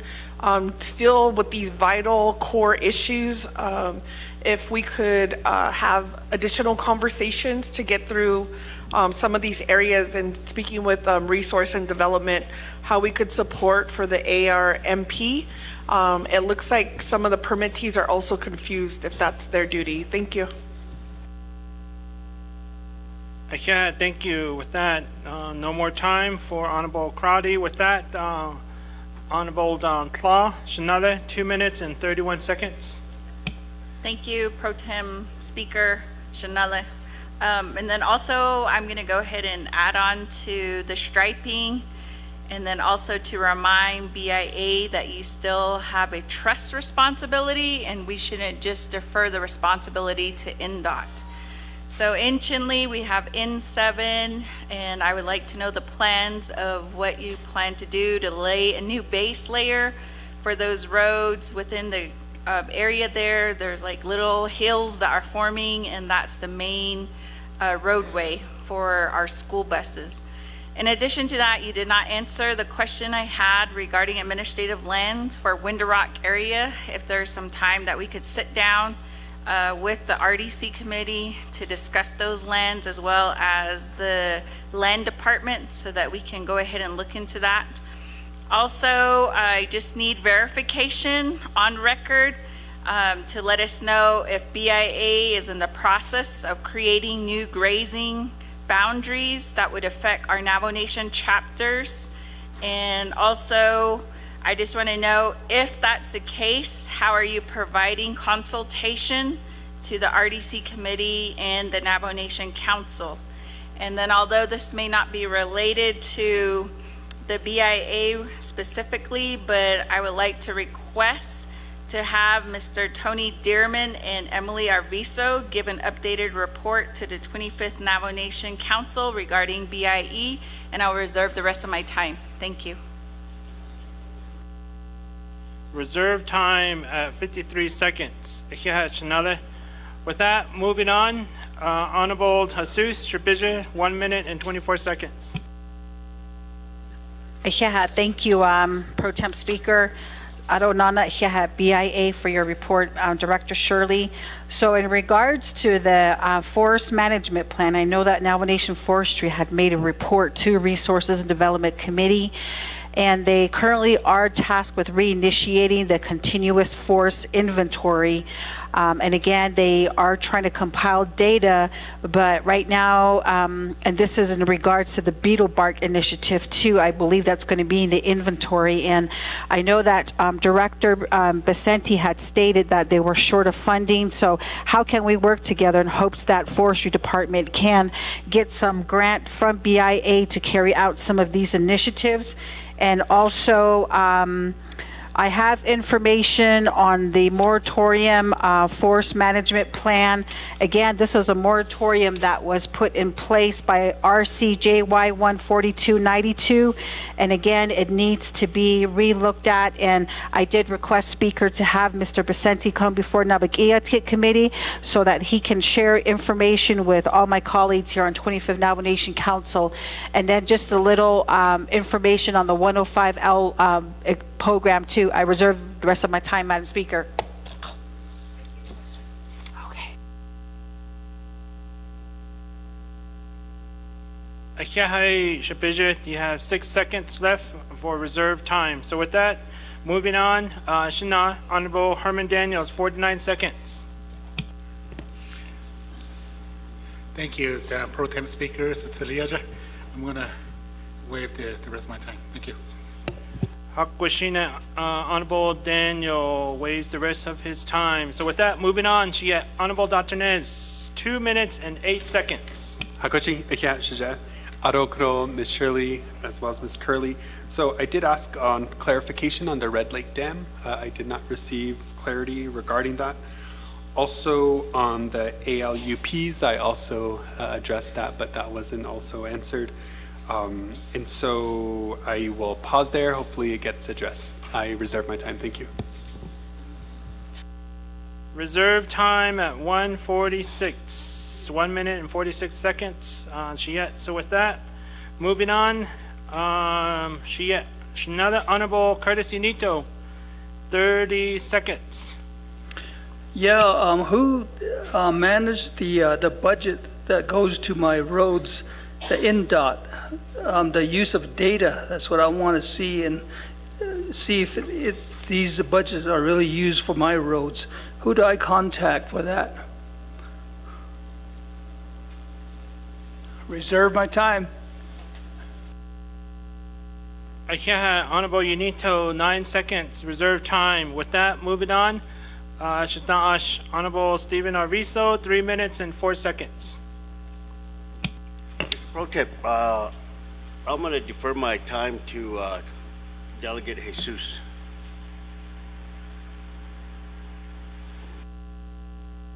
Thank you, Honorable Arvizo. With that, he defers 2 minutes and 59 seconds over to Honorable Jesus. Shapiza, do you accept? Yes, I do. All right, the floor is yours. Hakoshi, thank you, Honorable Arvizo, for that. So, colleagues, I just want to give a quick update. Resources and Development Committee had heard from the Navajo Nation Forestry Department back on September the 24th, and there was an enabling legislation by then Council RCJY 14292 that enacted the forest on how it's going to be managed. We do have 388,000 acres of forest that Navajo Nation is looking over in terms of how to best manage the forest going forward. So then the Resources Committee had stated this moratorium, and for the reason being, home site leases are not recommended to be withdrawn in these areas. And again, it is also stated in the home site leasing regulations of the Navajo Nation Council. Some of the areas that Mr. Vicente had indicated was that during this ARPA season, there has been a lot of requests for home site leases, but there were some areas of concern that the staff with the forestry department saw to where it is going to impact wildlife was one of the areas that they thought was going to impact if we should lift a moratorium. And also there has been a lot of issue with illegal trash dumping. And again, you know, we have wood haulers during the season that leave illegal trash dumps behind, and also creating roads that don't need to be created. And again, one of the forest management requirement was that the wildlife in these areas are competing now with a lot of the feral horses that are out in these areas across the forest area of the Navajo Nation. So with some of these recommendations that came from the forestry department, this would be an area, and then the other big concern is the wildfire being the biggest danger. And then resources during the winter and monsoon seasons was also brought up because we do still have relatives living out in the area which have been given home site leases. So during winter months or monsoon seasons, they have to get alternative resources to get people out of the home. So again, I did ask Speaker Curley to put Mr. Vicente on a Nabikia agenda in hopes that he can convey the message across with all colleagues so that you can be asking your questions questions in terms of how Resources Development Committee is going to move forward with the moratorium issue on home site leases in the forest land area. So I just wanted to add those additional comments since my colleagues are asking about this. Thank you. Yahoo, thank you. With that, we have a new player, Chair Parrish. 5 minutes, Nando. The floor is yours. Thank you, Speaker Pro Tem Vince James. I'd like to yield my time to Chairwoman Brenda Jesus. 4 minutes and 54 seconds. Yield to Honorable Jesus. Shapizer, do you accept? Yes, I do. The floor is yours. 4 minutes and 54 seconds. Chair Parrish, for your time. So going to the grazing permit issue, I know it's a big issue, colleagues, and Resources and Development Committee has been discussing this particular outstanding topic with Bureau of Indian Affairs and Department of Agriculture and Division of Natural Resources. One of the areas that is a big issue on Big Navajo side, Eastern Navajo has already done their conservation plans, and grazing permit holders in good standing has already gotten their grazing permit back. But in Big Navajo area, the big issue is that scientific forage evaluation. As Director Shirley had stated, $6.6 million was given to Fish and Wildlife. And again, it was a 3-year contract, I believe. At the time that we had this discussion, Fish and Wildlife was supposed to schedule a meeting with Bureau of Indian Affairs to discuss 2 areas of the contract that was signed. Changing the statement of work, meaning do we structure this by agencies to do the forage evaluation study, because Big Navajo is a big territorial area. It's going to cost more money to get that evaluation study done.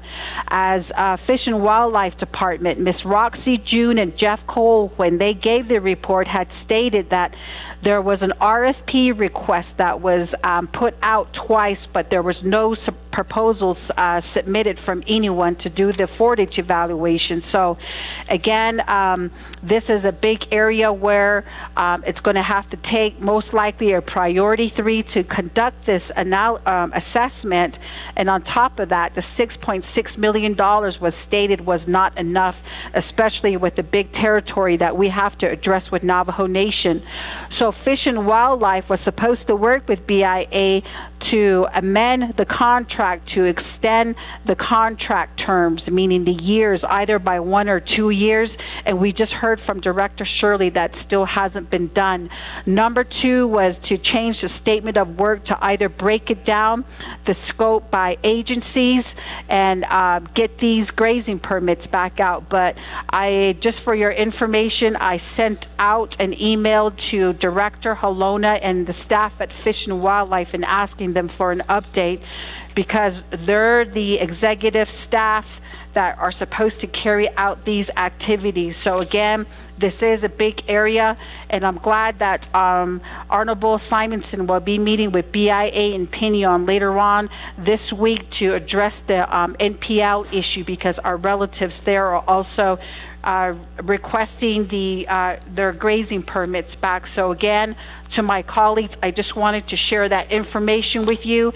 And again, I'd like to continue the future dialogue in hopes that we rectify this issue and come to a solution as to how do we go forward and reissue grazing permits. There was a discussion back at the work session with BIA, and the discussion was can we just reissue grazing permits at just 10 sheep units per grazing permit. But when you look at the realistic side, a lot of our producers or relatives that have sheep don't have 10 sheep out there. They usually graze more than 10 sheep, so that was brought up as a concern.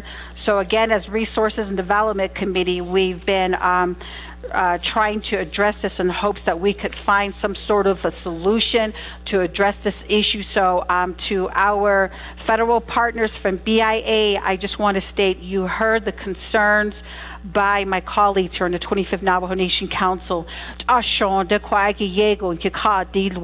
And again, we need to push this contract extension, and how do we get more money in hopes that we try to get 2 or 3 agencies evaluation out of the way instead of per agency by agency, which is going to probably be a longer time to carry out that task. So again, we look to you as federal partners, and please help us in this area.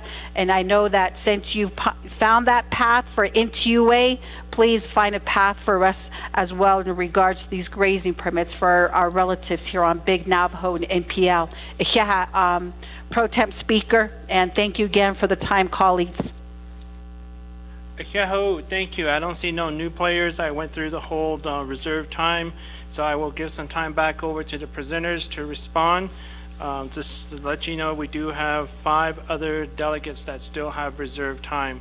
So presenters, if you can just answer the questions and not the comments, so we can move forward on our agendas. Questions, presenters, Ms. Shirley, thank you. Okay, yeah, thank you. Dr. Nez Kwagi, you inquired about the Red Lake Dam. I believe that is the Red Lake Dam that is in your area. Generally, we use the Tonalea Dam. If there was a dam in Tonalea, we would have said it would have been the Tonalea. The ALUPs, those are the agricultural land use plans. You're talking about, you asked the initial question, you're waiting on Navajo Nation, and there are 500 permits that were completed, I think was your comment that you made. And so I'm going to, if you don't mind, I would like to get a response back from, or to you, and consult with my Regional Natural Resources Manager, Dr. Curley, on that.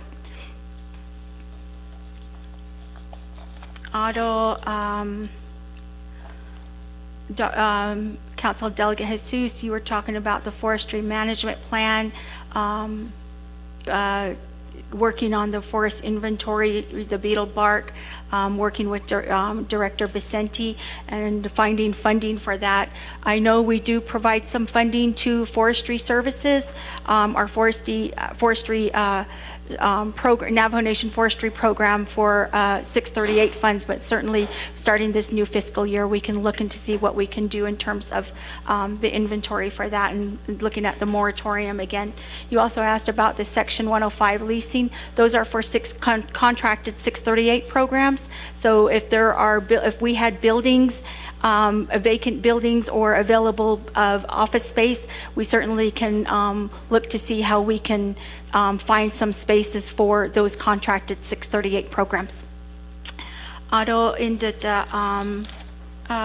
Delegate Yanito, you asked about who manages the budget for NDOT. I believe NDOT DEA, it's Navajo Department or Division of Transportation, that's Tom Platero. But if you're talking about the Shiprock Area BIA Transportation Program, that is Alfred Reed, and we can, I can get you in touch with him. I'll refer him to reach out to you regarding the budget. You talked about Delegate Crotty, you talked about the vital core issues, additional resource development and support for ARMP. Appreciate that. I think this is very important that we get the ARMP completed, so appreciate your support on that. And Delegate Claw, you mentioned adding the striping for N7, the base layer. We'll get with you. I want to make sure that I get Emerson Norton as well as the Navajo Nation Transportation Program involved in both, and we have a meeting coming up, and that way we can coordinate the base layer part, because I'm not too sure if that is a new construction, considered new construction, or if it's considered a maintenance. So just knowing the two difference on whose responsibility that would be, but we can work on that and trying to get that taken care of as well. Okay.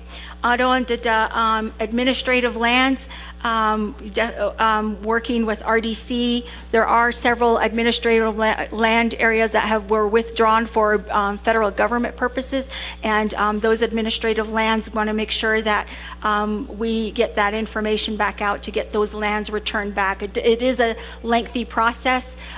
We have one going out at Ninahazad right now, at Ninahazad chapter, and it is a lengthy process, and we want to make sure that the land is back in its original condition or close to that condition before the land gets transferred back over to the nation.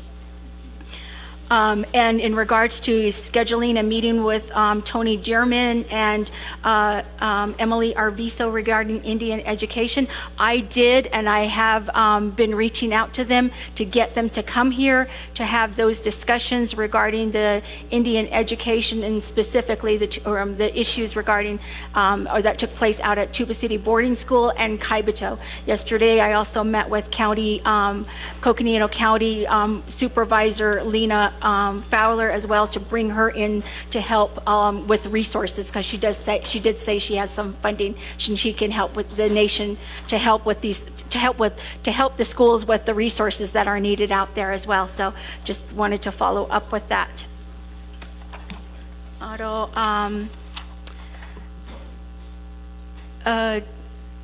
Council Delegate Jesus, I really appreciate the information in regards to providing the recap on the ARMP project.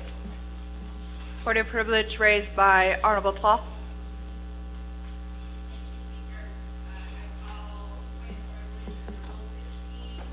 Under letter B, receive additional comments. I did ask a question regarding verification, to get that on record, to see if BIA is creating new grazing boundaries for the Navajo Nation. If I could get that before we move on, thank you.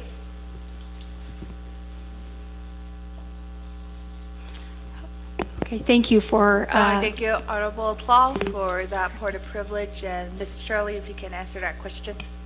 Okay, yeah, I apologize. I did mean to answer that question. In regards to creating new grazing boundaries or chapter boundaries, the BIA does not have that authority just to arbitrarily go out and create grazing or chapter boundaries without consulting and coming to the nation and working with the Navajo Nation on that. So just to let you know, and if you need that in writing, I will provide that. Thank you, Ms. Shirley. And then colleagues, going back to reserved time, we do have Honorable Tlaw with 53 seconds.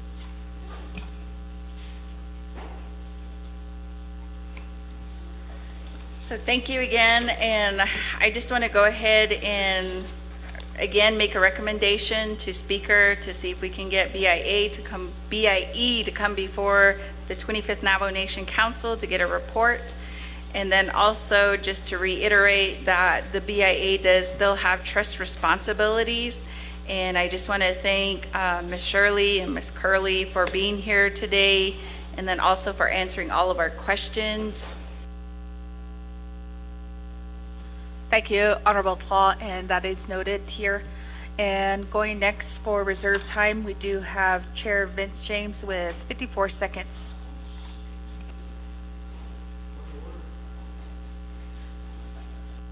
Point of order raised by Honorable Begay.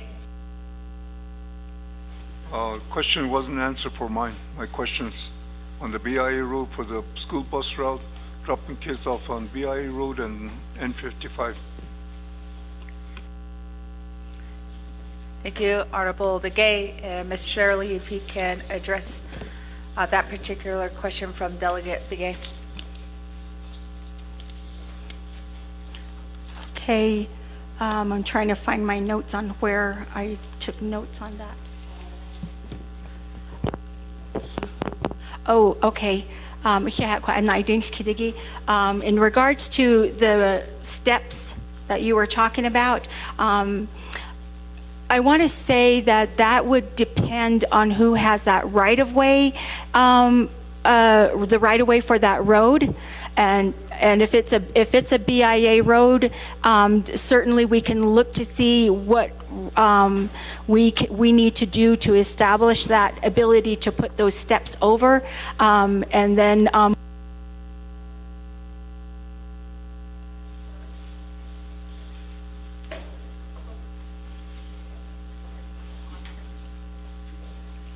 okay. Otto, you were asking about the Tuajile and Laguna and BIA roads regarding, or the roads on who patrols that road, and who has jurisdiction over the between Tuajile, Laguna, and Navajo, BIA Southwest Regional Office. I'm not sure, you didn't give me a specific road number, but if not, I can get back with you because of my transportation program will know exactly what road we're talking about.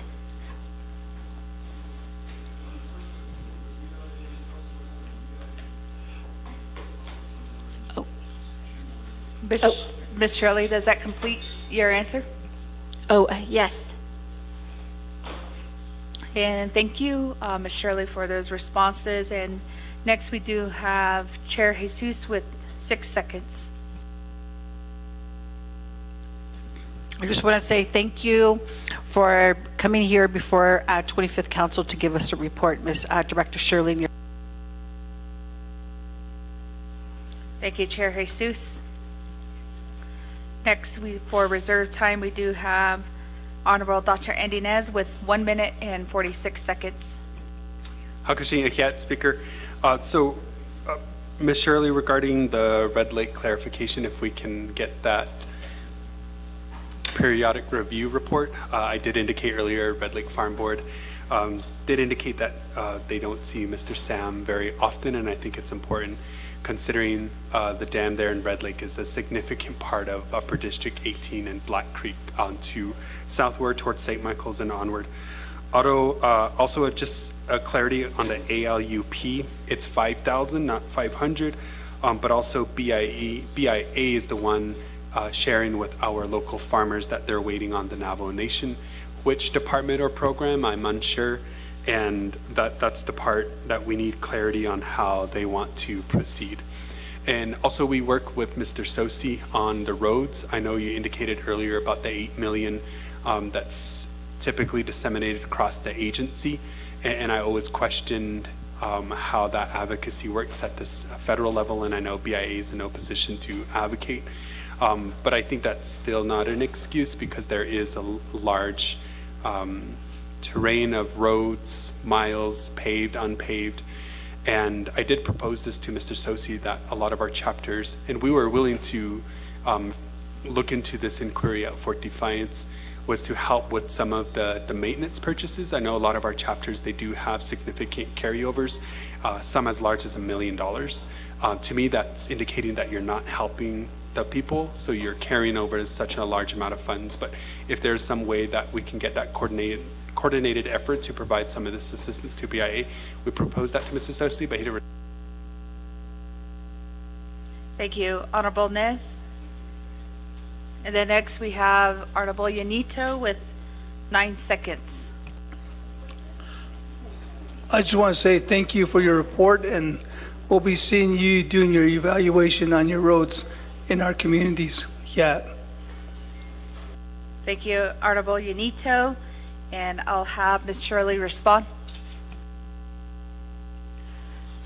In regard, Dr. Nez, yes, we will provide you that report. In regards to the advocacy, I think what we can do and what we're more than willing to do is provide the council and legislators with factual information of what we have as well as the funding, and then from there, that's, I think, part of advocacy is we provide you with the supporting information, and then you can go from there and can proceed with the advocacy or the lobbying part of it. But we certainly can help you do your homework on that. Yes, we will, Council Delegate Yanito Ikiha, and we will see you with the valuations. Thank you. Thank you, Ms. Shirley. And new queue, we do have Honorable Lester Yazzie. Yes, thank you, Madam Speaker, and good evening, and thank you, staff. Ms. Shirley, I just wanted to take a little bit of time just for introductions. I'm newly appointed delegate for District 6 over in New Mexico. I have 6 chapters that I oversee, and I do appreciate your report and the fact that there was some road maintenance, routine maintenance, fence repairing in 3 of my areas. But the part that I was wanting to put or mention was the Transportation Safety Summit that was held in Albuquerque.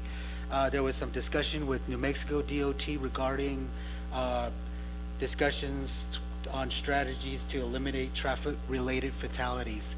I just wanted to also mention and put on record and also on the radar as with NMDOT as well, that we have a road going south to Gallup all the way to the Zuni border. We have 3 communities, approximately 5 turnouts that needs a traffic study. There have been reports of fatalities, maybe 1 or 2, hopefully not more, but that is a concern. We do have a lot of traffic on that road. We do have several other communities past the Zuni borderline that do use that road. So maybe at a later time, I know one of the honorable delegates did request some one-to-one consultation and meeting, and I would like to go ahead and get your point of contact as well so we can establish that discussion and invite you to one of our chapters so we can have that more in-depth or detail on the needs of the roads. And there's also some, I also received some messages regarding some repair work that's needed for cattle guards, some more fence repairs, culverts, and those are the issues that I'd like to discuss more of with your staff. So thank you, Speaker. I'll go ahead and waive the rest of my time. Thank you, Honorable Yazzie. And then next we do have Honorable James with 54 seconds.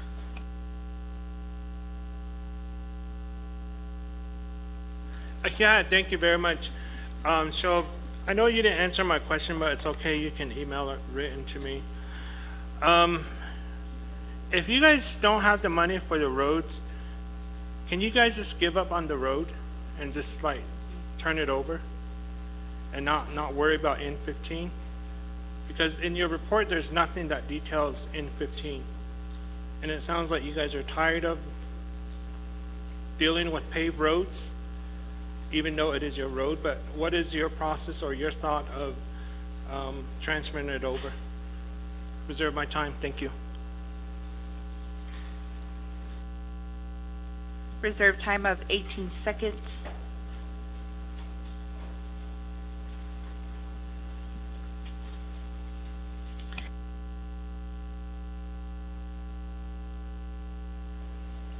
Thank you, Chairman, and we'll turn the floor back over to Ms. Shirley, and also got a request from Delegate Simpson if he could answer his questions as well.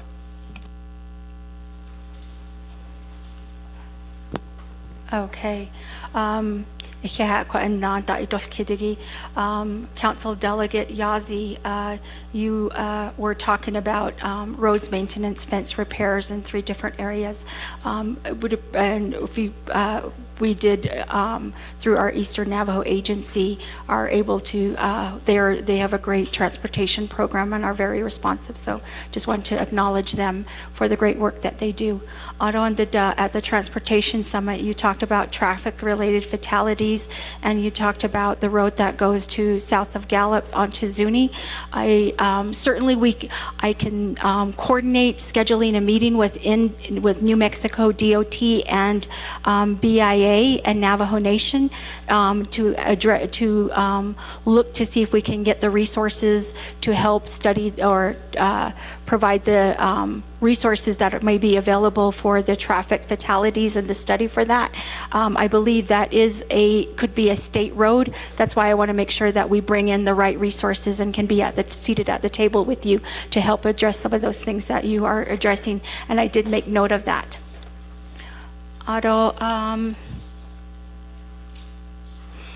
me see. You also talked about cattle guard and fencing. Again, in regards to that, we will. I'll contact our Eastern Navajo Agency as well to assist with that. Council Delegate James, you talked about turning the roads over and that we're tired of roads. I want you to know that, no, we're not tired of roads, and we are not tired of roads. We've turned a majority of the transportation funding and services to Navajo Nation, and all we have is just the roads maintenance part of what we have left, and we certainly do not mind turning that over because we believe in self-determination and self-governance, and that the tribe can then manage the complete transportation program, and we're more than happy to help share the information on how to go about the last $8 million, and that way the Navajo Nation can monitor and have oversight over all of those roads.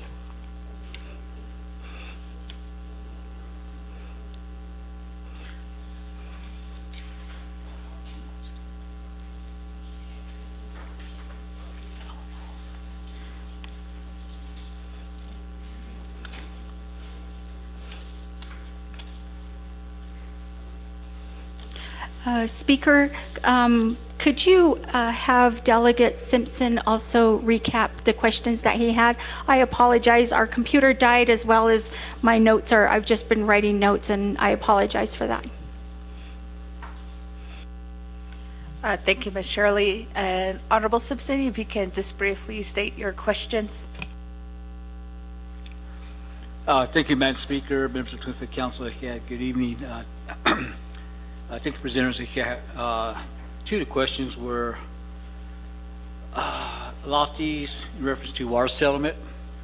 To my understanding from the last report from BIA, there is money set aside or funds set aside for lofties to start working on water settlement in reference to the Rio San Jose and Rio Perico. That funds were available to have the lofties start working on the water settlement.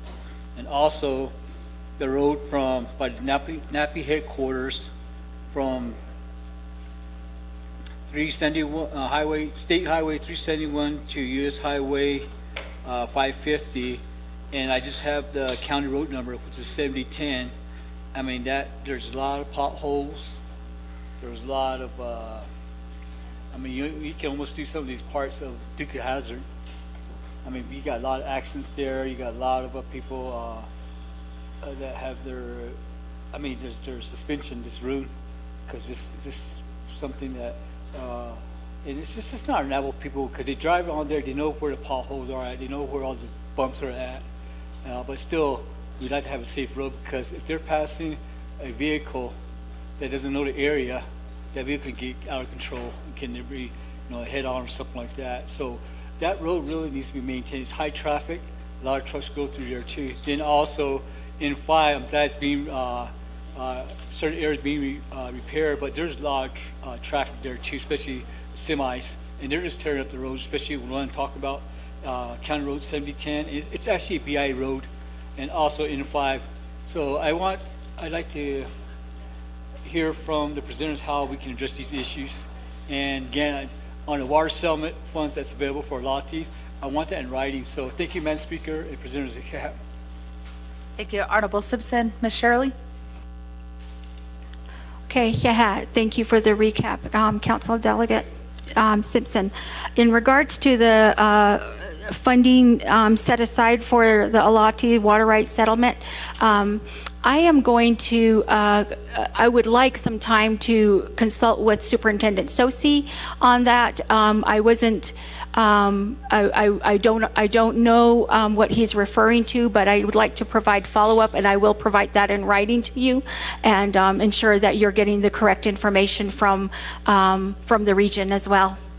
In regards to the to your question, your first question, in regards to the roads, the NAPI roads, regarding 371 and 550, excuse me,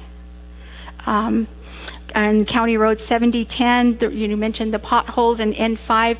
I would like to schedule a meeting with you both, and then Shiprock Agency and Eastern Navajo Agency, so we can have a coordinated effort between the Shiprock Agency Transportation Program and the Eastern Navajo Agency Transportation Program. And then if we can also bring NDOT to the table so that we are able to coordinate the issues that you have brought forth regarding those roads. Thank you, Ms. Shirley. And going back to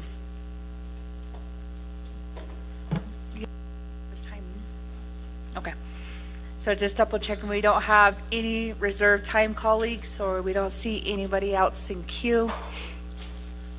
Second call. Point of privilege raised by Honorable James. Thank you. I raise this point of privilege to Rule 16 of our council rules. Ms. Shirley, do you have my questions to respond back in writing to me? Can I get a clarification that my questions is concurred with BIA? Ms. Shirley? Thank you.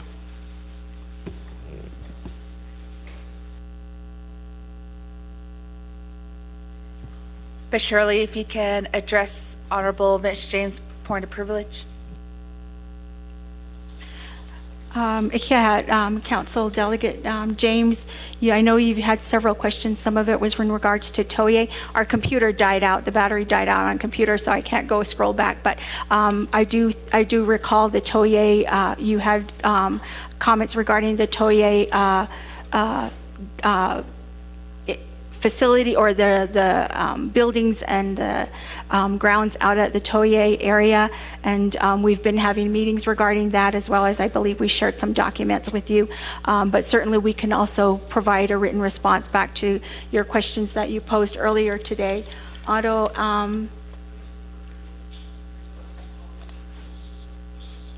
let me see if I can decipher some of my notes here. I was trying to write as quickly as I can, but either way, we will provide you with a written response. If you can just allow the fact that our computer went out, so.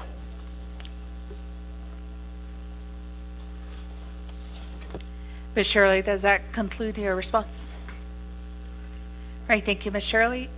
And colleagues, I don't have anybody else in queue for questions. Second call. And third call. 2 minutes on the board, colleagues, to accept the report from BIA.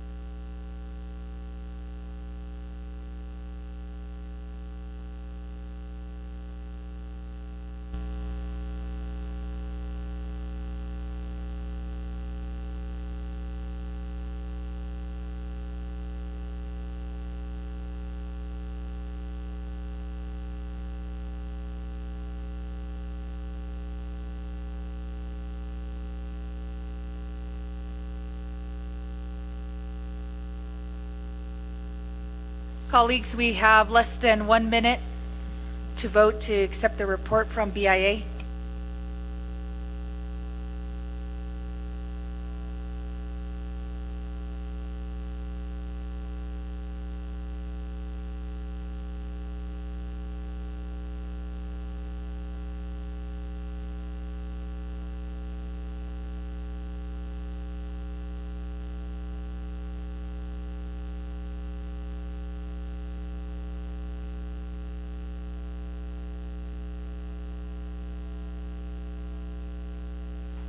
Twenty seconds.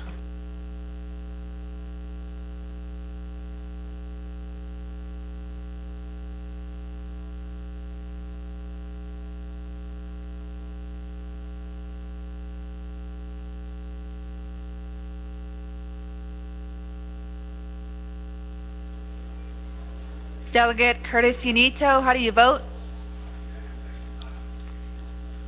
Delegate Unito votes green. And colleagues, we do have a vote of 18 in favor with 3 opposed, with Speaker not voting. So thank you, Ms. Shirley and Ms. Curley, for that report today.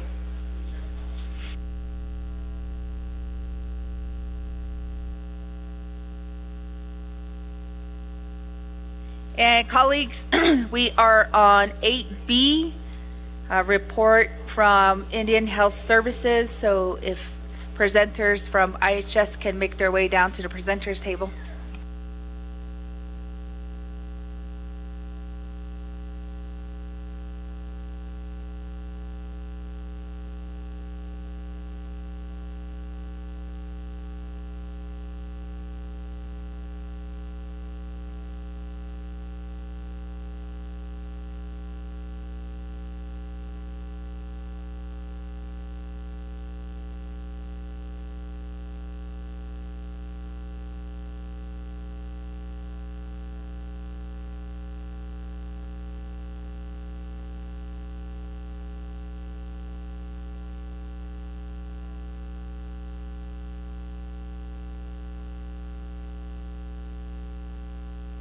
And welcome back Vice Chair Johnson from DC. So he came back.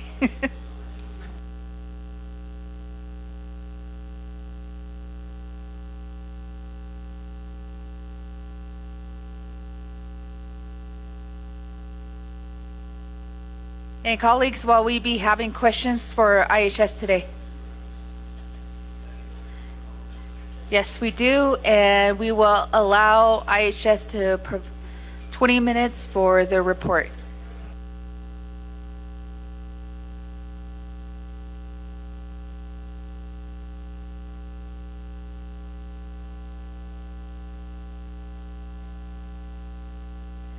Twenty minutes on the board for a presentation. Good evening, Madam. Now, okay. Good evening, Madam Speaker and members of the 25th Navajo Nation Council, and also Madam Vice President. Good evening. My name is Teresa Galvan, and I am the Deputy Area Director for the Navajo Area Indian Health Service. Toritini and Shlong Ogadene Bashichin is a Flana Eda Shiche Auto Ogadene Eda Shanella. I am here with Yvonne Key Billison, who's with our SFC program, as well as Captain Lyle Setwin, in case there's any questions related to our SFC projects. We do have a written report that was provided to the council, and it's not intended to cover all aspects of the federal NAIHS operations. Rather, it provides some of the key activities, successes, and challenges we face in the delivery of patient care in our communities. During the last council session, we provided information on the 2024 IHS agency work plan. I am pleased to share that we have started implementing some of those activities as they relate to the Navajo area. A few of these driving initiatives include service unit visits and rounding, Gallup Indian Medical Center replacement facility, realignment of acquisitions, PRC funding and medical priorities, area communication plan, hospital accreditation activities, to name but a few. In the report, you will find, and we are pleased to share with you, the council, the recent promotion of Captain Brian K. Johnson. Captain Johnson attained the rank of Rear Admiral. If you can recall, he served as the acting area deputy director. Today, he is the lead on the BIL IIJA initiatives and is detailed to the Indian Health Service headquarters. We will be planning a promotion ceremony for him during the Navajo area budget formulation at the middle of November. In addition to that, we also have had the opportunity, as for a few months, the area contracting officer position was vacant, and we have filled that critical position, and I'm pleased to announce that we have selected Mr. Jericho Lewis to this position.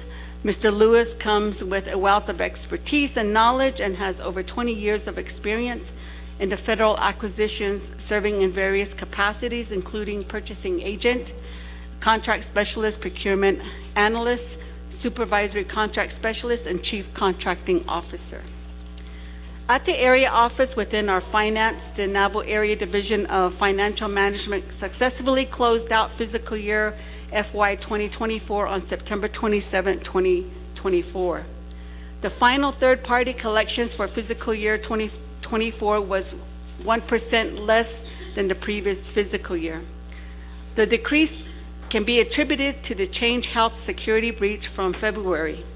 The collections that were finally received had to be manually posted by the service units, which took more research and time. The pre-award startup cost for Dilcon Medical Center for contract support costs was awarded an amount of $4.1 million. They had received, in addition, the paid and 105L lease payments to Utah, as well as Sage Memorial. In addition, we have received and paid 105L leases, and we are going through the preparations of ensuring that those are committed out and obligated. Lastly, in preparation for the upcoming fiscal year advance appropriations, documents were prepared for the 638 facilities. Within our human resources at the area office, we've been working diligently on the reasonable accommodation program at the Navajo Area IHS, and we remain in compliance with Section 501 of the Rehabilitation Act of 1963. In addition, the Navajo Regional Human Resource Office Division of Client Services completed the review of prior employee paper personnel folders. The department has transitioned to 100% electronic since February of 2022. As we transition to a new modern electronic official personnel folders known as EOPF, the human resources is starting to implement this as of October 1st, 2024. The Navajo Regional Human Resource Office has been working on the data cleanup for the EOPF. In comparison, for the third quarter for 2024 to fourth quarter 2024, the IHS has increased hiring by 54 actions. In the fourth quarter, the HR processed 249 actions for new hire, rehire, competitive, non-competitive promotions, and reassignments, which increased by 21% from the third quarter. With regards to the Office of Clinical Services, on August 26, Director Begay and Chief Medical Officer Dr. Kevin Gaines participated with Northern Arizona University on their Health Design Summit to develop a new medical school to better serve rural and reservation regions of Northern Arizona. On July 9th, an infectious disease ECHO presentation on hantavirus was attended by over 125 staff from across the country. Most of these participants were from the Southwest to keep this diagnosis on the radar as they see our patients. When we discussed purchase referred care, the PRC has been working diligently with the service units to meet the 15% carryover by the end of 2025. Spending plans are coordinated between the area office and the service unit finance departments to determine projecting deficits. In addition, the Navajo area medical priorities have greatly improved patient care and services. We have not only covered patient-specific services, but included support of direct care, staff salary, and benefits. As part of the IHS agency work plan, the agency is striving strengthening this system by developing and implementing a work plan to identify, assess, plan for, and monitor organizational and programmatic risk. Of highlight is the financial portion that includes PRC authorizations and payment process, as well as PRC carryover.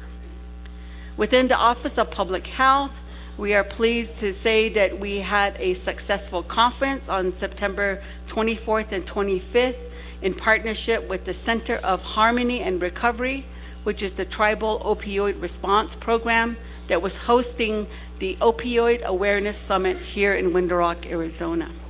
The two-day event focused on crucial topics such as drug trafficking, opioid prevention, opioid settlement, and data trends.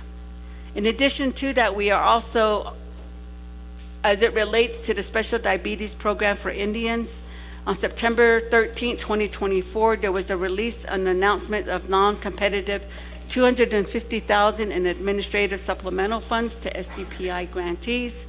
Once all information is received and reviewed, all applicants will be uploaded into the grant solution.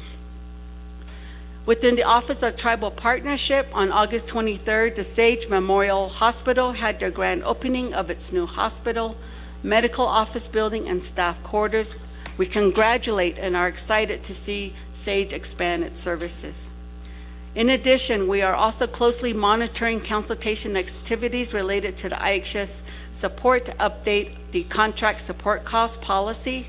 IHS headquarters anticipates that a new calculation methodology for third-party CSE will be established by December of 2024. With regards to Office of Environmental Health, funding for bipartisan known as BIL is helping the Navajo Area Sanitation SFC construction program address critical water and sewer projects funded for the Navajo Nation.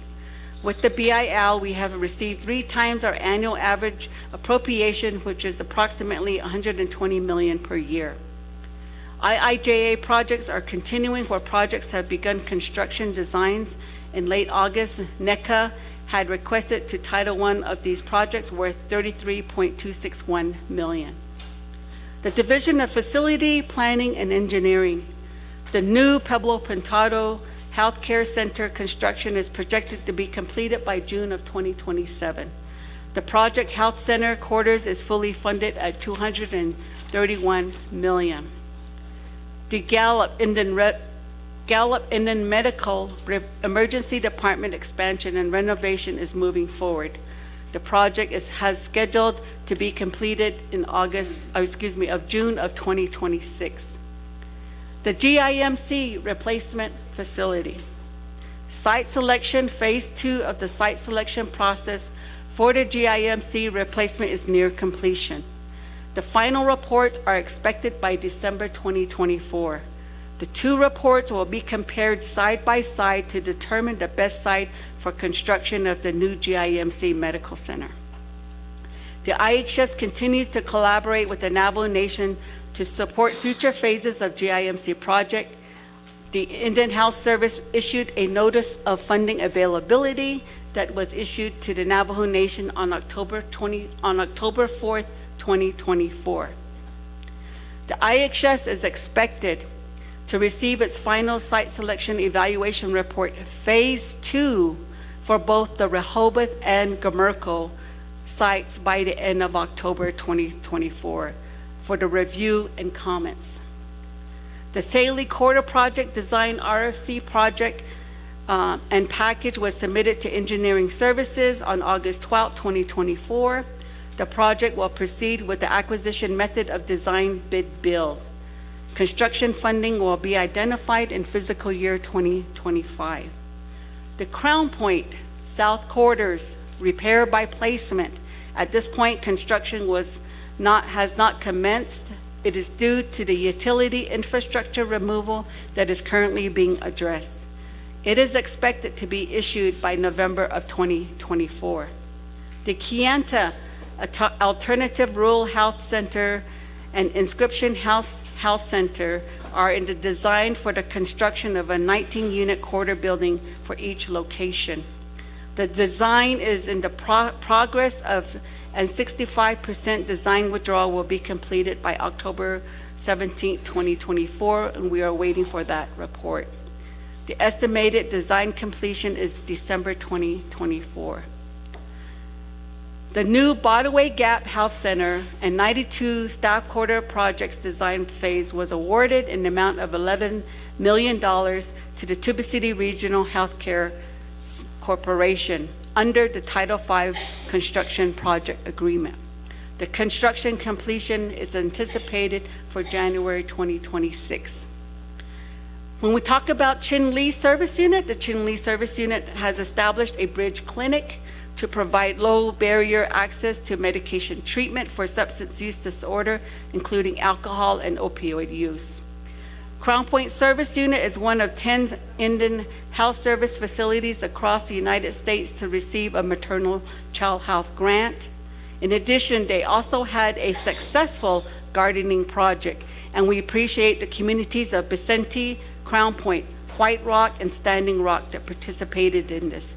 There was also a workshop that was held at NTU on July 30th, 2024.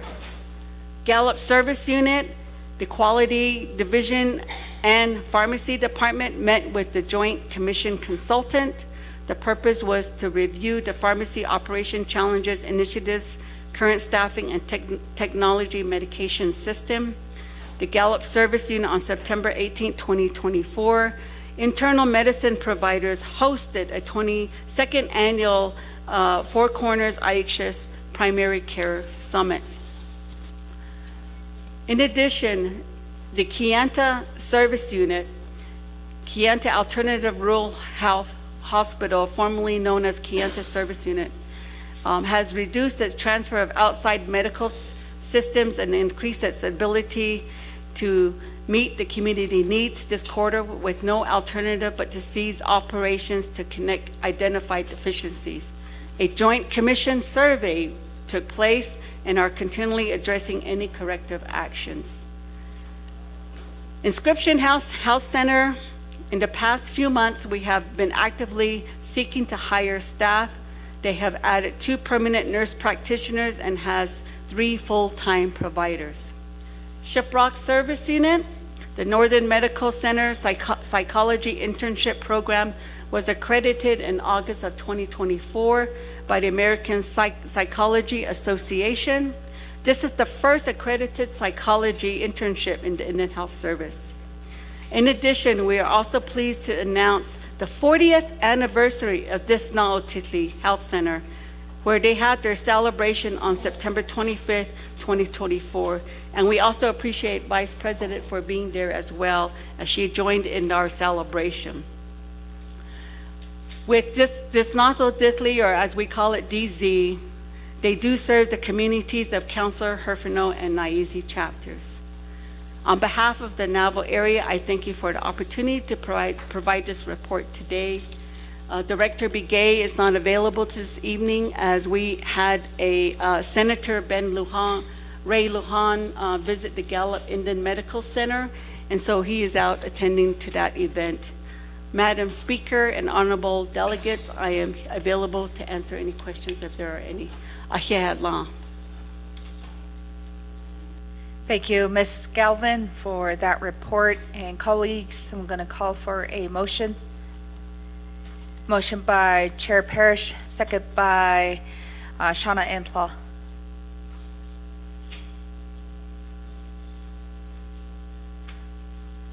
And colleagues, first in queue, we do have Honorable Toth. Thank you, Madam Speaker. I just have 1 or 2 questions. This is in regards to Pablo Wintado.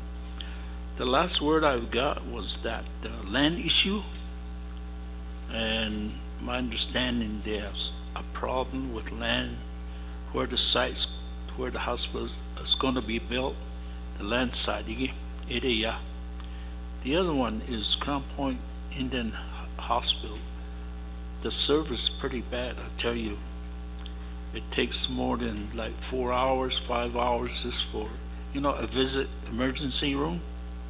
So a lot of turnover also is happening. I don't know if you realize that or anybody conduct assessment. The other one, you constantly, this is in regards to Gala Medical Center. Every time I go by, there always a construction. And another month we'll have another, you'll have another construction. What's going on? Are you just wasting money and trying to rebuild the whole building? And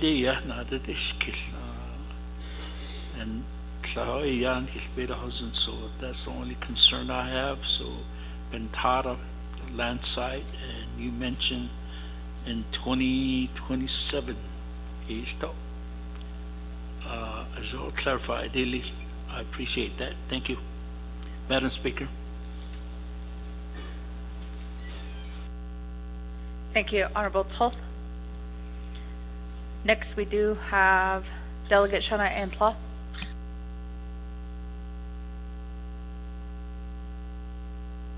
Team from IHS, I appreciate the report that was delivered here this evening. I just have a question as to what are the contributing factors for the vacancy rates. We do see the increase from the second quarter to the fourth quarter. So if you could just give us a reason of why those vacancies are rising. And then also, it's good to hear that the Bridge Clinic is being implemented. And I think that there's currently limited access to the facility transfers, and I'm glad that this is being implemented as it does affect a lot of our members that have substance abuse disorders, and that we're trying to provide treatment for them. In addition to that, I just want to say thank you to all of our IHS employees, our frontline workers, and I do work with the Chinle Comprehensive Healthcare team. So I wanted to say good evening to the CEO, Mrs. Darlene Chi, Angie Nez, Perry Francis, and Ursula Noki Wilson. So we are doing great things out in Chinle. And then I also wanted to just make the announcement, and if you have not been invited already, they are going to have the Tapestry of Wellness event at Chinle, and that will be this Thursday starting at 8:30 to noon, and that's a great time to connect with a lot of our service providers as well as our healthcare professionals. It's always good to see our returning doctors come back and do great work within the Navajo Nation. I know that a lot of those primary care workers have returned, using them as consultants, so I just wanted to express my gratitude to them. And then also hearing the great news that you mentioned about the programs that are being delivered across the Navajo Nation. And for Chinle specifically, we are trying to work at regaining 15 acres so that we can expand the facilities there, and I hope that you would put that as a priority, as Chinle, although the facilities are not necessarily dilapidating, but they are becoming fairly old, and with our community being a large metro area for our surrounding communities, we do need a bigger facility. And it's good that NTUA is doing the water treatment plant for the community, so I see that as an opportunity of growth for IHS. So I just wanted to say that, and with that, I will yield the rest of my time. Thank you. Thank you, Delegate Law. Next, we do have Delegate Dr. Andy Ness. Yeah, thank you, Speaker Aro Kuro Shade, Ms. Galvan, and your team. So I know I've posed some additional questions regarding our EMS services, and I wanted to just follow up if the area office conducted or where the contract is for the area-wide interfacility ground transportation, and also when the next negotiations would be occurring between Navajo area IHS and the Navajo Nation regarding the ISDA AA. In addition to the Chinle facility, I know during our tour of Dilcon Medical Facility, there was a portion dedicated to our EMS services, and I don't know if there's been a conversation between the executive director as well as the Chinle service unit regarding space there at the new facility in Chinle.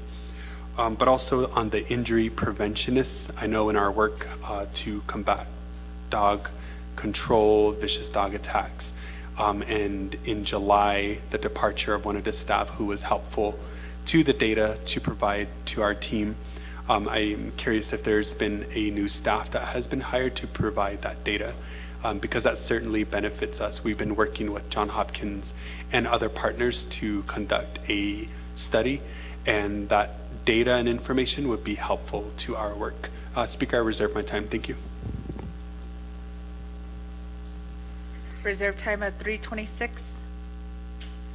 Next, we do have Vice Chair Jermaine Simonson. Thank you, Speaker Curley, and thank you, IHS, for Ms. Teresa Galvin and your colleagues. Good evening. We just had a nice presentation from you with Hess last week regarding the special diabetes program, and you had all of your service units come out and present data to us in regards to their number of participants every year. And I know we had a good dialogue about how to, really better collaborate and coordinate so that people don't think Just Move It is just one time per year. You don't just move it one time per year. But it's, I really appreciate that, conversation last week. And also we requested, new latest numbers in terms of our health in regards to diabetes and what our nation, the health of our nation at this time. So that was something we requested. But I also wanted to bring up to you that in my local community is a Pinon Healthcare Center, Pinon Healthcare. And there was a time, probably over 10, 15 years ago, that small healthcare facility was doing really well in terms of billing. And as a matter of fact, I believe they even carried Chinle Comprehensive Healthcare for a couple of years. And so, and we wondered why, some of those funds weren't coming back to Pinon Health Center to help really build it out. Today, they are, I've been to a couple of community meetings. I ended up at a Forest Lake chapter meeting and happened to come upon a lot of community concerns in regards to healthcare services and delivery at Pinon Healthcare Center. And then I went over to Pinon chapter planning meeting, and they also had, they provided me with a resolution in terms of the issues that, that were being experienced there. And so as I'm reading some of the letters that came through, there is this letter, which is dated August 23rd, 2024, says that the health center currently has over 60% vacancy rate, and management is failing to recruit medical and nursing staff. And so the few that remain there are trying to hold it together to try to help their people. Patients are being told to go to Chinle for service, and most patients that they talk to are unable to do that because of no money for gas, or unable to make the trip to Chinle because their vehicle can't make the trip. So it's still quite a ways from Pinon to Chinle. They also wanted their emergency department reestablished, and then their prescription is not in a timely manner, and everything is being blamed on short staffing. So what they really were concerned about is just management. And I have worked in, the healthcare IHS facility, and I just, I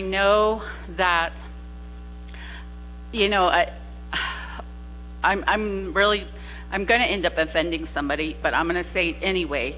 But in the IHS, as well as even BIA, people move up the ranks, not necessarily because they have the, say, education expertise.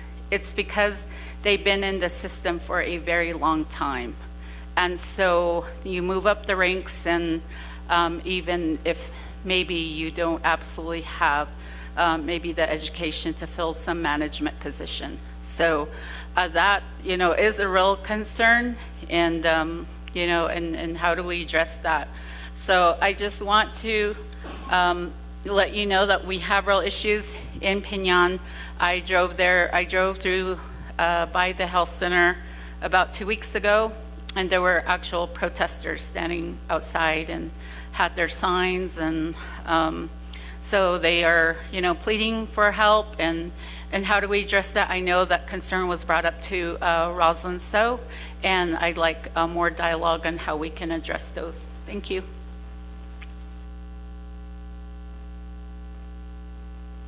Thank you, Honorable Simonson. And then next we're going to Honorable Simpson. Thank you, Madam Chair, members of the 25th Council, staff, yes. Thank you, our presenters. Appreciate that. Thank you for your report. Appreciate that. Yeah. I'm hearing to some of my colleagues and some of the concerns that being brought up at the local level, either IHS hospitals or IHS clinics. And right now we do have our Navajo people going to get health care from these facilities on the Navajo Nation. And at one point, there was health boards at each of these clinics and hospitals. So the people, our Navajo people, will bring their concerns to these health boards at these IHS facilities on Navajo Nation or IHS clinics. And it seems like after the health boards were abolished, our Navajo people don't know where to go to take their concerns that they're getting poor health care services or other issues that they have that they need to address, that needs to be addressed to certain, maybe their leaders or the health board. But having these health board at these IHS clinics or hospitals on the Navajo Nation, it was very beneficial. And when I say very beneficial, was that our Navajo people took their concerns to these health board.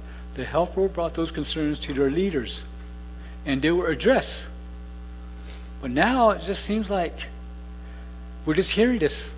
Like my Che here, Delegate Tolt, he talked about Crown Point. But when Crown Point held the health board, the people took their concerns to the health board and they addressed it to the proper leadership or entities. And we're hearing today that our Navajo people, again, Delegate Simonson stated that people were protesting. They're trying to find ways, trying to find how they can have certain entities address their concern or take their concerns from their own leadership to maybe to the IHS at the Navajo regional level or to the federal level. So the reason I'm bringing this up is I really like to see Navajo Region IHS to bring those health boards back, reestablish those health boards at the IHS clinics and hospitals on the Navajo Nation. So I'm asking for that. The chapters has been asking for it, to reestablish these health boards at the clinics, at the hospitals that are under IHS, and these clinics and clinics and hospitals that are now on the Navajo Nation. So I'm asking, please listen to our leadership here, listen to our Navajo people, that they want these health boards reestablished.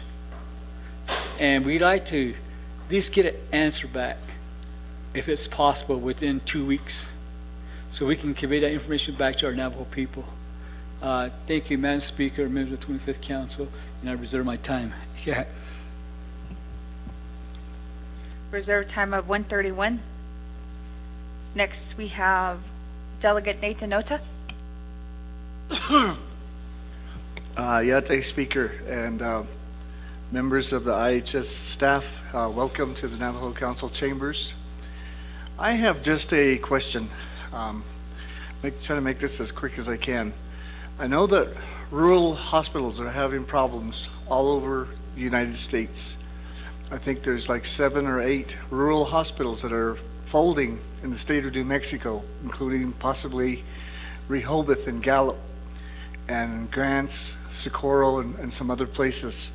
I've heard discussions about, with the lack of resources, the lack of doctors, the lack of nurses, the possibility of combining the Rehoboth Hospital with Indian Hospital. The comments that I heard was that it has been done before. It did have precedents in Alaska where they combine the regular Belagana Hospital with the Indian Hospital. Have you guys heard any talk about that type of thing? I do understand that 60% of the clientele that go to Rehoboth are Navajo. And as you know, a good percentage of our clients that go to IHS is Navajo as well. I'm thinking, I don't know, the conversations that you might have had, the benefits of that and getting good quality doctors, good quality nurses. And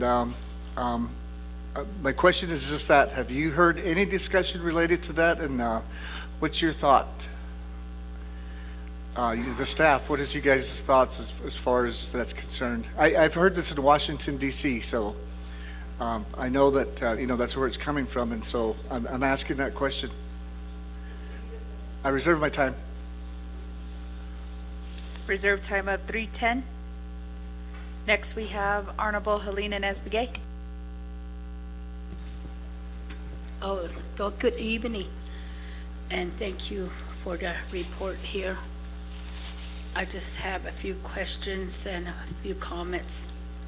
I'd just like to thank you guys for our water line extension from Kaibito to Lachi'i. Finally, we're gonna move this project. We waited too long for this.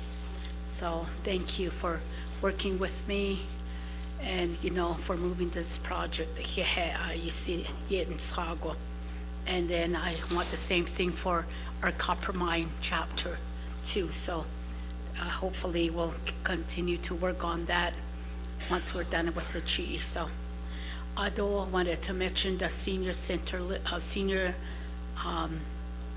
living center in Kaibito.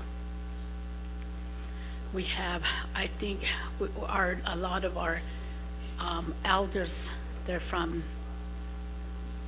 the surrounding area of Tuba. Some of them come in from Cameron, outskirts of Kienta or other places, and they're placed there. They're not all from Kaibito. And some of them, they are on fixed income. So sometimes I hear that the rent is too high for them, or the majority of their check, they pay for the rent. So, and then they need to really monitor that place, because there was a few of concerns that were brought to my address, so about bullying, some elders or being bullied there. So so I still need to go and address that to the housing, as a housing rep in Tuba. So that needs to really be monitored closely. So, and then the healthcare in Tuba City at the regional hospital there, that's a 638, and we do pay for a portion of our medical when we make our visit there. And the providers, I don't think we're getting that service that we should be getting. We don't get that quality service health care that we once had before. And I get a lot of comments about that. So, and the waiting, emergency waiting room is, a waiting time is like 2 to 2 to 4 hours. So that's a long time, because I sat there one evening for 2 hours and they didn't get to me, so I just left. And I saw some sick people sitting there and they said they've been waiting for at least 3 hours. So, that needs to be addressed, so. And I think we need more providers there in Tuba City. And here we're gonna open Echo Cliff once it opens up. So, I don't know if you guys are gonna open Echo Cliff Healthcare and maybe remodel Tuba City Medical Center. I don't really know about that, but I tried to make it to the health board meeting, when I'm around there. So that's what I want to address to you guys this evening. So yeah, thank you. And I'll wait my time. Thank you, Honorable Helena Nesbegay.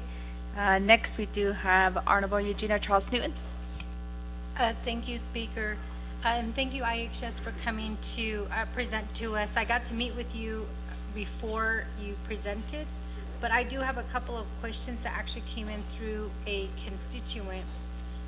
First question is, why is there a referral disconnect between preferred care and case management? The patient has to see both offices for outside medical resources. Too much time waiting. Patients wait as early as 6:30 a.m. in line to get into preferred care. These two offices need to be combined rather than having to do the back and forth between offices. That's first question. Second one is, why is there no qualified permanent radiologists and orthopedic physicians at NNRMC?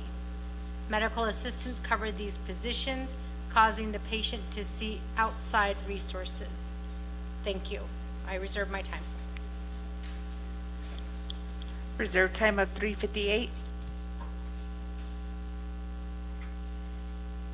At this time, I'm going to have Ms. Galvin and also the presenters answer a lot of these questions this evening. Thank you, Madam Speaker and members of the 25th Navajo Nation Council for your questions. To start off with Delegate Toth and the question that he raised regarding Pueblo Pintado and the land issue that is going on. So Delegate Toth, on page 12 of the report that we had provided, in the middle part, just where the photo is at, it talks about the Land Development Department, and right now, as the lease package were received on September 23rd, 2024 by the Navajo Nation General Land Development Department and are in the President's office. The President's office will review and forward to the Legislative Office for the drafting to the RDC to have a resolution completed. The RDC will be the final approval of the lease. So once that is done, the President will sign the lease and forward to the IHS Realty Office for final signature. So that's to address the question that you had on the land status, Delegate Toth. The second question you had was regarding Crown Point Service Unit emergency rooms.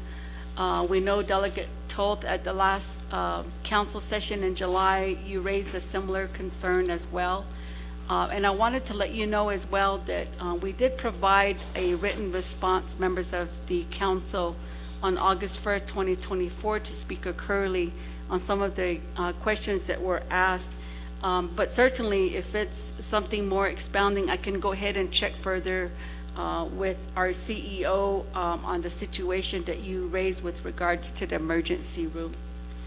And then the third question you asked was the construction going on and about the Gallup Indian Medical Center.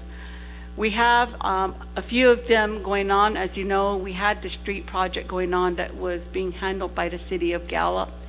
But right by the emergency bay area, we have an endoscopy being constructed. We're also expanding our emergency department that I addressed in my comments earlier. So we have some shift movements going on.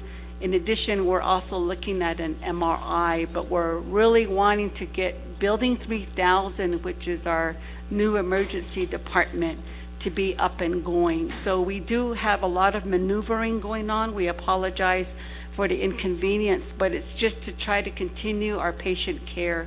And that's one of the things that we were able to showcase to Senator Lujan late this afternoon, because we made mention about the desire to try to get and maintain GIMC to the best for a good working environment for patient care. So that's why you see a lot of movement and a lot of cranes, heavy equipment moving around, and that's basically what's going on. The question by Delegate Claw on the contributing factor for the vacancy rates, I believe you're looking at page 6 in the report. I believe it's going to be at the tail end of it, of the paragraph. We did have a charting system, but I thought it looked too busy, Delegate Claw, but I took that off. But certainly we can come back and answer the questions on the vacancy rate and have our HR department provide that for you, and we can provide that in response back to the Navajo Nation Council in our written response. And I'd like to enhance a little bit more on that, but I appreciate the question that you had, and I think it'll maybe give a better underlying on the contributing factor that you made mention of. Thank you for the support for the Bridge Clinic. The interfacility transfer, yes, and I think that's why we're also having the Bridge Clinic in place. But still, we have some expansion efforts going on as well there at Chinle Service Unit. If there's anything further to add, we'll add that in our written response just as well. And then also, Delegate Nez, the question you asked with regards to EMS services, I know, again, this is something you had raised to us, and we did provide the response on August 1st, 2024, Delegate Nez, and I think I resent it back to you. You have it? Okay, great. And we also had an attachment as well to some of our responses. But if it's something more that you need other than what we provided, certainly please let me know. And then we can add that in further to our written response if there's a little bit more of detailed information that you require. You asked about the negotiations between the area and EMS. I do not have those dates, but we are receiving packages. In addition to that, I'll check with the Office of Tribal Partnership, and the HMS and NTCCF, that's actually with the Navajo Department of Health that has all the programs within it, such as CHR, behavioral health, health education, to name but a few, and then the social, well, they changed their name, I'm still trying to get it, Division of Family and Children's Services. I think it'll get in my head. But I think those are the negotiated contracts that you're talking about. We are receiving a few of them, but I can find out the status of where we're at. And then there was a question about dog and cat control. And certainly I can check with our staff that works under for the data information, and so I think we can provide that information in our written response, Delegate Nez. And then Delegate Simonson, I'm sorry. Thank you, and that's our point, to provide that presentation for the Just Move It initiative that is funded by the Special Diabetes Program for Indians. And I also want to add that the follow-up that we have, I do have a scheduled meeting tomorrow morning with Michelle Morris and Director Yazzie to follow through on some of the directives from HES. So I'll be meeting with them tomorrow morning, and I'll be going through the list that you talked about with relations to SDPI.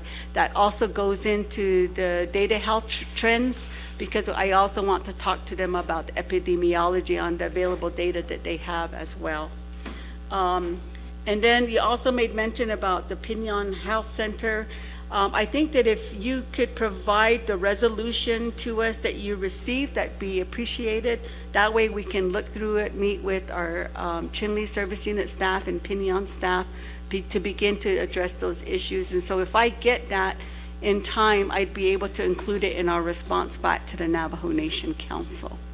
I know that we had talked offline and you brought to my attention regarding the protesters. That is a personnel issue, but certainly just up to a certain point, I can only go so far and address this with you. But, if we need to talk offline further between myself and Director Begay, we can do so, but it's a personnel matter, just to let you know. And then also Delegate Simpson. Good evening, sir. And thank you for bringing back to our attention with regards to the health boards.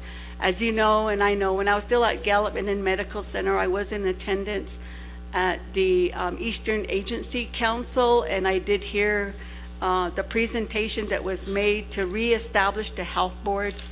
I do have that resolution. I did provide that to the area office, and I think that what we need to do from our end is we did have a formal correspondence that was sent to President Begay.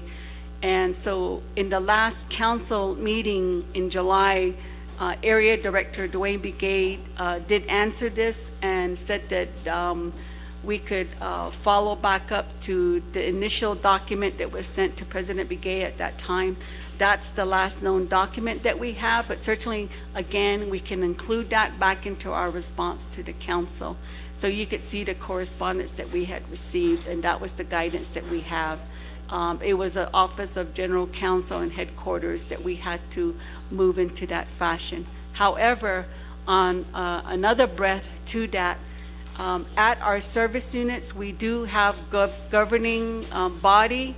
And in fact, next week we have, we call it GB. We'll be meeting next week, and Director Begay, one of the meetings that we had, welcomed delegates to attend that if they'd like. And we have that the same as well. It is scheduled all next week. But certainly, like I said, we can come back and be able to provide you that in written response if you're okay with that, sir. Delegate Nota, thank you for your question. I was, and I did listen in on the meeting that you had attended with Director So's staff, Deputy Director Benjamin Smith, in their discussion with McKinley County Commissioners as they met in the tribal delegation meeting. And from that meeting, we had talked about RMCH and the services that they have, the GIMC available land that McKinley County owns. And in that as well, I had also made mention that we had a dialogue as well with RMCH McKinley County manager on the use of two of their floors that we know is still vacant. And so we had heard from the county manager Diaz that they will be renegotiating the lease agreement with RMCH. We understand action did take place. We have been waiting on a response back from County Manager Diaz, so if you can help us. We sent 2 emails to him. We've not heard the outcome and how long that lease will be with RMCH. So you're asking me a question on combining services, but we know what, in part, what they provide. And I'm not aware of RMCH and IHS in the past that may have had this type of combined services. So if you have something in that, and please share that with us, because it might be something in archive that I don't have readily before me. And I can't really address the rural hospitals having problems with RMCH grants and Socorro that you mentioned, because I'm not in those facilities to know what problems that they are beckoning with. And I think that certainly we can have that conversation. Those are my immediate thoughts. We did make mention late this afternoon to Senator Lujan about RMCH2, that we were wanting to lease the 2 floors from them. But McKinley County, as you know, does own RMCH facility. And we're more than willing, depending on how long the agreement is, but we'd like to get our foot in the door because of the infrastructure need that we have at GIMC, sir. So we appreciate your assistance in that. Helena Nesbigay Ahihatlanan for thanking our staff. They work hard and diligently. And as many of the council may have seen, Yvonne Key Billison also emailed to all of the delegates the SFC project listings that we have. It is a lengthy document, but we have communicated that. That was a result of the ARPA work session.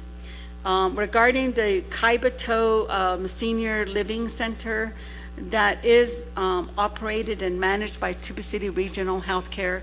So I'm not too sure, but we do have a forthcoming budget, Navajo area budget formulation, and Ms. Walters will be there. And if you're in attendance as well, you know, we can huddle, talk to her, and address your concerns, but that's what they operate and manage. And then also, I believe HES has also been receiving, you were talking about with Tuba City Regional Healthcare Corporation, the need for provider services and quality healthcare.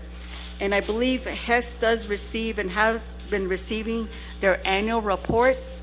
So I think if you look back at that, you might be able to get a little bit of the information for you.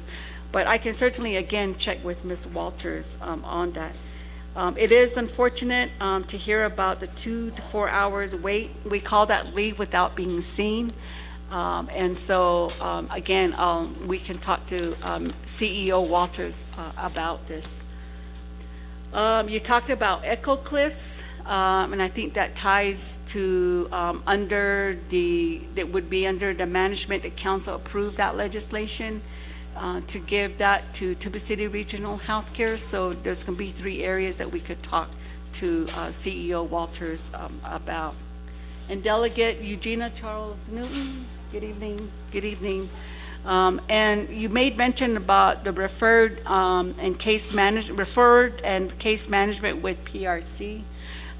So on the patient wait time, I'm going to have to check with the Northern Navajo Medical Center and our PRC coordinator on what the situation is. But ma'am, if I may, I'd like to include this in our written response back to council. And that's going to be the same for the radiologists. I do not have the staffing list before me, but certainly that's one that we will address as well in our written response. Madam Speaker, I think there was a small, was there a small section right on SFC, or are we good? We're good. Okay, Madam Speaker, I think that's my immediate response again. Thank you. Thank you, Ms. Galvin. And colleagues, I'm going to go back to who's in queue for questions. I don't see any, so I'm going to go back to reserve time. We do have reserved time for Honorable Dr. Andy Nez with 3 minutes and 26 seconds. Hakoshi Ikat, Speaker. Auto to Ms. Galvin as well and your team. So I'm in receipt of the response that you provided, and it sounds like you prefer a written response, so I can follow up specifically on that as it related to the area-wide interfacility ground transport contract, as well as some of the advocacy needed for EMS. As you know, the winter is approaching again, so a lot of these direct immediate services are very high, especially within our upper District 18 region. I do have, again, I can also include this into the written response, but regarding the translating, I know in this response it sounds like has to be some cost related to it, and that just kind of doesn't make sense to me because it's a language, and so I think that should be readily available.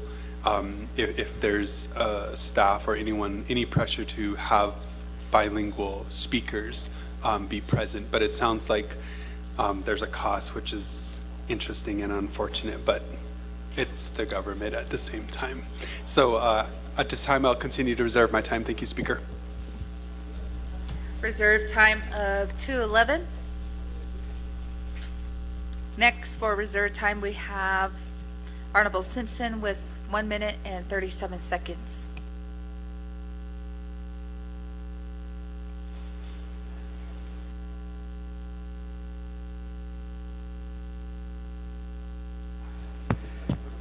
Thank you, Madam Speaker, members of the 25th Council. Again, thank you, President, for your response to my question in reference to reestablishing the health board at IHS clinics and hospitals on Navajo Nation. Again, it goes back to this is what came from our general counsel or our solicitors. There's always a response back. We, as Navajo Nation, say, okay, it's not okay. I think we need to have DOJ, our DOJ, and also let's say council look into, they can get we can get our own opinion too.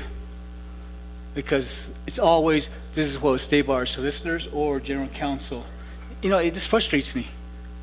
It really frustrates me just to say, okay, we're going to just go with that, what came from your attorneys.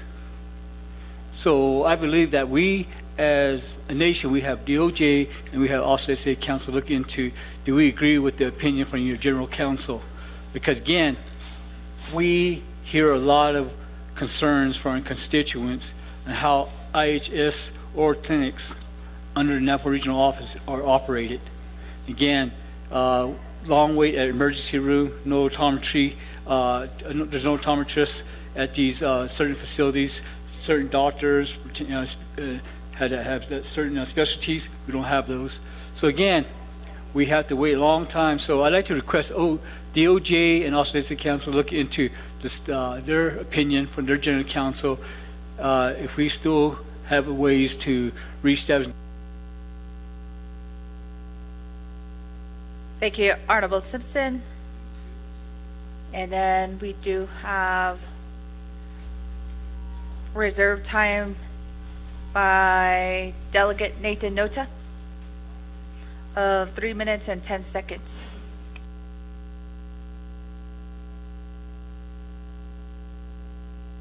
$638 contracts. Are those being at any point renegotiated, and is there any opportunities for increases in funding from the feds through those contracts?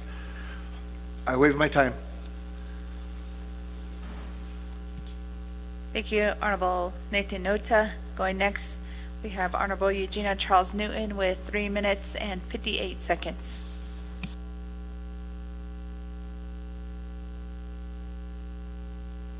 Thank you, Speaker. Just one question, or one actually request. Of December of last year, I believe it was December, might have been beginning of January, or maybe it was January of last year, you guys took away walk-in for people who could just like walk into the clinics and be seen that day if there was time, or like people who might have canceled their appointments. There was really no notification given at the Northern Navajo Medical Center there in Shiprock. And that's one of the biggest complaints I think that we do receive, is that walk-in has been taken away. I used to take advantage of it because you guys, Yvonne, you know that our delegate schedules are crazy. And if I had, some time, I would go and I would try to get seen. The last time I made an appointment, it was 2.5 months out. So I'm looking forward to my appointment coming up in November. But if we had walk-in, we could just go in and we could do walk-in to get seen. So can you guys please bring that walk-in back? If it's a matter of not having maybe numbers or maybe not having the data to support that, I'd be willing to host a community meeting for Northern Agency to ask them if that's something that they do want. But that's one of the requests I know that I do get a lot on social media, is asking why walk-in has been done away with. So that's my last request, and I can do that in writing if you guys prefer it. I think I asked that question the last time that IHS was here, so hopefully you guys are taking that into serious consideration. Speaker, I waive the rest of my time. Thank you, Honorable Chair Eugenia Charles Newton. And then new in queue, we do have Vice Chair Johnson.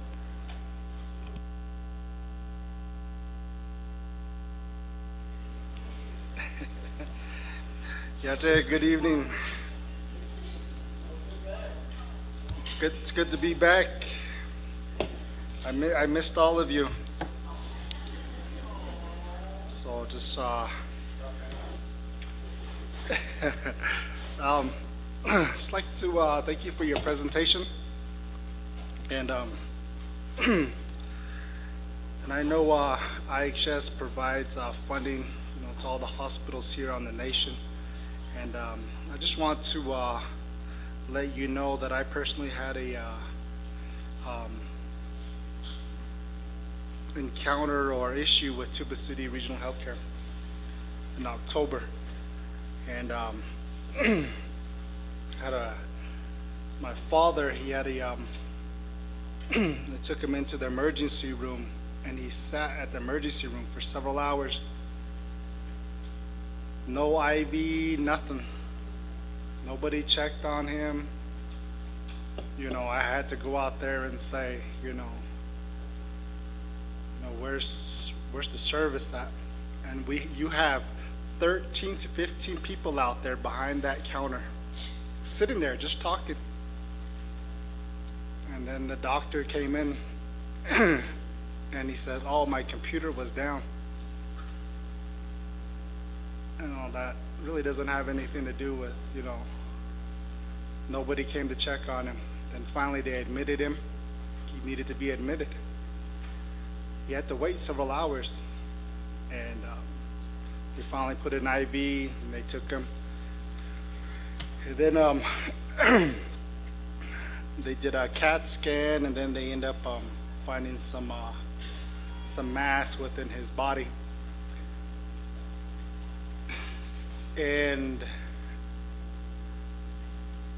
I hear about all these other facilities going up, and you know, Red Cliffs, but you don't have no oncologists.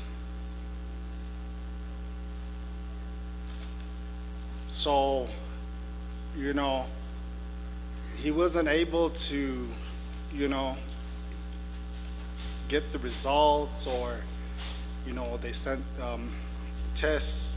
I don't know where they sent it. I don't know why it takes it about a week to get that test back. It shouldn't take that long. It comes back. Then we had to wait again because the oncologist, whoever they contract with, could only be through Zoom. No telemedicine, nothing. None of that worked. They just got a laptop like this, and they just put it in the middle of a little room, and you know, we spoke to him. And you know, and they sent the test. I don't know why, Flagstaff somewhere, and it took a long time for that to come back. And during that time, while we were waiting for the test, the the rehab, those were that were helping them with the rehab. What do you call those guys? They made a recommendation to a facility that helps them. Yeah, rehabilitation facility. So they made a recommendation. On a couple days later, we went back, referral. They rescinded their referral. They said, oh, he can walk 300 feet and back. He could even walk. And the physical therapist or whoever made that it was documented right there. And finally they said, oh, this is, you know, we got to hold the oncologist and the test, and they said, oh, he's got a couple months to live, and he passed within 2 weeks.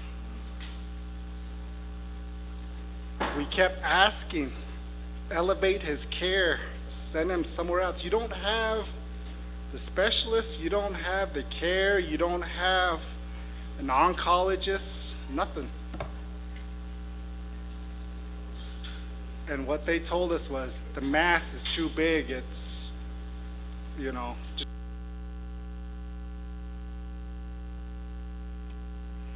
Thank you, Honorable Vice Chair Johnson. And next in queue, we do have Honorable Lester Yazzie. Thank you again, Shanella, Madam Speaker, and then Ms. Galvin and your IHS team. Thank you for the report. I am looking forward to the comparison study on the new location for the GIMC. But what I wanted to also share is I want to continue my advocacy for the Chechiltka Vanderwagen Water Project. Since the San Juan Lateral is years away from reaching our community of Chechiltka, we have currently drilled some water wells, and we have a contract that is pending for the construction of distribution, and lastly, into a storage tank. And I do believe that Indian Health Services will be involved with the assistance or funding. I'm not too sure what size it is, but the water storage tank that's desperately needed in a community that does not have any running water. So with that, I'd like to go ahead and continue to request that we have IHS continue to collaborate with our community, our water project, and then also the funding of this proposed water storage tank. I also wanted to elaborate a little bit on what Honorable Danny Simpson brought up. We do have that dated letter from President Russell Begay, but we also have some new recent letters, recent resolutions that we also like to go ahead and share or forward to your attention, supporting the the health boards. So thank you, Madam Speaker. I'll go ahead and reserve the rest of my time. Reserve time of 3:03. Next, we have Chair Vince James. Yeah, thank you very much again.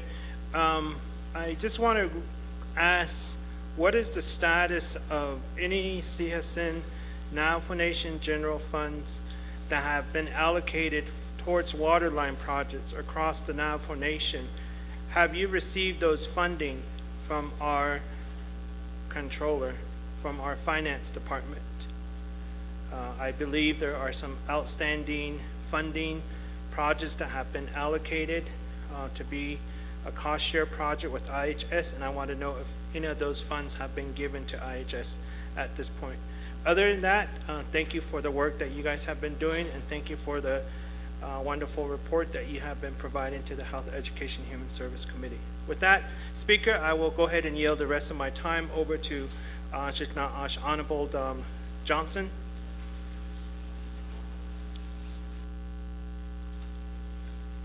Yields time of 4 minutes and 6 seconds to Vice Chair Johnson. Yes, Chairman James, thank you. I accept it. So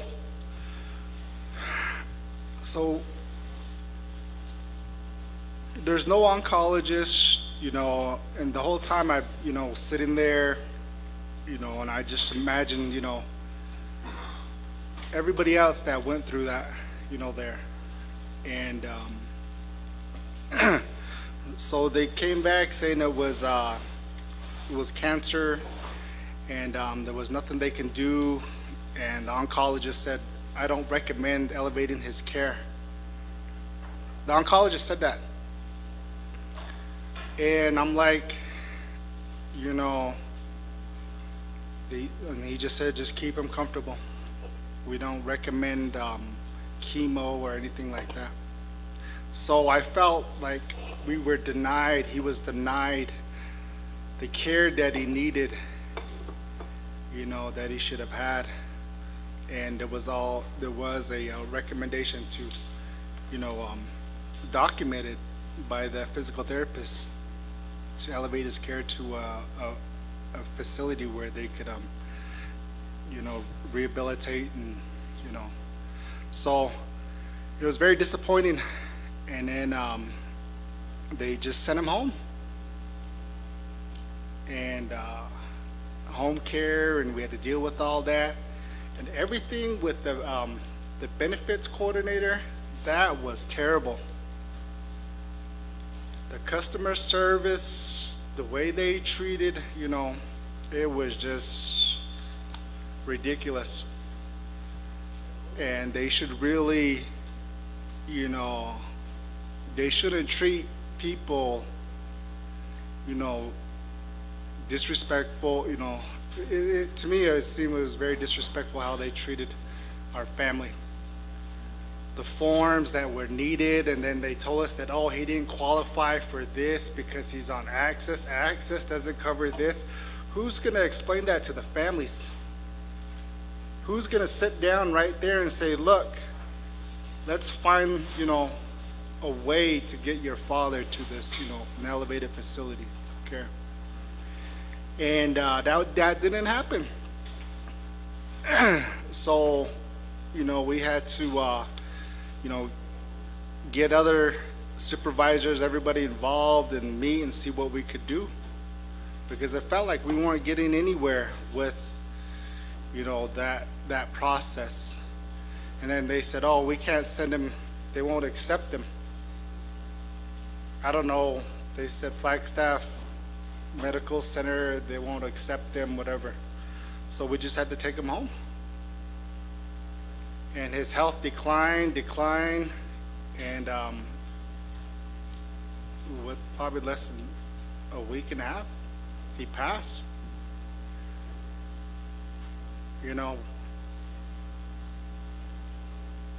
They didn't say bring him back to the hospital if it's, if it gets to that bad. So, it's just very disheartening, because my mother passed of cancer 20 years ago, and to go through that and to see that, and with my own father, and my own home facility that covers, I just think of how many people are going through that same thing, and I wasn't, it was nothing I could do.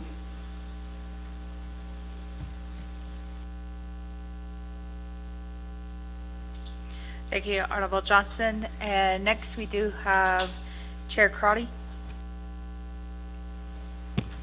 Oh, yeah, thank you, colleagues, in holding space for Vice Chair Johnson. I think this is a critical conversation for a lot of our families who suffer not getting the appropriate advocacy when it comes to how to care for their loved ones. And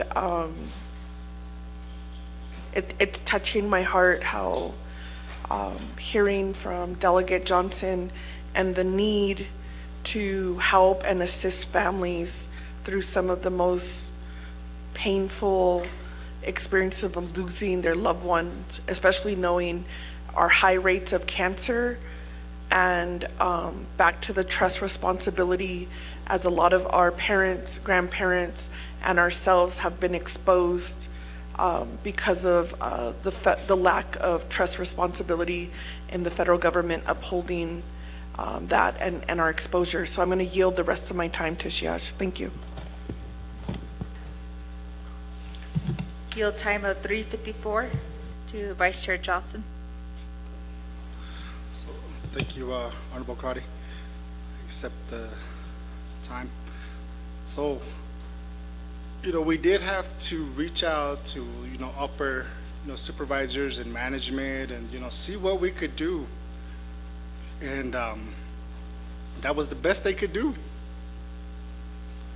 And so, he had access, and, it just wasn't good enough. And so I just kind of think that, it's like that everywhere else, that type of service. And it's very unfortunate, witnessing it firsthand.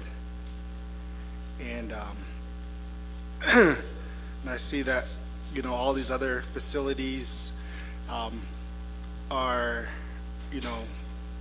being going to be are being in construction now. You know, do you even have the specialists that are going to fill those positions? Do you even have childcare for those doctors and specialists? You know, is there a MOU, an agreement, with Navajo Nation daycare, or, that's another challenge, because, right now they're only accepting low income. There should be some type of an agreement where you have, childcare that, will help, they will share the facility. So, that's something that I really, being on the RDC, we really help Echo Cliffs, with the land and, going through the process, the right of way, the lease, everything like that. I voted green on all that. And now, I really think that, I'm glad you're here today to hear this. This is my personal testimony to you. And I really want you to really look into improving this system. And just like Chair Crowdy said, this is a trust responsibility. And I know they receive the funding and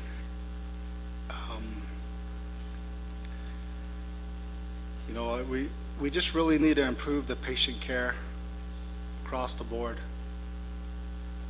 And I don't think that, what I went through, I'm the only one that's been through something like that. So,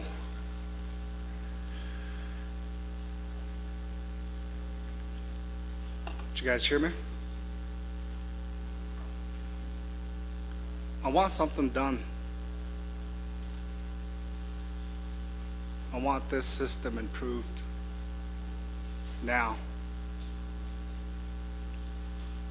Not next year, not 2 years. Let's get it done. Thank you for your presentation. Yeah. Thank you, Honorable Johnson. And next we do have Honorable Herman Daniels.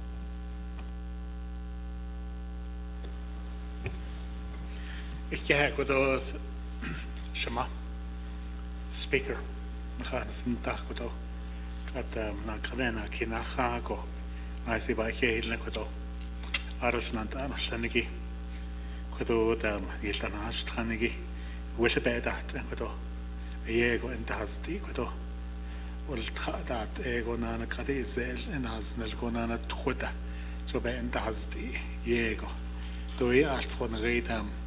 Not every home through on the Navajo Nation have running water. Or that koto erto tchoya hataz lida. So koto غيدام زل إناز نلقي. I really want to thank Utah Navajo Health System. The way they're operating on the Utah side. There's a clinic at Monument Valley. There's a clinic at Montezuma Creek. There's also another clinic at Navajo Mountain. I see in Juno da Inish.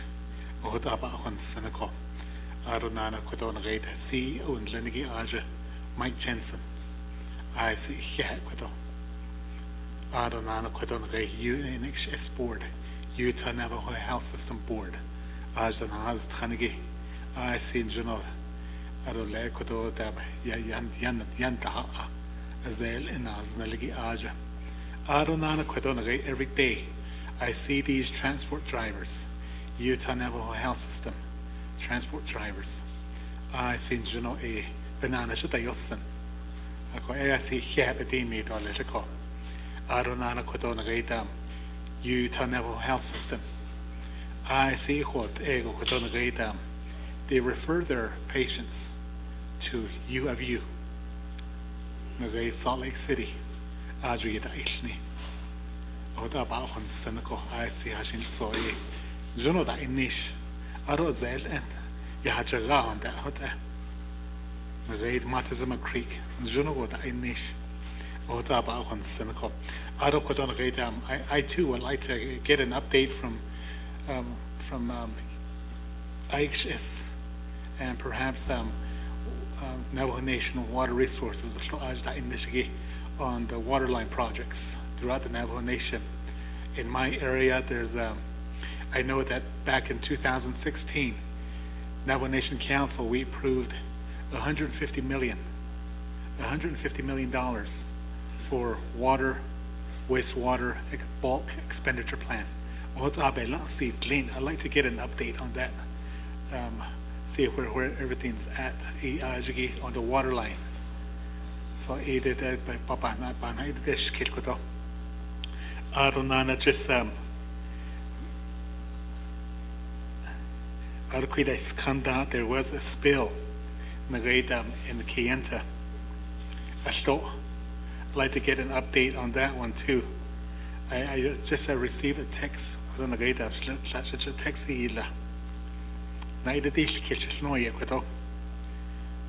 Has the IHS ensured the diesel spill been thoroughly reviewed and investigated, so the design for the new clinics do not have a spill in the future? Do not want to expose all deaf patients to another hazardous situation that could impact the lives of the elders. Also, at each area, has the leadership been properly trained on incident command? As the last time we had elders in the hot weather and under the sun during the spill. Yeah, this happened in Kayenta. So like to get an update on that one too. So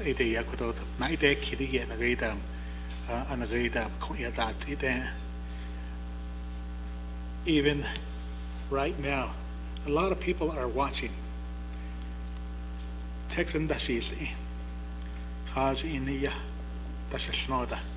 you have 2 bottles of water at your desk.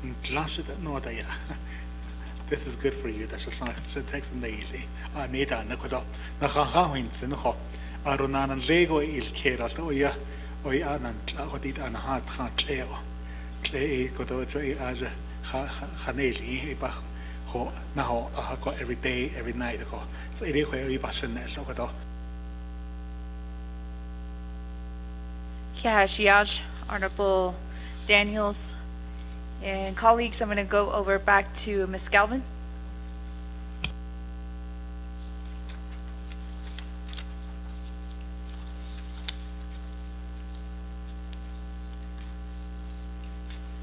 Thank you, Madam Speaker, members of the Navajo Nation Council for your questions.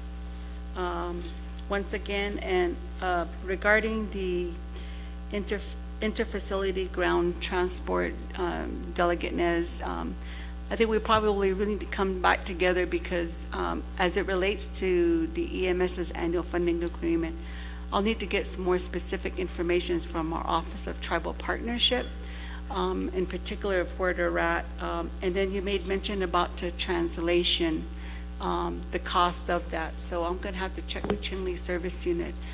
I'm not too sure why there's an increase in cost, but I think it's one I need to further have a discovery on. Delegate Nota, you made mention about the increased funding for the contracts. In the response that we did provide to the Navajo Nation Council on August 1st, 2024, we did elaborate in as far as the question that you posed to us.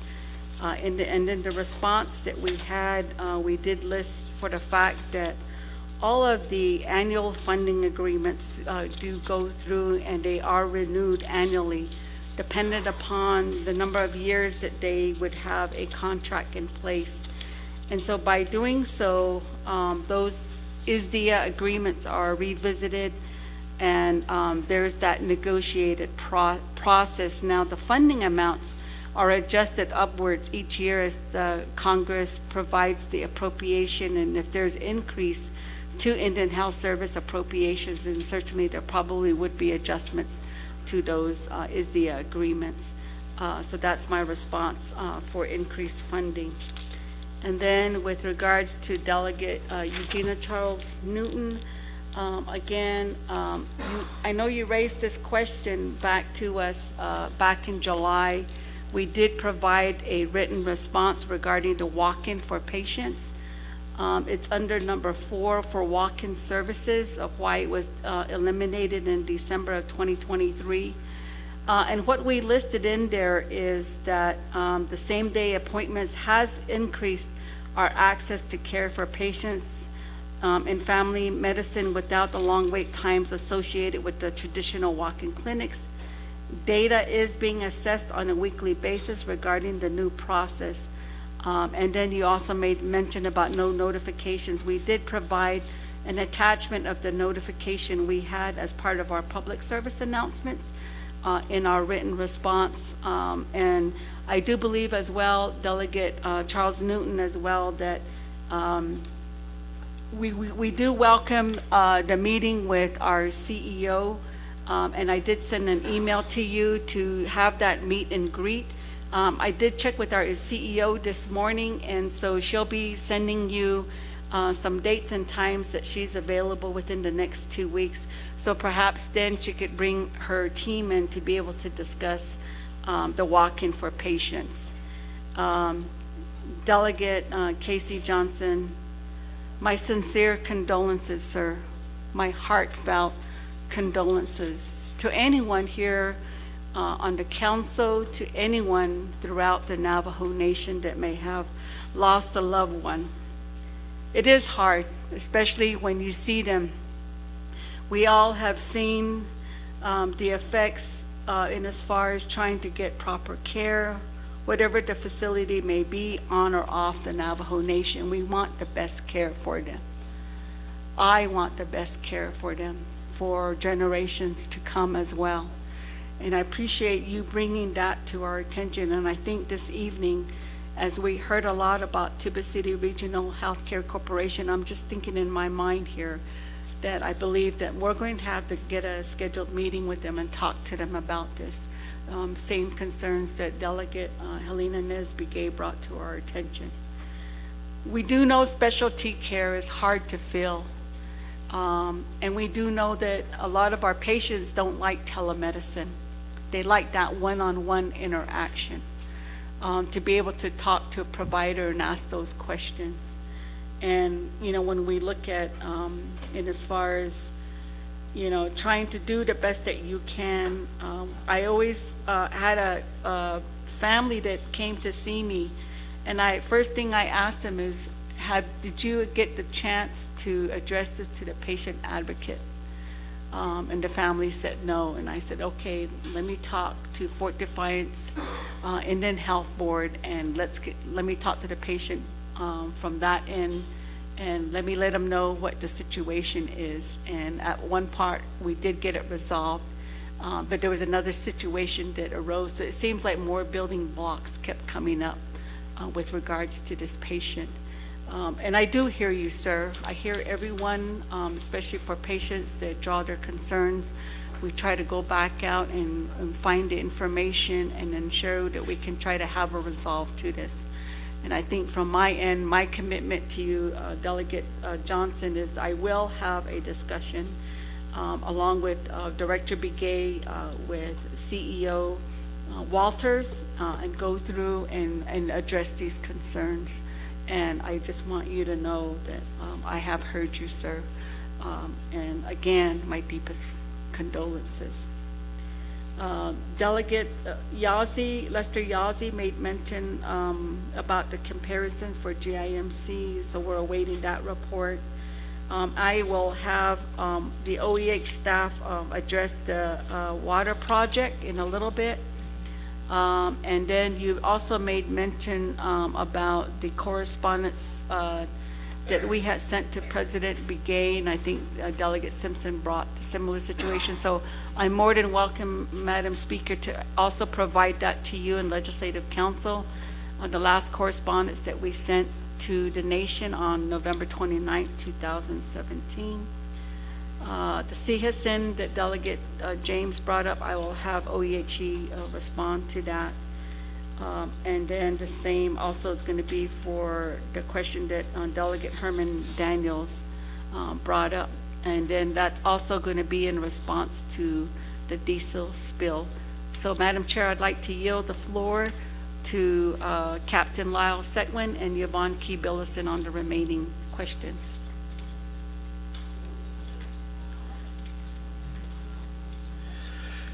Okay, yeah, the first comment I'd like to make, or response I'd like to make would be to the Honorable Lester Yazzie. All right, there we go. Eye contact. Sorry about that.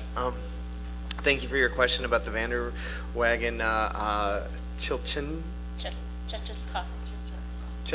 Thank you. Chilchilta Vanderwagen Waterline Project. So if you look at page 17 of the giant document that my coworker Key Billison put together, it'll have all of your projects in your area, your chapters.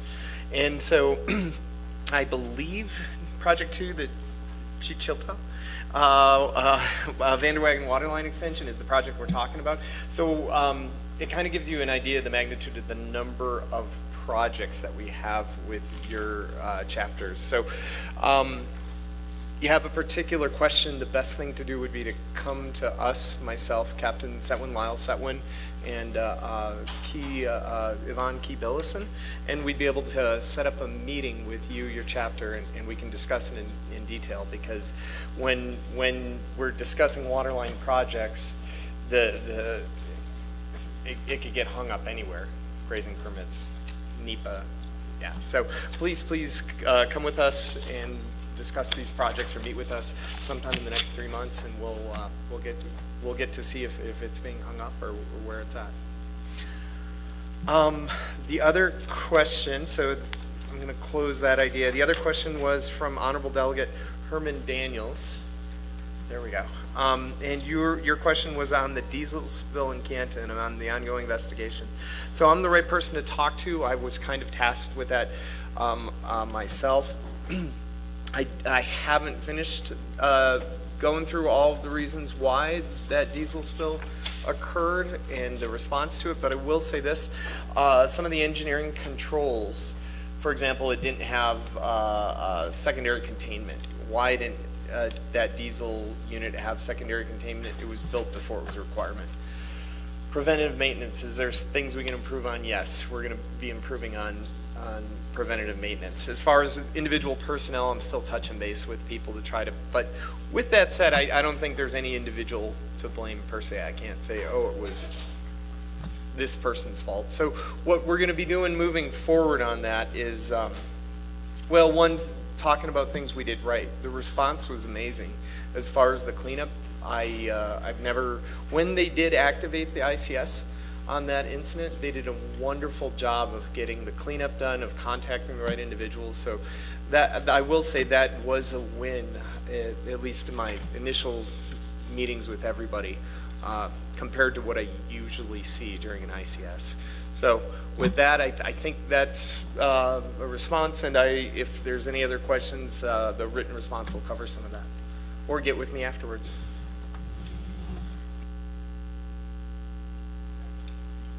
Good evening, everybody.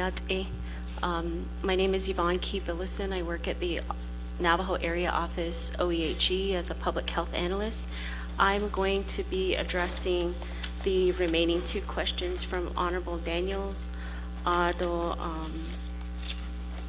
brother, Vince James.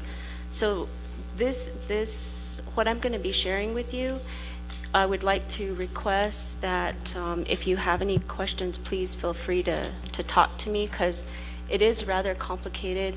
But in 2016, the Navajo Area IHS did forward an SDS list, a sanitation deficiency system list, over to the Navajo Nation When it was sent over to the Navajo Nation, there were, as Mr. Daniels mentioned, there were projects identified to be funded with CHSN money. And I can share with you the actual legislation. The legislation is CAP-19-16, and the connecting legislation to that is CJA-12-16. What ended up happening, Shananta, is when IHS received additional funding, they de-obligated or unobligated. I always get stuck with those two words, but they unobligated 29 of those projects. When they did do that, IHS is handling those projects with IHS money. Of that process there, 13 projects remained CHSN funded. So going over to Mr. James's question, his question to us is, have we received those, of those 13 projects, has IHS received those dollars? As of today, of those 13 projects, they range within all of your communities and chapters. The answer to that, sir, is no, not yet. Now, I did meet with the with OOC. I met with the controller earlier, and we are going to sit down and discuss if he needs additional information or not. I will let you know that of those 13 projects, 4 of them, IHS has forwarded a request for transfer to the Navajo Nation. In addition to that, 7 of them, we are ready to request for transfer. And on 2 of them, we need the business unit numbers to be able to request for a transfer. So I wanted to share that with you, but I did meet with him yesterday, and I am requesting, I just want to make sure that he has enough information to be able to process this information. For all of the delegates regarding this, I did send you yesterday morning, I did send a Navajo Nation list over to you. It's comprised of 745 projects for Navajo area, and I did my best to make sure that it identifies the chapter or the community. The one thing I do want to just make sure you're aware of is if there's a project that indicates scattered on it, that means that it's impacting more than one chapter, okay? Because it would be a water line that extends maybe into another chapter boundary area. So I hope that provides you information. Please feel free to talk to me if you have any questions.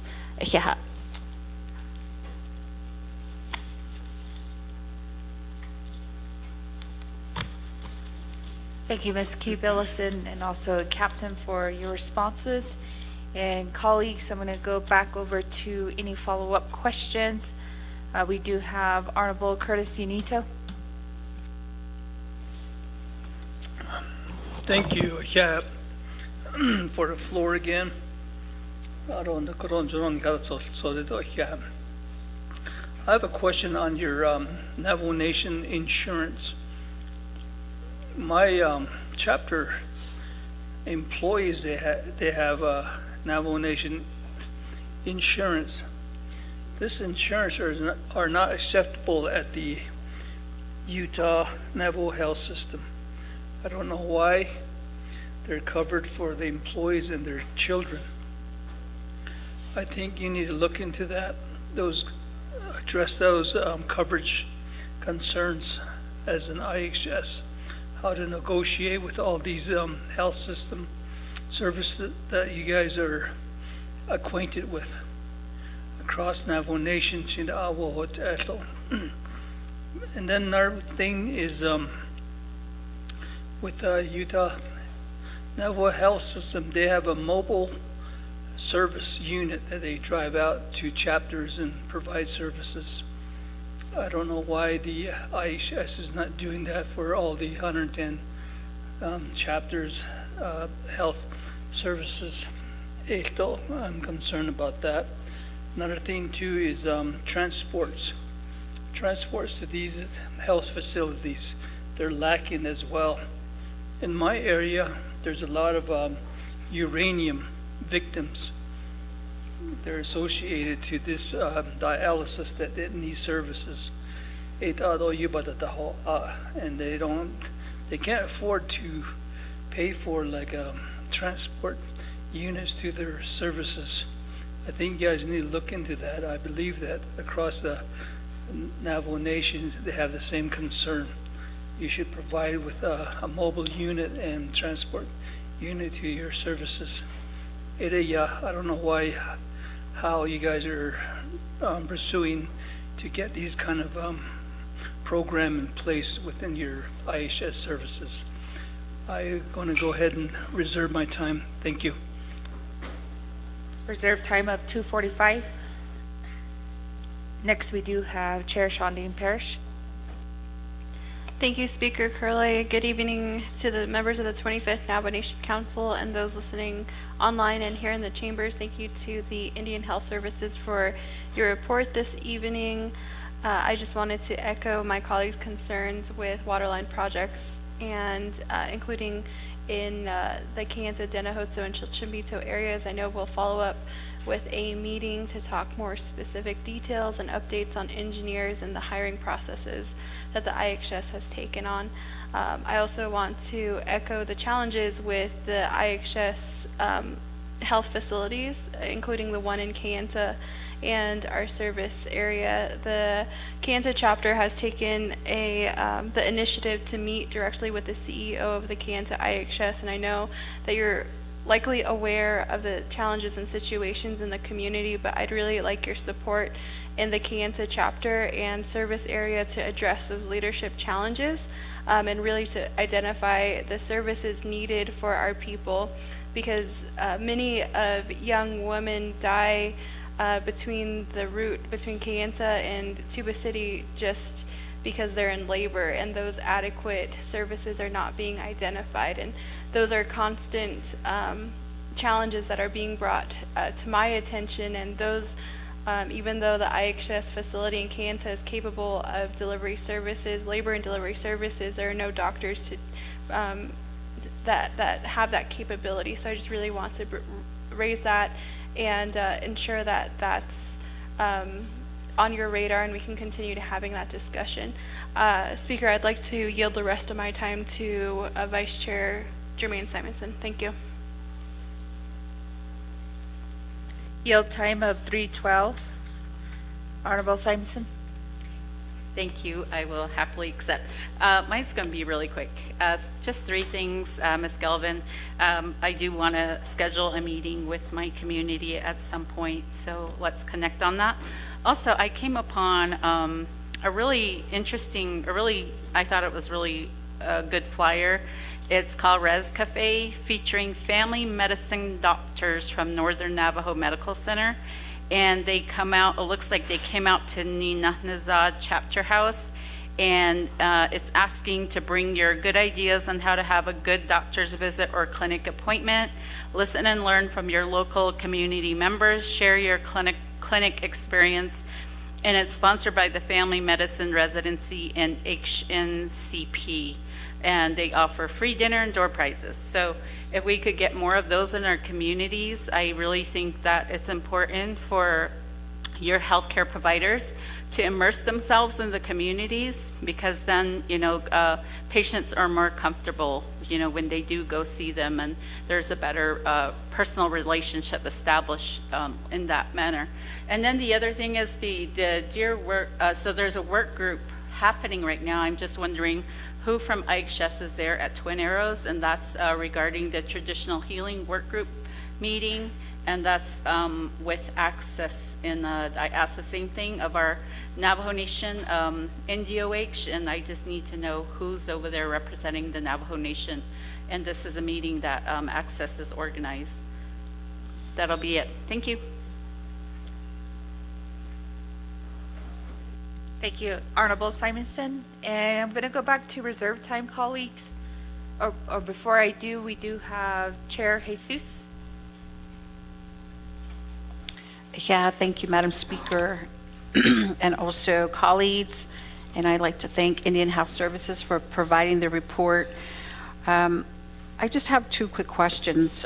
Number one, Ms. Billison, thank you for inviting members of the Resources and Development Committee, and I believe Chair Parrish was also in that particular discussion regarding the bathroom or water wastewater projects. I don't know if we need to have a continual dialogue. I remember you requested for a work session. If you can just provide us some dates, possibly via email, to get that particular work session scheduled, because I didn't want to make it seem like I didn't have it on my radar. So I'd just like to request that from you.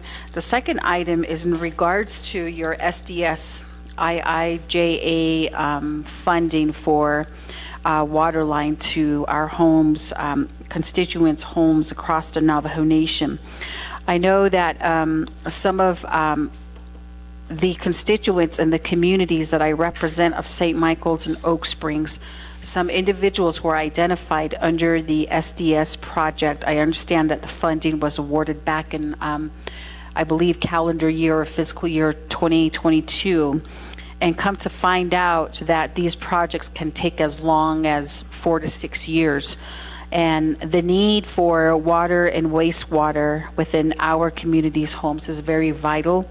So now I'm redirecting some of these constituents to just go cistern system for the short-term intermediate solution until they get the actual water line out to their home by Indian House Services. So with that, why does it take 4 to 6 years to have these particular water and wastewater infrastructures out to our home, to our constituents' homes?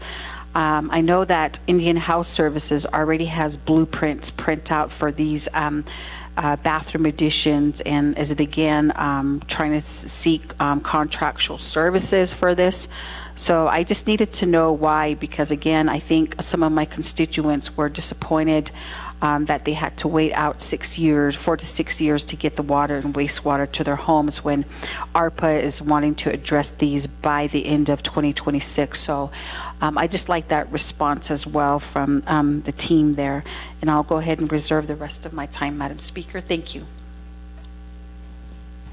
Reserve time of 2:22. And I'm going to go over back to reserve time. Delegate Dr. Andy Naz with 2 minutes and 11 seconds. Thank you, Speaker, and also to Ms. Galvan and your team again. So I just want to reemphasize the importance that IHS has in their working relationship with the Navajo Nation. I know through projects that's kind of what binds both parties, but in all aspects and avenues, I think it's important.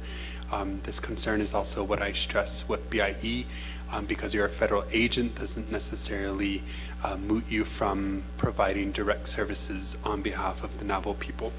The second thing that I want to mention is just the PRCO. That was, I'm not sure what that acronym stands for, but that was regarding my question on the translator and interpretive service. So your response, you indicated the PRCO, so that's why I mentioned those acronyms. If we can start there again to ensure that even our elderlies who are patients, and it's much easier for them.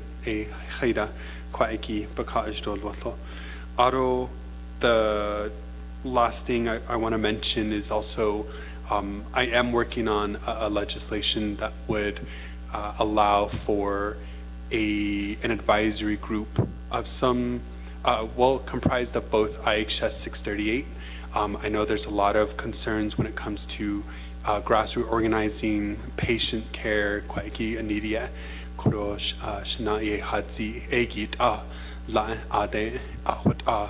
they have those types of experiences, but I also think it's important to also express that when it comes to the boards of our IHS / 638 healthcare facilities. And so those types of proponents I think are important in these discussions. So thank you again to your team for providing those responses, and I continue to work closely with IHS as it relates to a lot of what we're doing as well in Upper District 18. Thank you, Speaker. Thank you, Delegate Nez. Then going next to reserve time, We have Delegate Yazzie, Lester Yazzie, with 3 minutes and 3 seconds. Thanks again, Speaker. I appreciate your information, sir, Captain. And then also Ms. Billison. It is a large document, and thank you for referencing the page that's needed. This project is going to come, we're requesting for funding on a project that's going to come sooner than the San Juan lateral. We are now, like I previously mentioned, we drilled the water for the water, and right now we are building the distribution line that will supply the water to the storage tank until that San Juan lateral does reach our community. So, but I do have the reference number, I do have the project numbers, so we'll go ahead and collaborate on that. I do appreciate your report again. Thank you, sir, and thank you, ma'am. Koredo leila shinaledo the ITZ I'm gonna go ahead and yield. I'll just yield it. Delegate Yazzie. And I'm going to go back to Ms. Galvin for responses. Thank you, Madam Speaker, and thank you, Navajo Nation Council, once again, for the questions that you have. For Delegate Curtis Yanito's question regarding Navajo Nation insurance, I was trying to look up on the legislative website, and there is a, when all of the 638s received contract renewal as they adjusted from Title I to Title V and the X number of years that they will have a contract in place. There is an exhibit attached to that that lists some directives, and one of them does include that the Navajo Nation insurance cannot be billed. That was done by Navajo Nation Council way back when we were demonstrating the 3 638s, Utah, Fort Defiance, or excuse me, Utah, Winslow, and Tuba City. And those directives that are attached to the 638 authorization, years after that, every time they came back to council for renewal to continue to be recognized as a tribal health organization, that's where that language is. That's why they cannot bill the Navajo Nation insurance. A while back when I worked for the Navajo Nation Department of Health, we had a work group meeting. We brought Navajo Nation insurance in, the commissioners, and we talked about what are the pros and cons for this to occur. And at the time when the 3 638s that were demonstrated to where we're at today, that was the stance of the council at that time. So when you see the renewals coming back for reauthorization for them to continue to be recognized as the tribal health organization, it is up to this governing body if you want to continue those directives as is or make modifications. There's like about 12 to 18 that are listed, and I was trying to find that to help answer your question.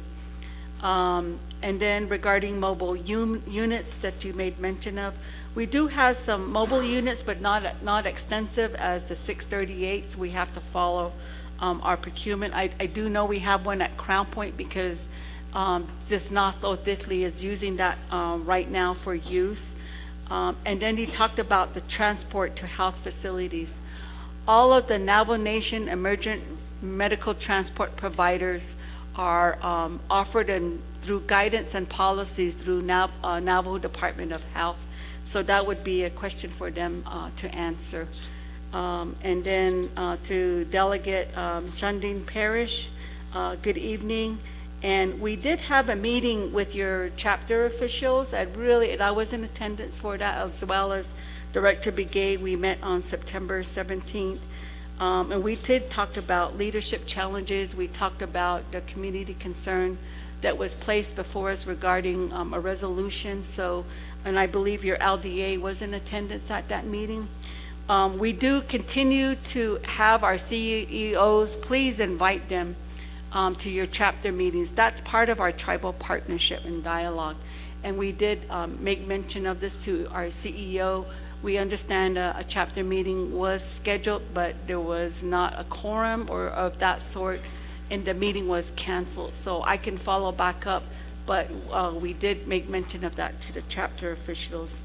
And I think that would tie into the service delivery, so the labor and delivery, I'll certainly make mention of this to her as well. And we did provide a written response back to the chapters, and I'm sure you received our copy regarding that. On the water line project, I'll have OEHC respond on that in a bit. And then to Delegate Jermaine Simonson regarding the Pinon Community Meeting, yes, let's talk. Delegate Simonson, and we can try to work something in before the end of the new year, or the end of the year, sorry. And I think your model that you talked about, Res Cafe, to demonstrate that, certainly we'll take a look at that as well. I am not too sure of our staff that is attending the Traditional Healing Work Group meeting sponsored by Access. I do know that there was one that was sponsored by Blue Cross Blue Shield. There at Twin Arrows as well. We did have our Office of Public Health staff in attendance at that.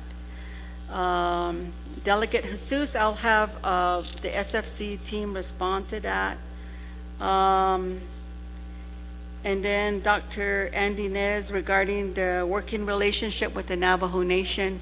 Again, as I made mention earlier, on one of the meetings and updates we did provide regarding JM, I do have a scheduled meeting with Director Yazzie and Michelle Morris tomorrow morning, and I can add and expound on that further. We do, and there is a listing that we want to discuss with them as well, especially with regards to, in particular, as Tuba City Regional Healthcare came up, because they also attend the HESA's meeting when the annual reports are submitted.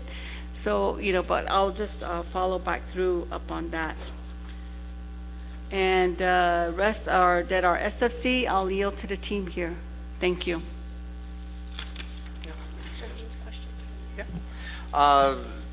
Honorable Delegate Parrish, thank you for the question on the hiring process. If you're going to give me a platform, I'll give you an answer. First and foremost, roughly 90% of our staff are Navajo, and one of the issues that we have is not a whole lot of them are licensed. So 5 USC 5757 with the federal code allows us to pay for trainings and pay for licensure exams. So I have 24, and this is new to the Navajo Area SFC program, but I have approximately 24 staff taking advantage of that.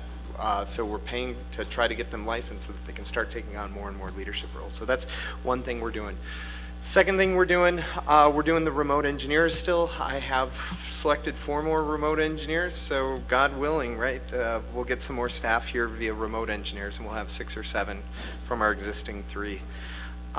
Third-party engineers, we're also going all in on third-party engineers.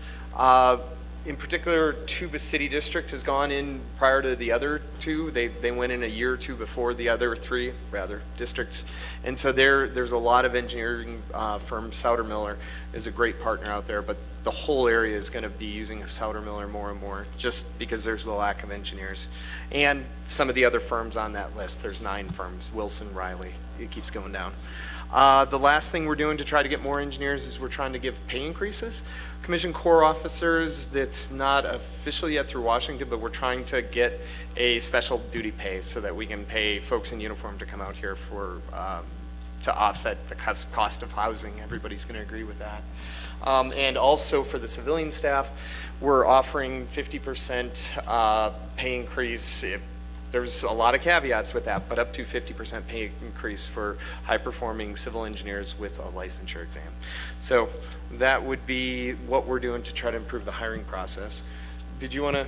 You can continue if okay. you want to. And then Honorable Delegate Chair, if I can find my notes, Brenda Jesus. So why, the question came to me as to why does it take 4 to 6 years to get the construction work out the door? That's a common question, and I feel the pain. The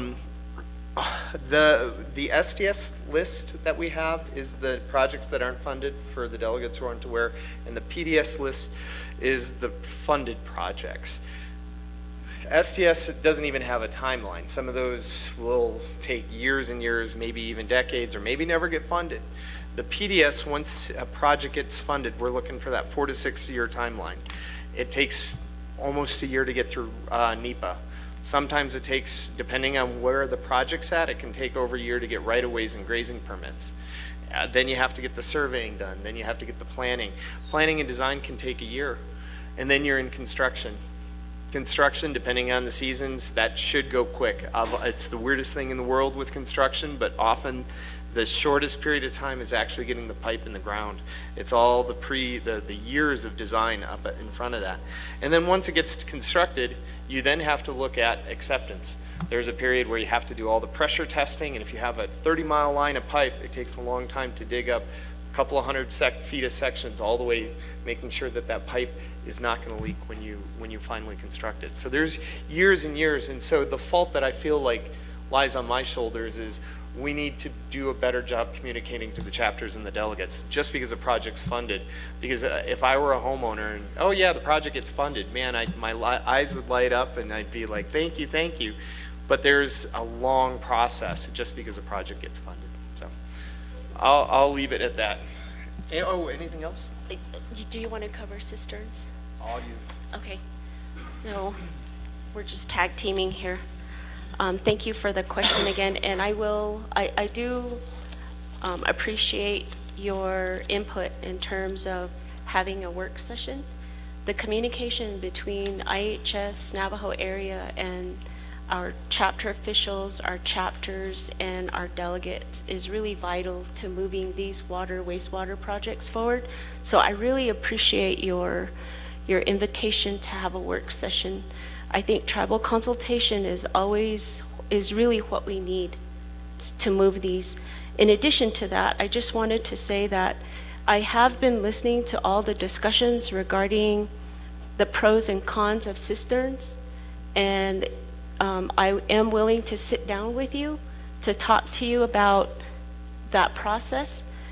And this goes for all our delegates tonight. There are projects that you will see on the handout that I gave you. It'll specifically say cisterns. Now, and I don't want to get into the weeds, I just want you to know that we do work really well with Water Resources and DCD, and we are really communicating to make sure that we do our best to get the service out there. But I will leave it at that because I think that we can have better discussions one-to-one in terms of the projects that you all have. And please feel free to give me a call or send me an email. Thank you.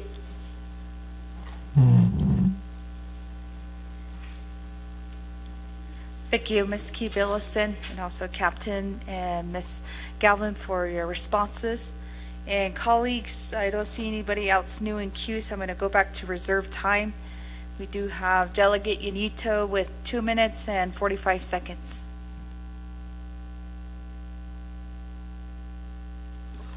Thank you for the follow-up. I have more questions.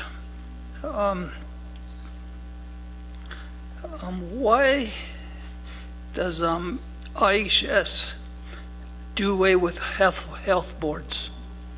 Why did they do away with them?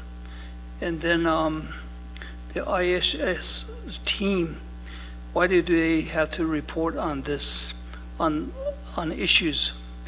And then with the security clearance, there's a Navajo Nation unit order to get IHS patient data. On these data, why are the doctors asking the CHR to check on patient, but Navajo Nation cannot enter data so doctors can see what the patient's status are? Those are my questions. Thank you. Reserve my time.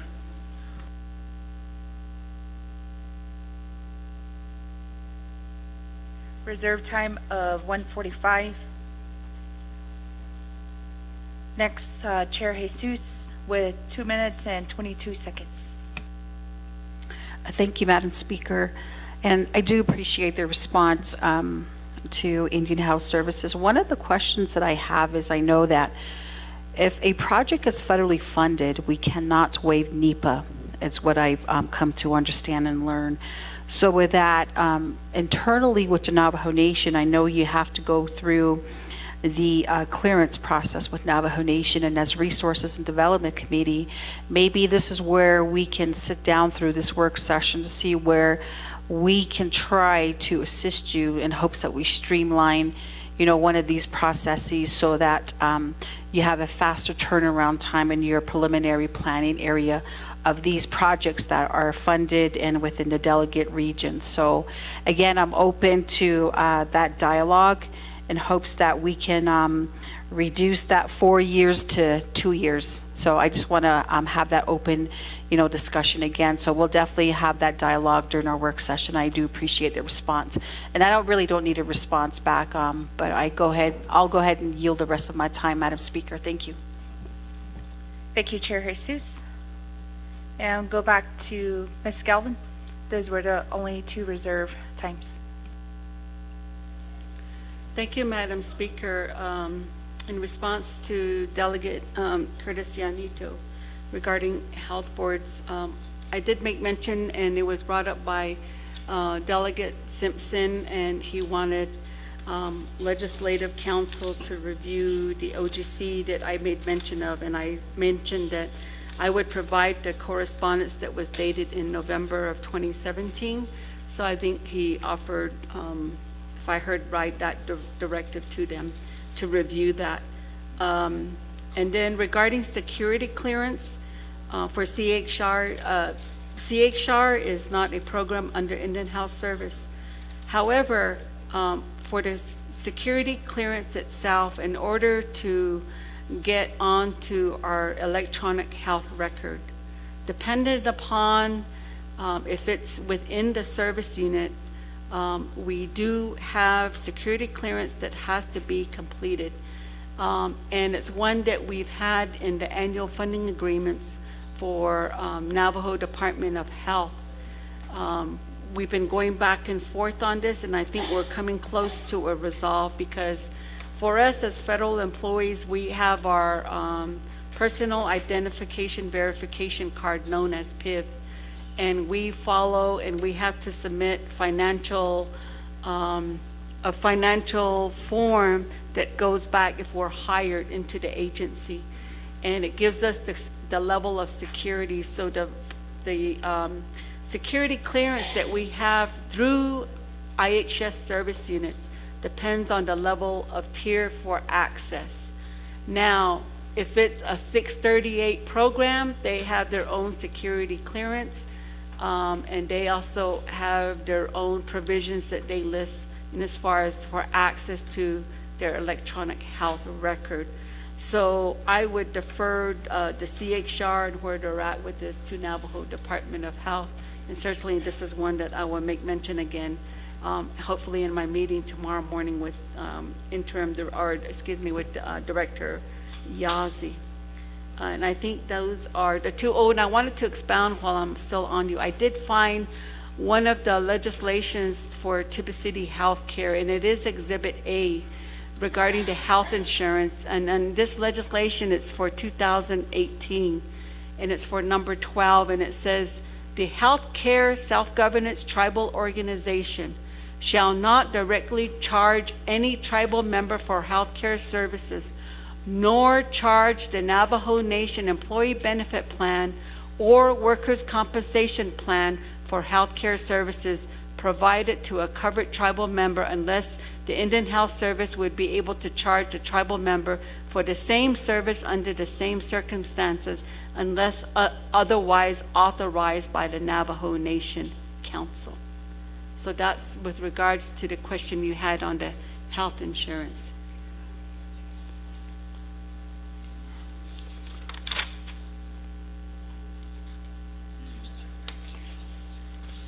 Oh, yeah, I did. Yeah. I believe that's all of it, Madam Speaker. I hope I didn't miss anyone. Okay, thank you, Ms. Galvin. And colleagues, I'm going to go back to any follow-up questions. We only have 1 reserved time. Delegate Yanita with 1 minute and 45 seconds. Okay, thank you. Another question. Within my region, Red Mesa Four Corners Medical Center, why is it not fully funded to have the entire professional medical staff as promised by the IHS since established there under the U.S. Trust and Responsibilities duties?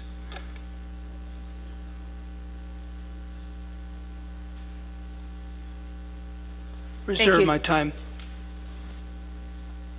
Reserve time of 1:17.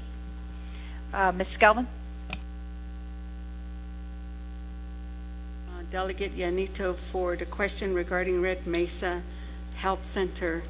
For the congressional appropriations that we receive, all of the service units do receive their budgets, and we believe that they would be fully funded. However, I'll have to look at the staffing regards to this with the medical staff that you made mention, and this will tie back in to the vacancy rate that was brought up by Delegate Claw. So I can include that in our written response. I do not have the budget information before me for them and or what their vacancy rate looks like. Madam Speaker. Thank you, Ms. Galvin. And Delegate Yanito, did that answer your question? You do have 1 minute and 17 seconds. Also, our constituents are advised and referred to receive medical service at Montezuma Creek, Utah Health System facilities while they live near Red Mesa. Why is it like that? Because it need to be full funded and with all the full services that it was promised. Why is it lacking all those services there in the Four Corners Medical Center? Thank you. Reserve my time. Reserve time of 41 seconds. Ms. Galvin? Yes, thank you for the question again, Delegate Curtis Yanito. I guess there's going to have to be the distinction of the medical service, as you made mention of Montezuma Creek. We don't have IHS staff there at Montezuma Creek, but we do at Red Mesa. So I believe what I could do, and I did talk to him today, but it was on a different matter with the CEO, Michael Jensen, and I'll certainly check with our health service administrator at Red Mesa. Are you looking to compare and contrast the medical services that are provided at both? And then we do have a mapping of service delivery, and you're saying that a patient lives closest to Red Mesa but has to get care at Montezuma Creek, if I heard that correctly. And I think that's a question I can look at in as far as the service delivery mapping of how that overlaps. Delegate Yanito. Thank you, Ms. Galvin. And Delegate Yanito, you do have reserved time of 41 seconds. Another concern is the IHS do not want to pay for Navajo Nation security clearance even though they do patient cares.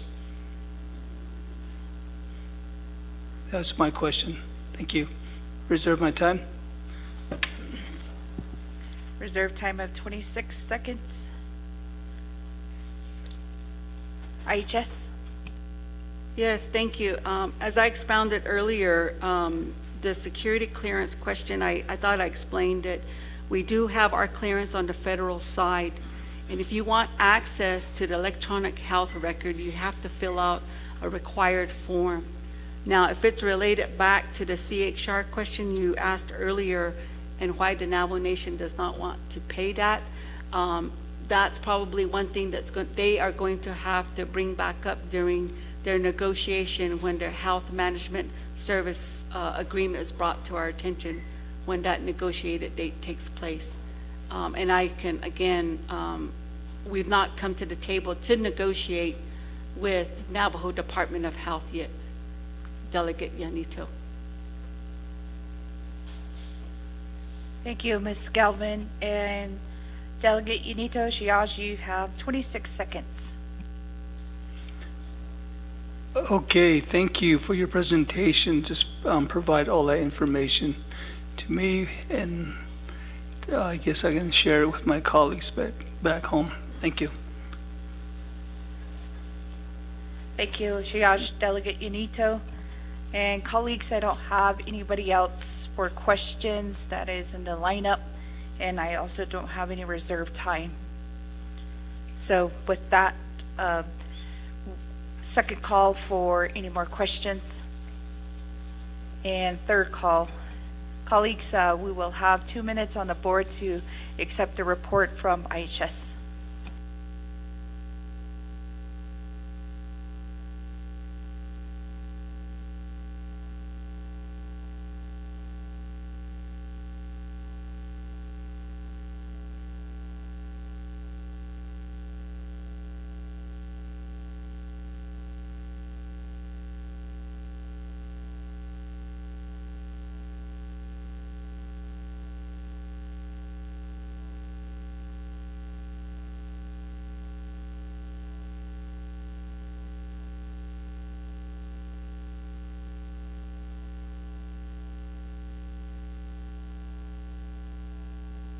And thank you, presenters, for being here with us this long. It is now 8:40 p.m. And to our staff as well for being here, and some of our Navajo Nation employees, and Madam Vice President, thank you for still being here as well. So,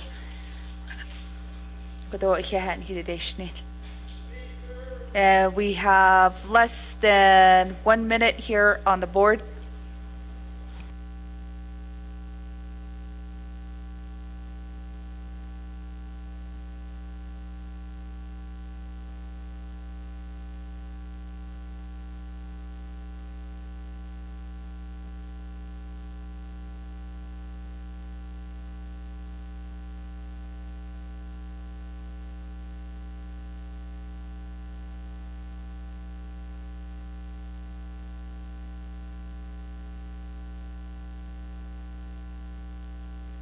Honorable Crotty, Honorable Riquinez,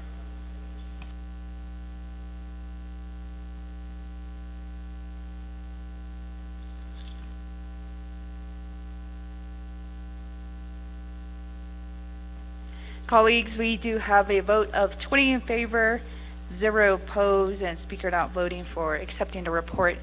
And thank you again, IHS.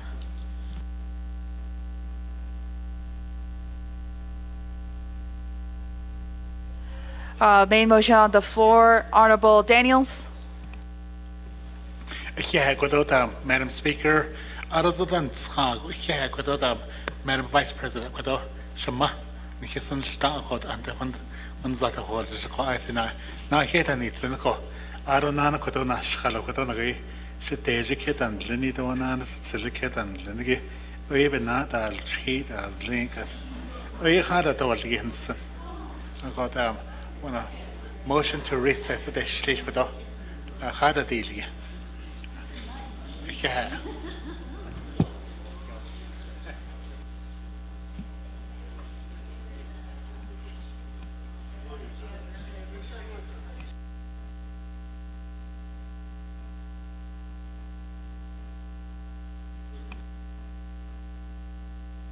Honorable Crotty does vote green on IHS report.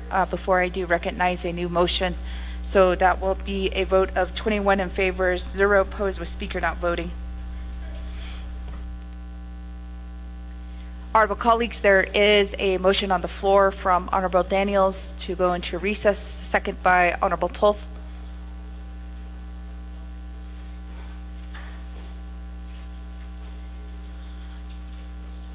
Vice Chair Slater. Speaker, did you have an opportunity to survey our colleagues to see if they'd be in attendance at the funeral or reception tomorrow for Mr. Kinsel, and will that affect when we reconvene?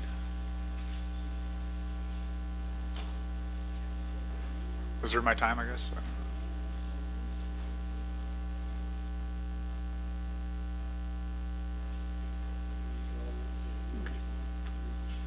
That is reserved time of 4:43. And colleagues, is there, I haven't get an official request through email or any verbal requests from our colleagues, but maybe just a show of hands, who is planning to go to the funeral services for our Coach Hawker tomorrow.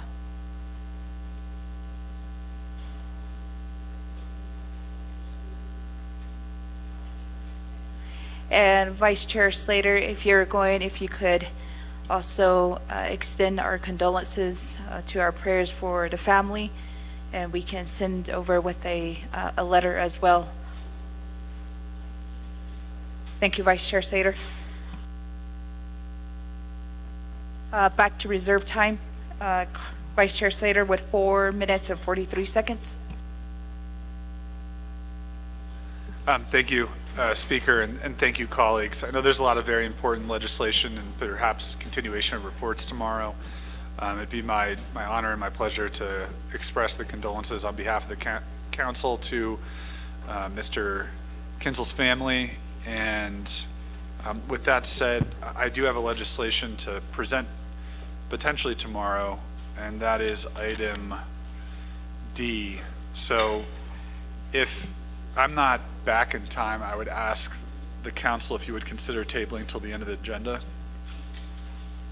At that time, I can present the legislation. So it's my humble request to you, and thank you very much, Speaker. I waive my time. Thank you, Vice Chair Slater and colleagues. There is that request coming from our Vice Chair for a new business D, if it does come to it tomorrow. And I don't see anybody else on the board, colleagues, so we'll go to a vote for motion to recess. 2 minutes on the board, colleagues.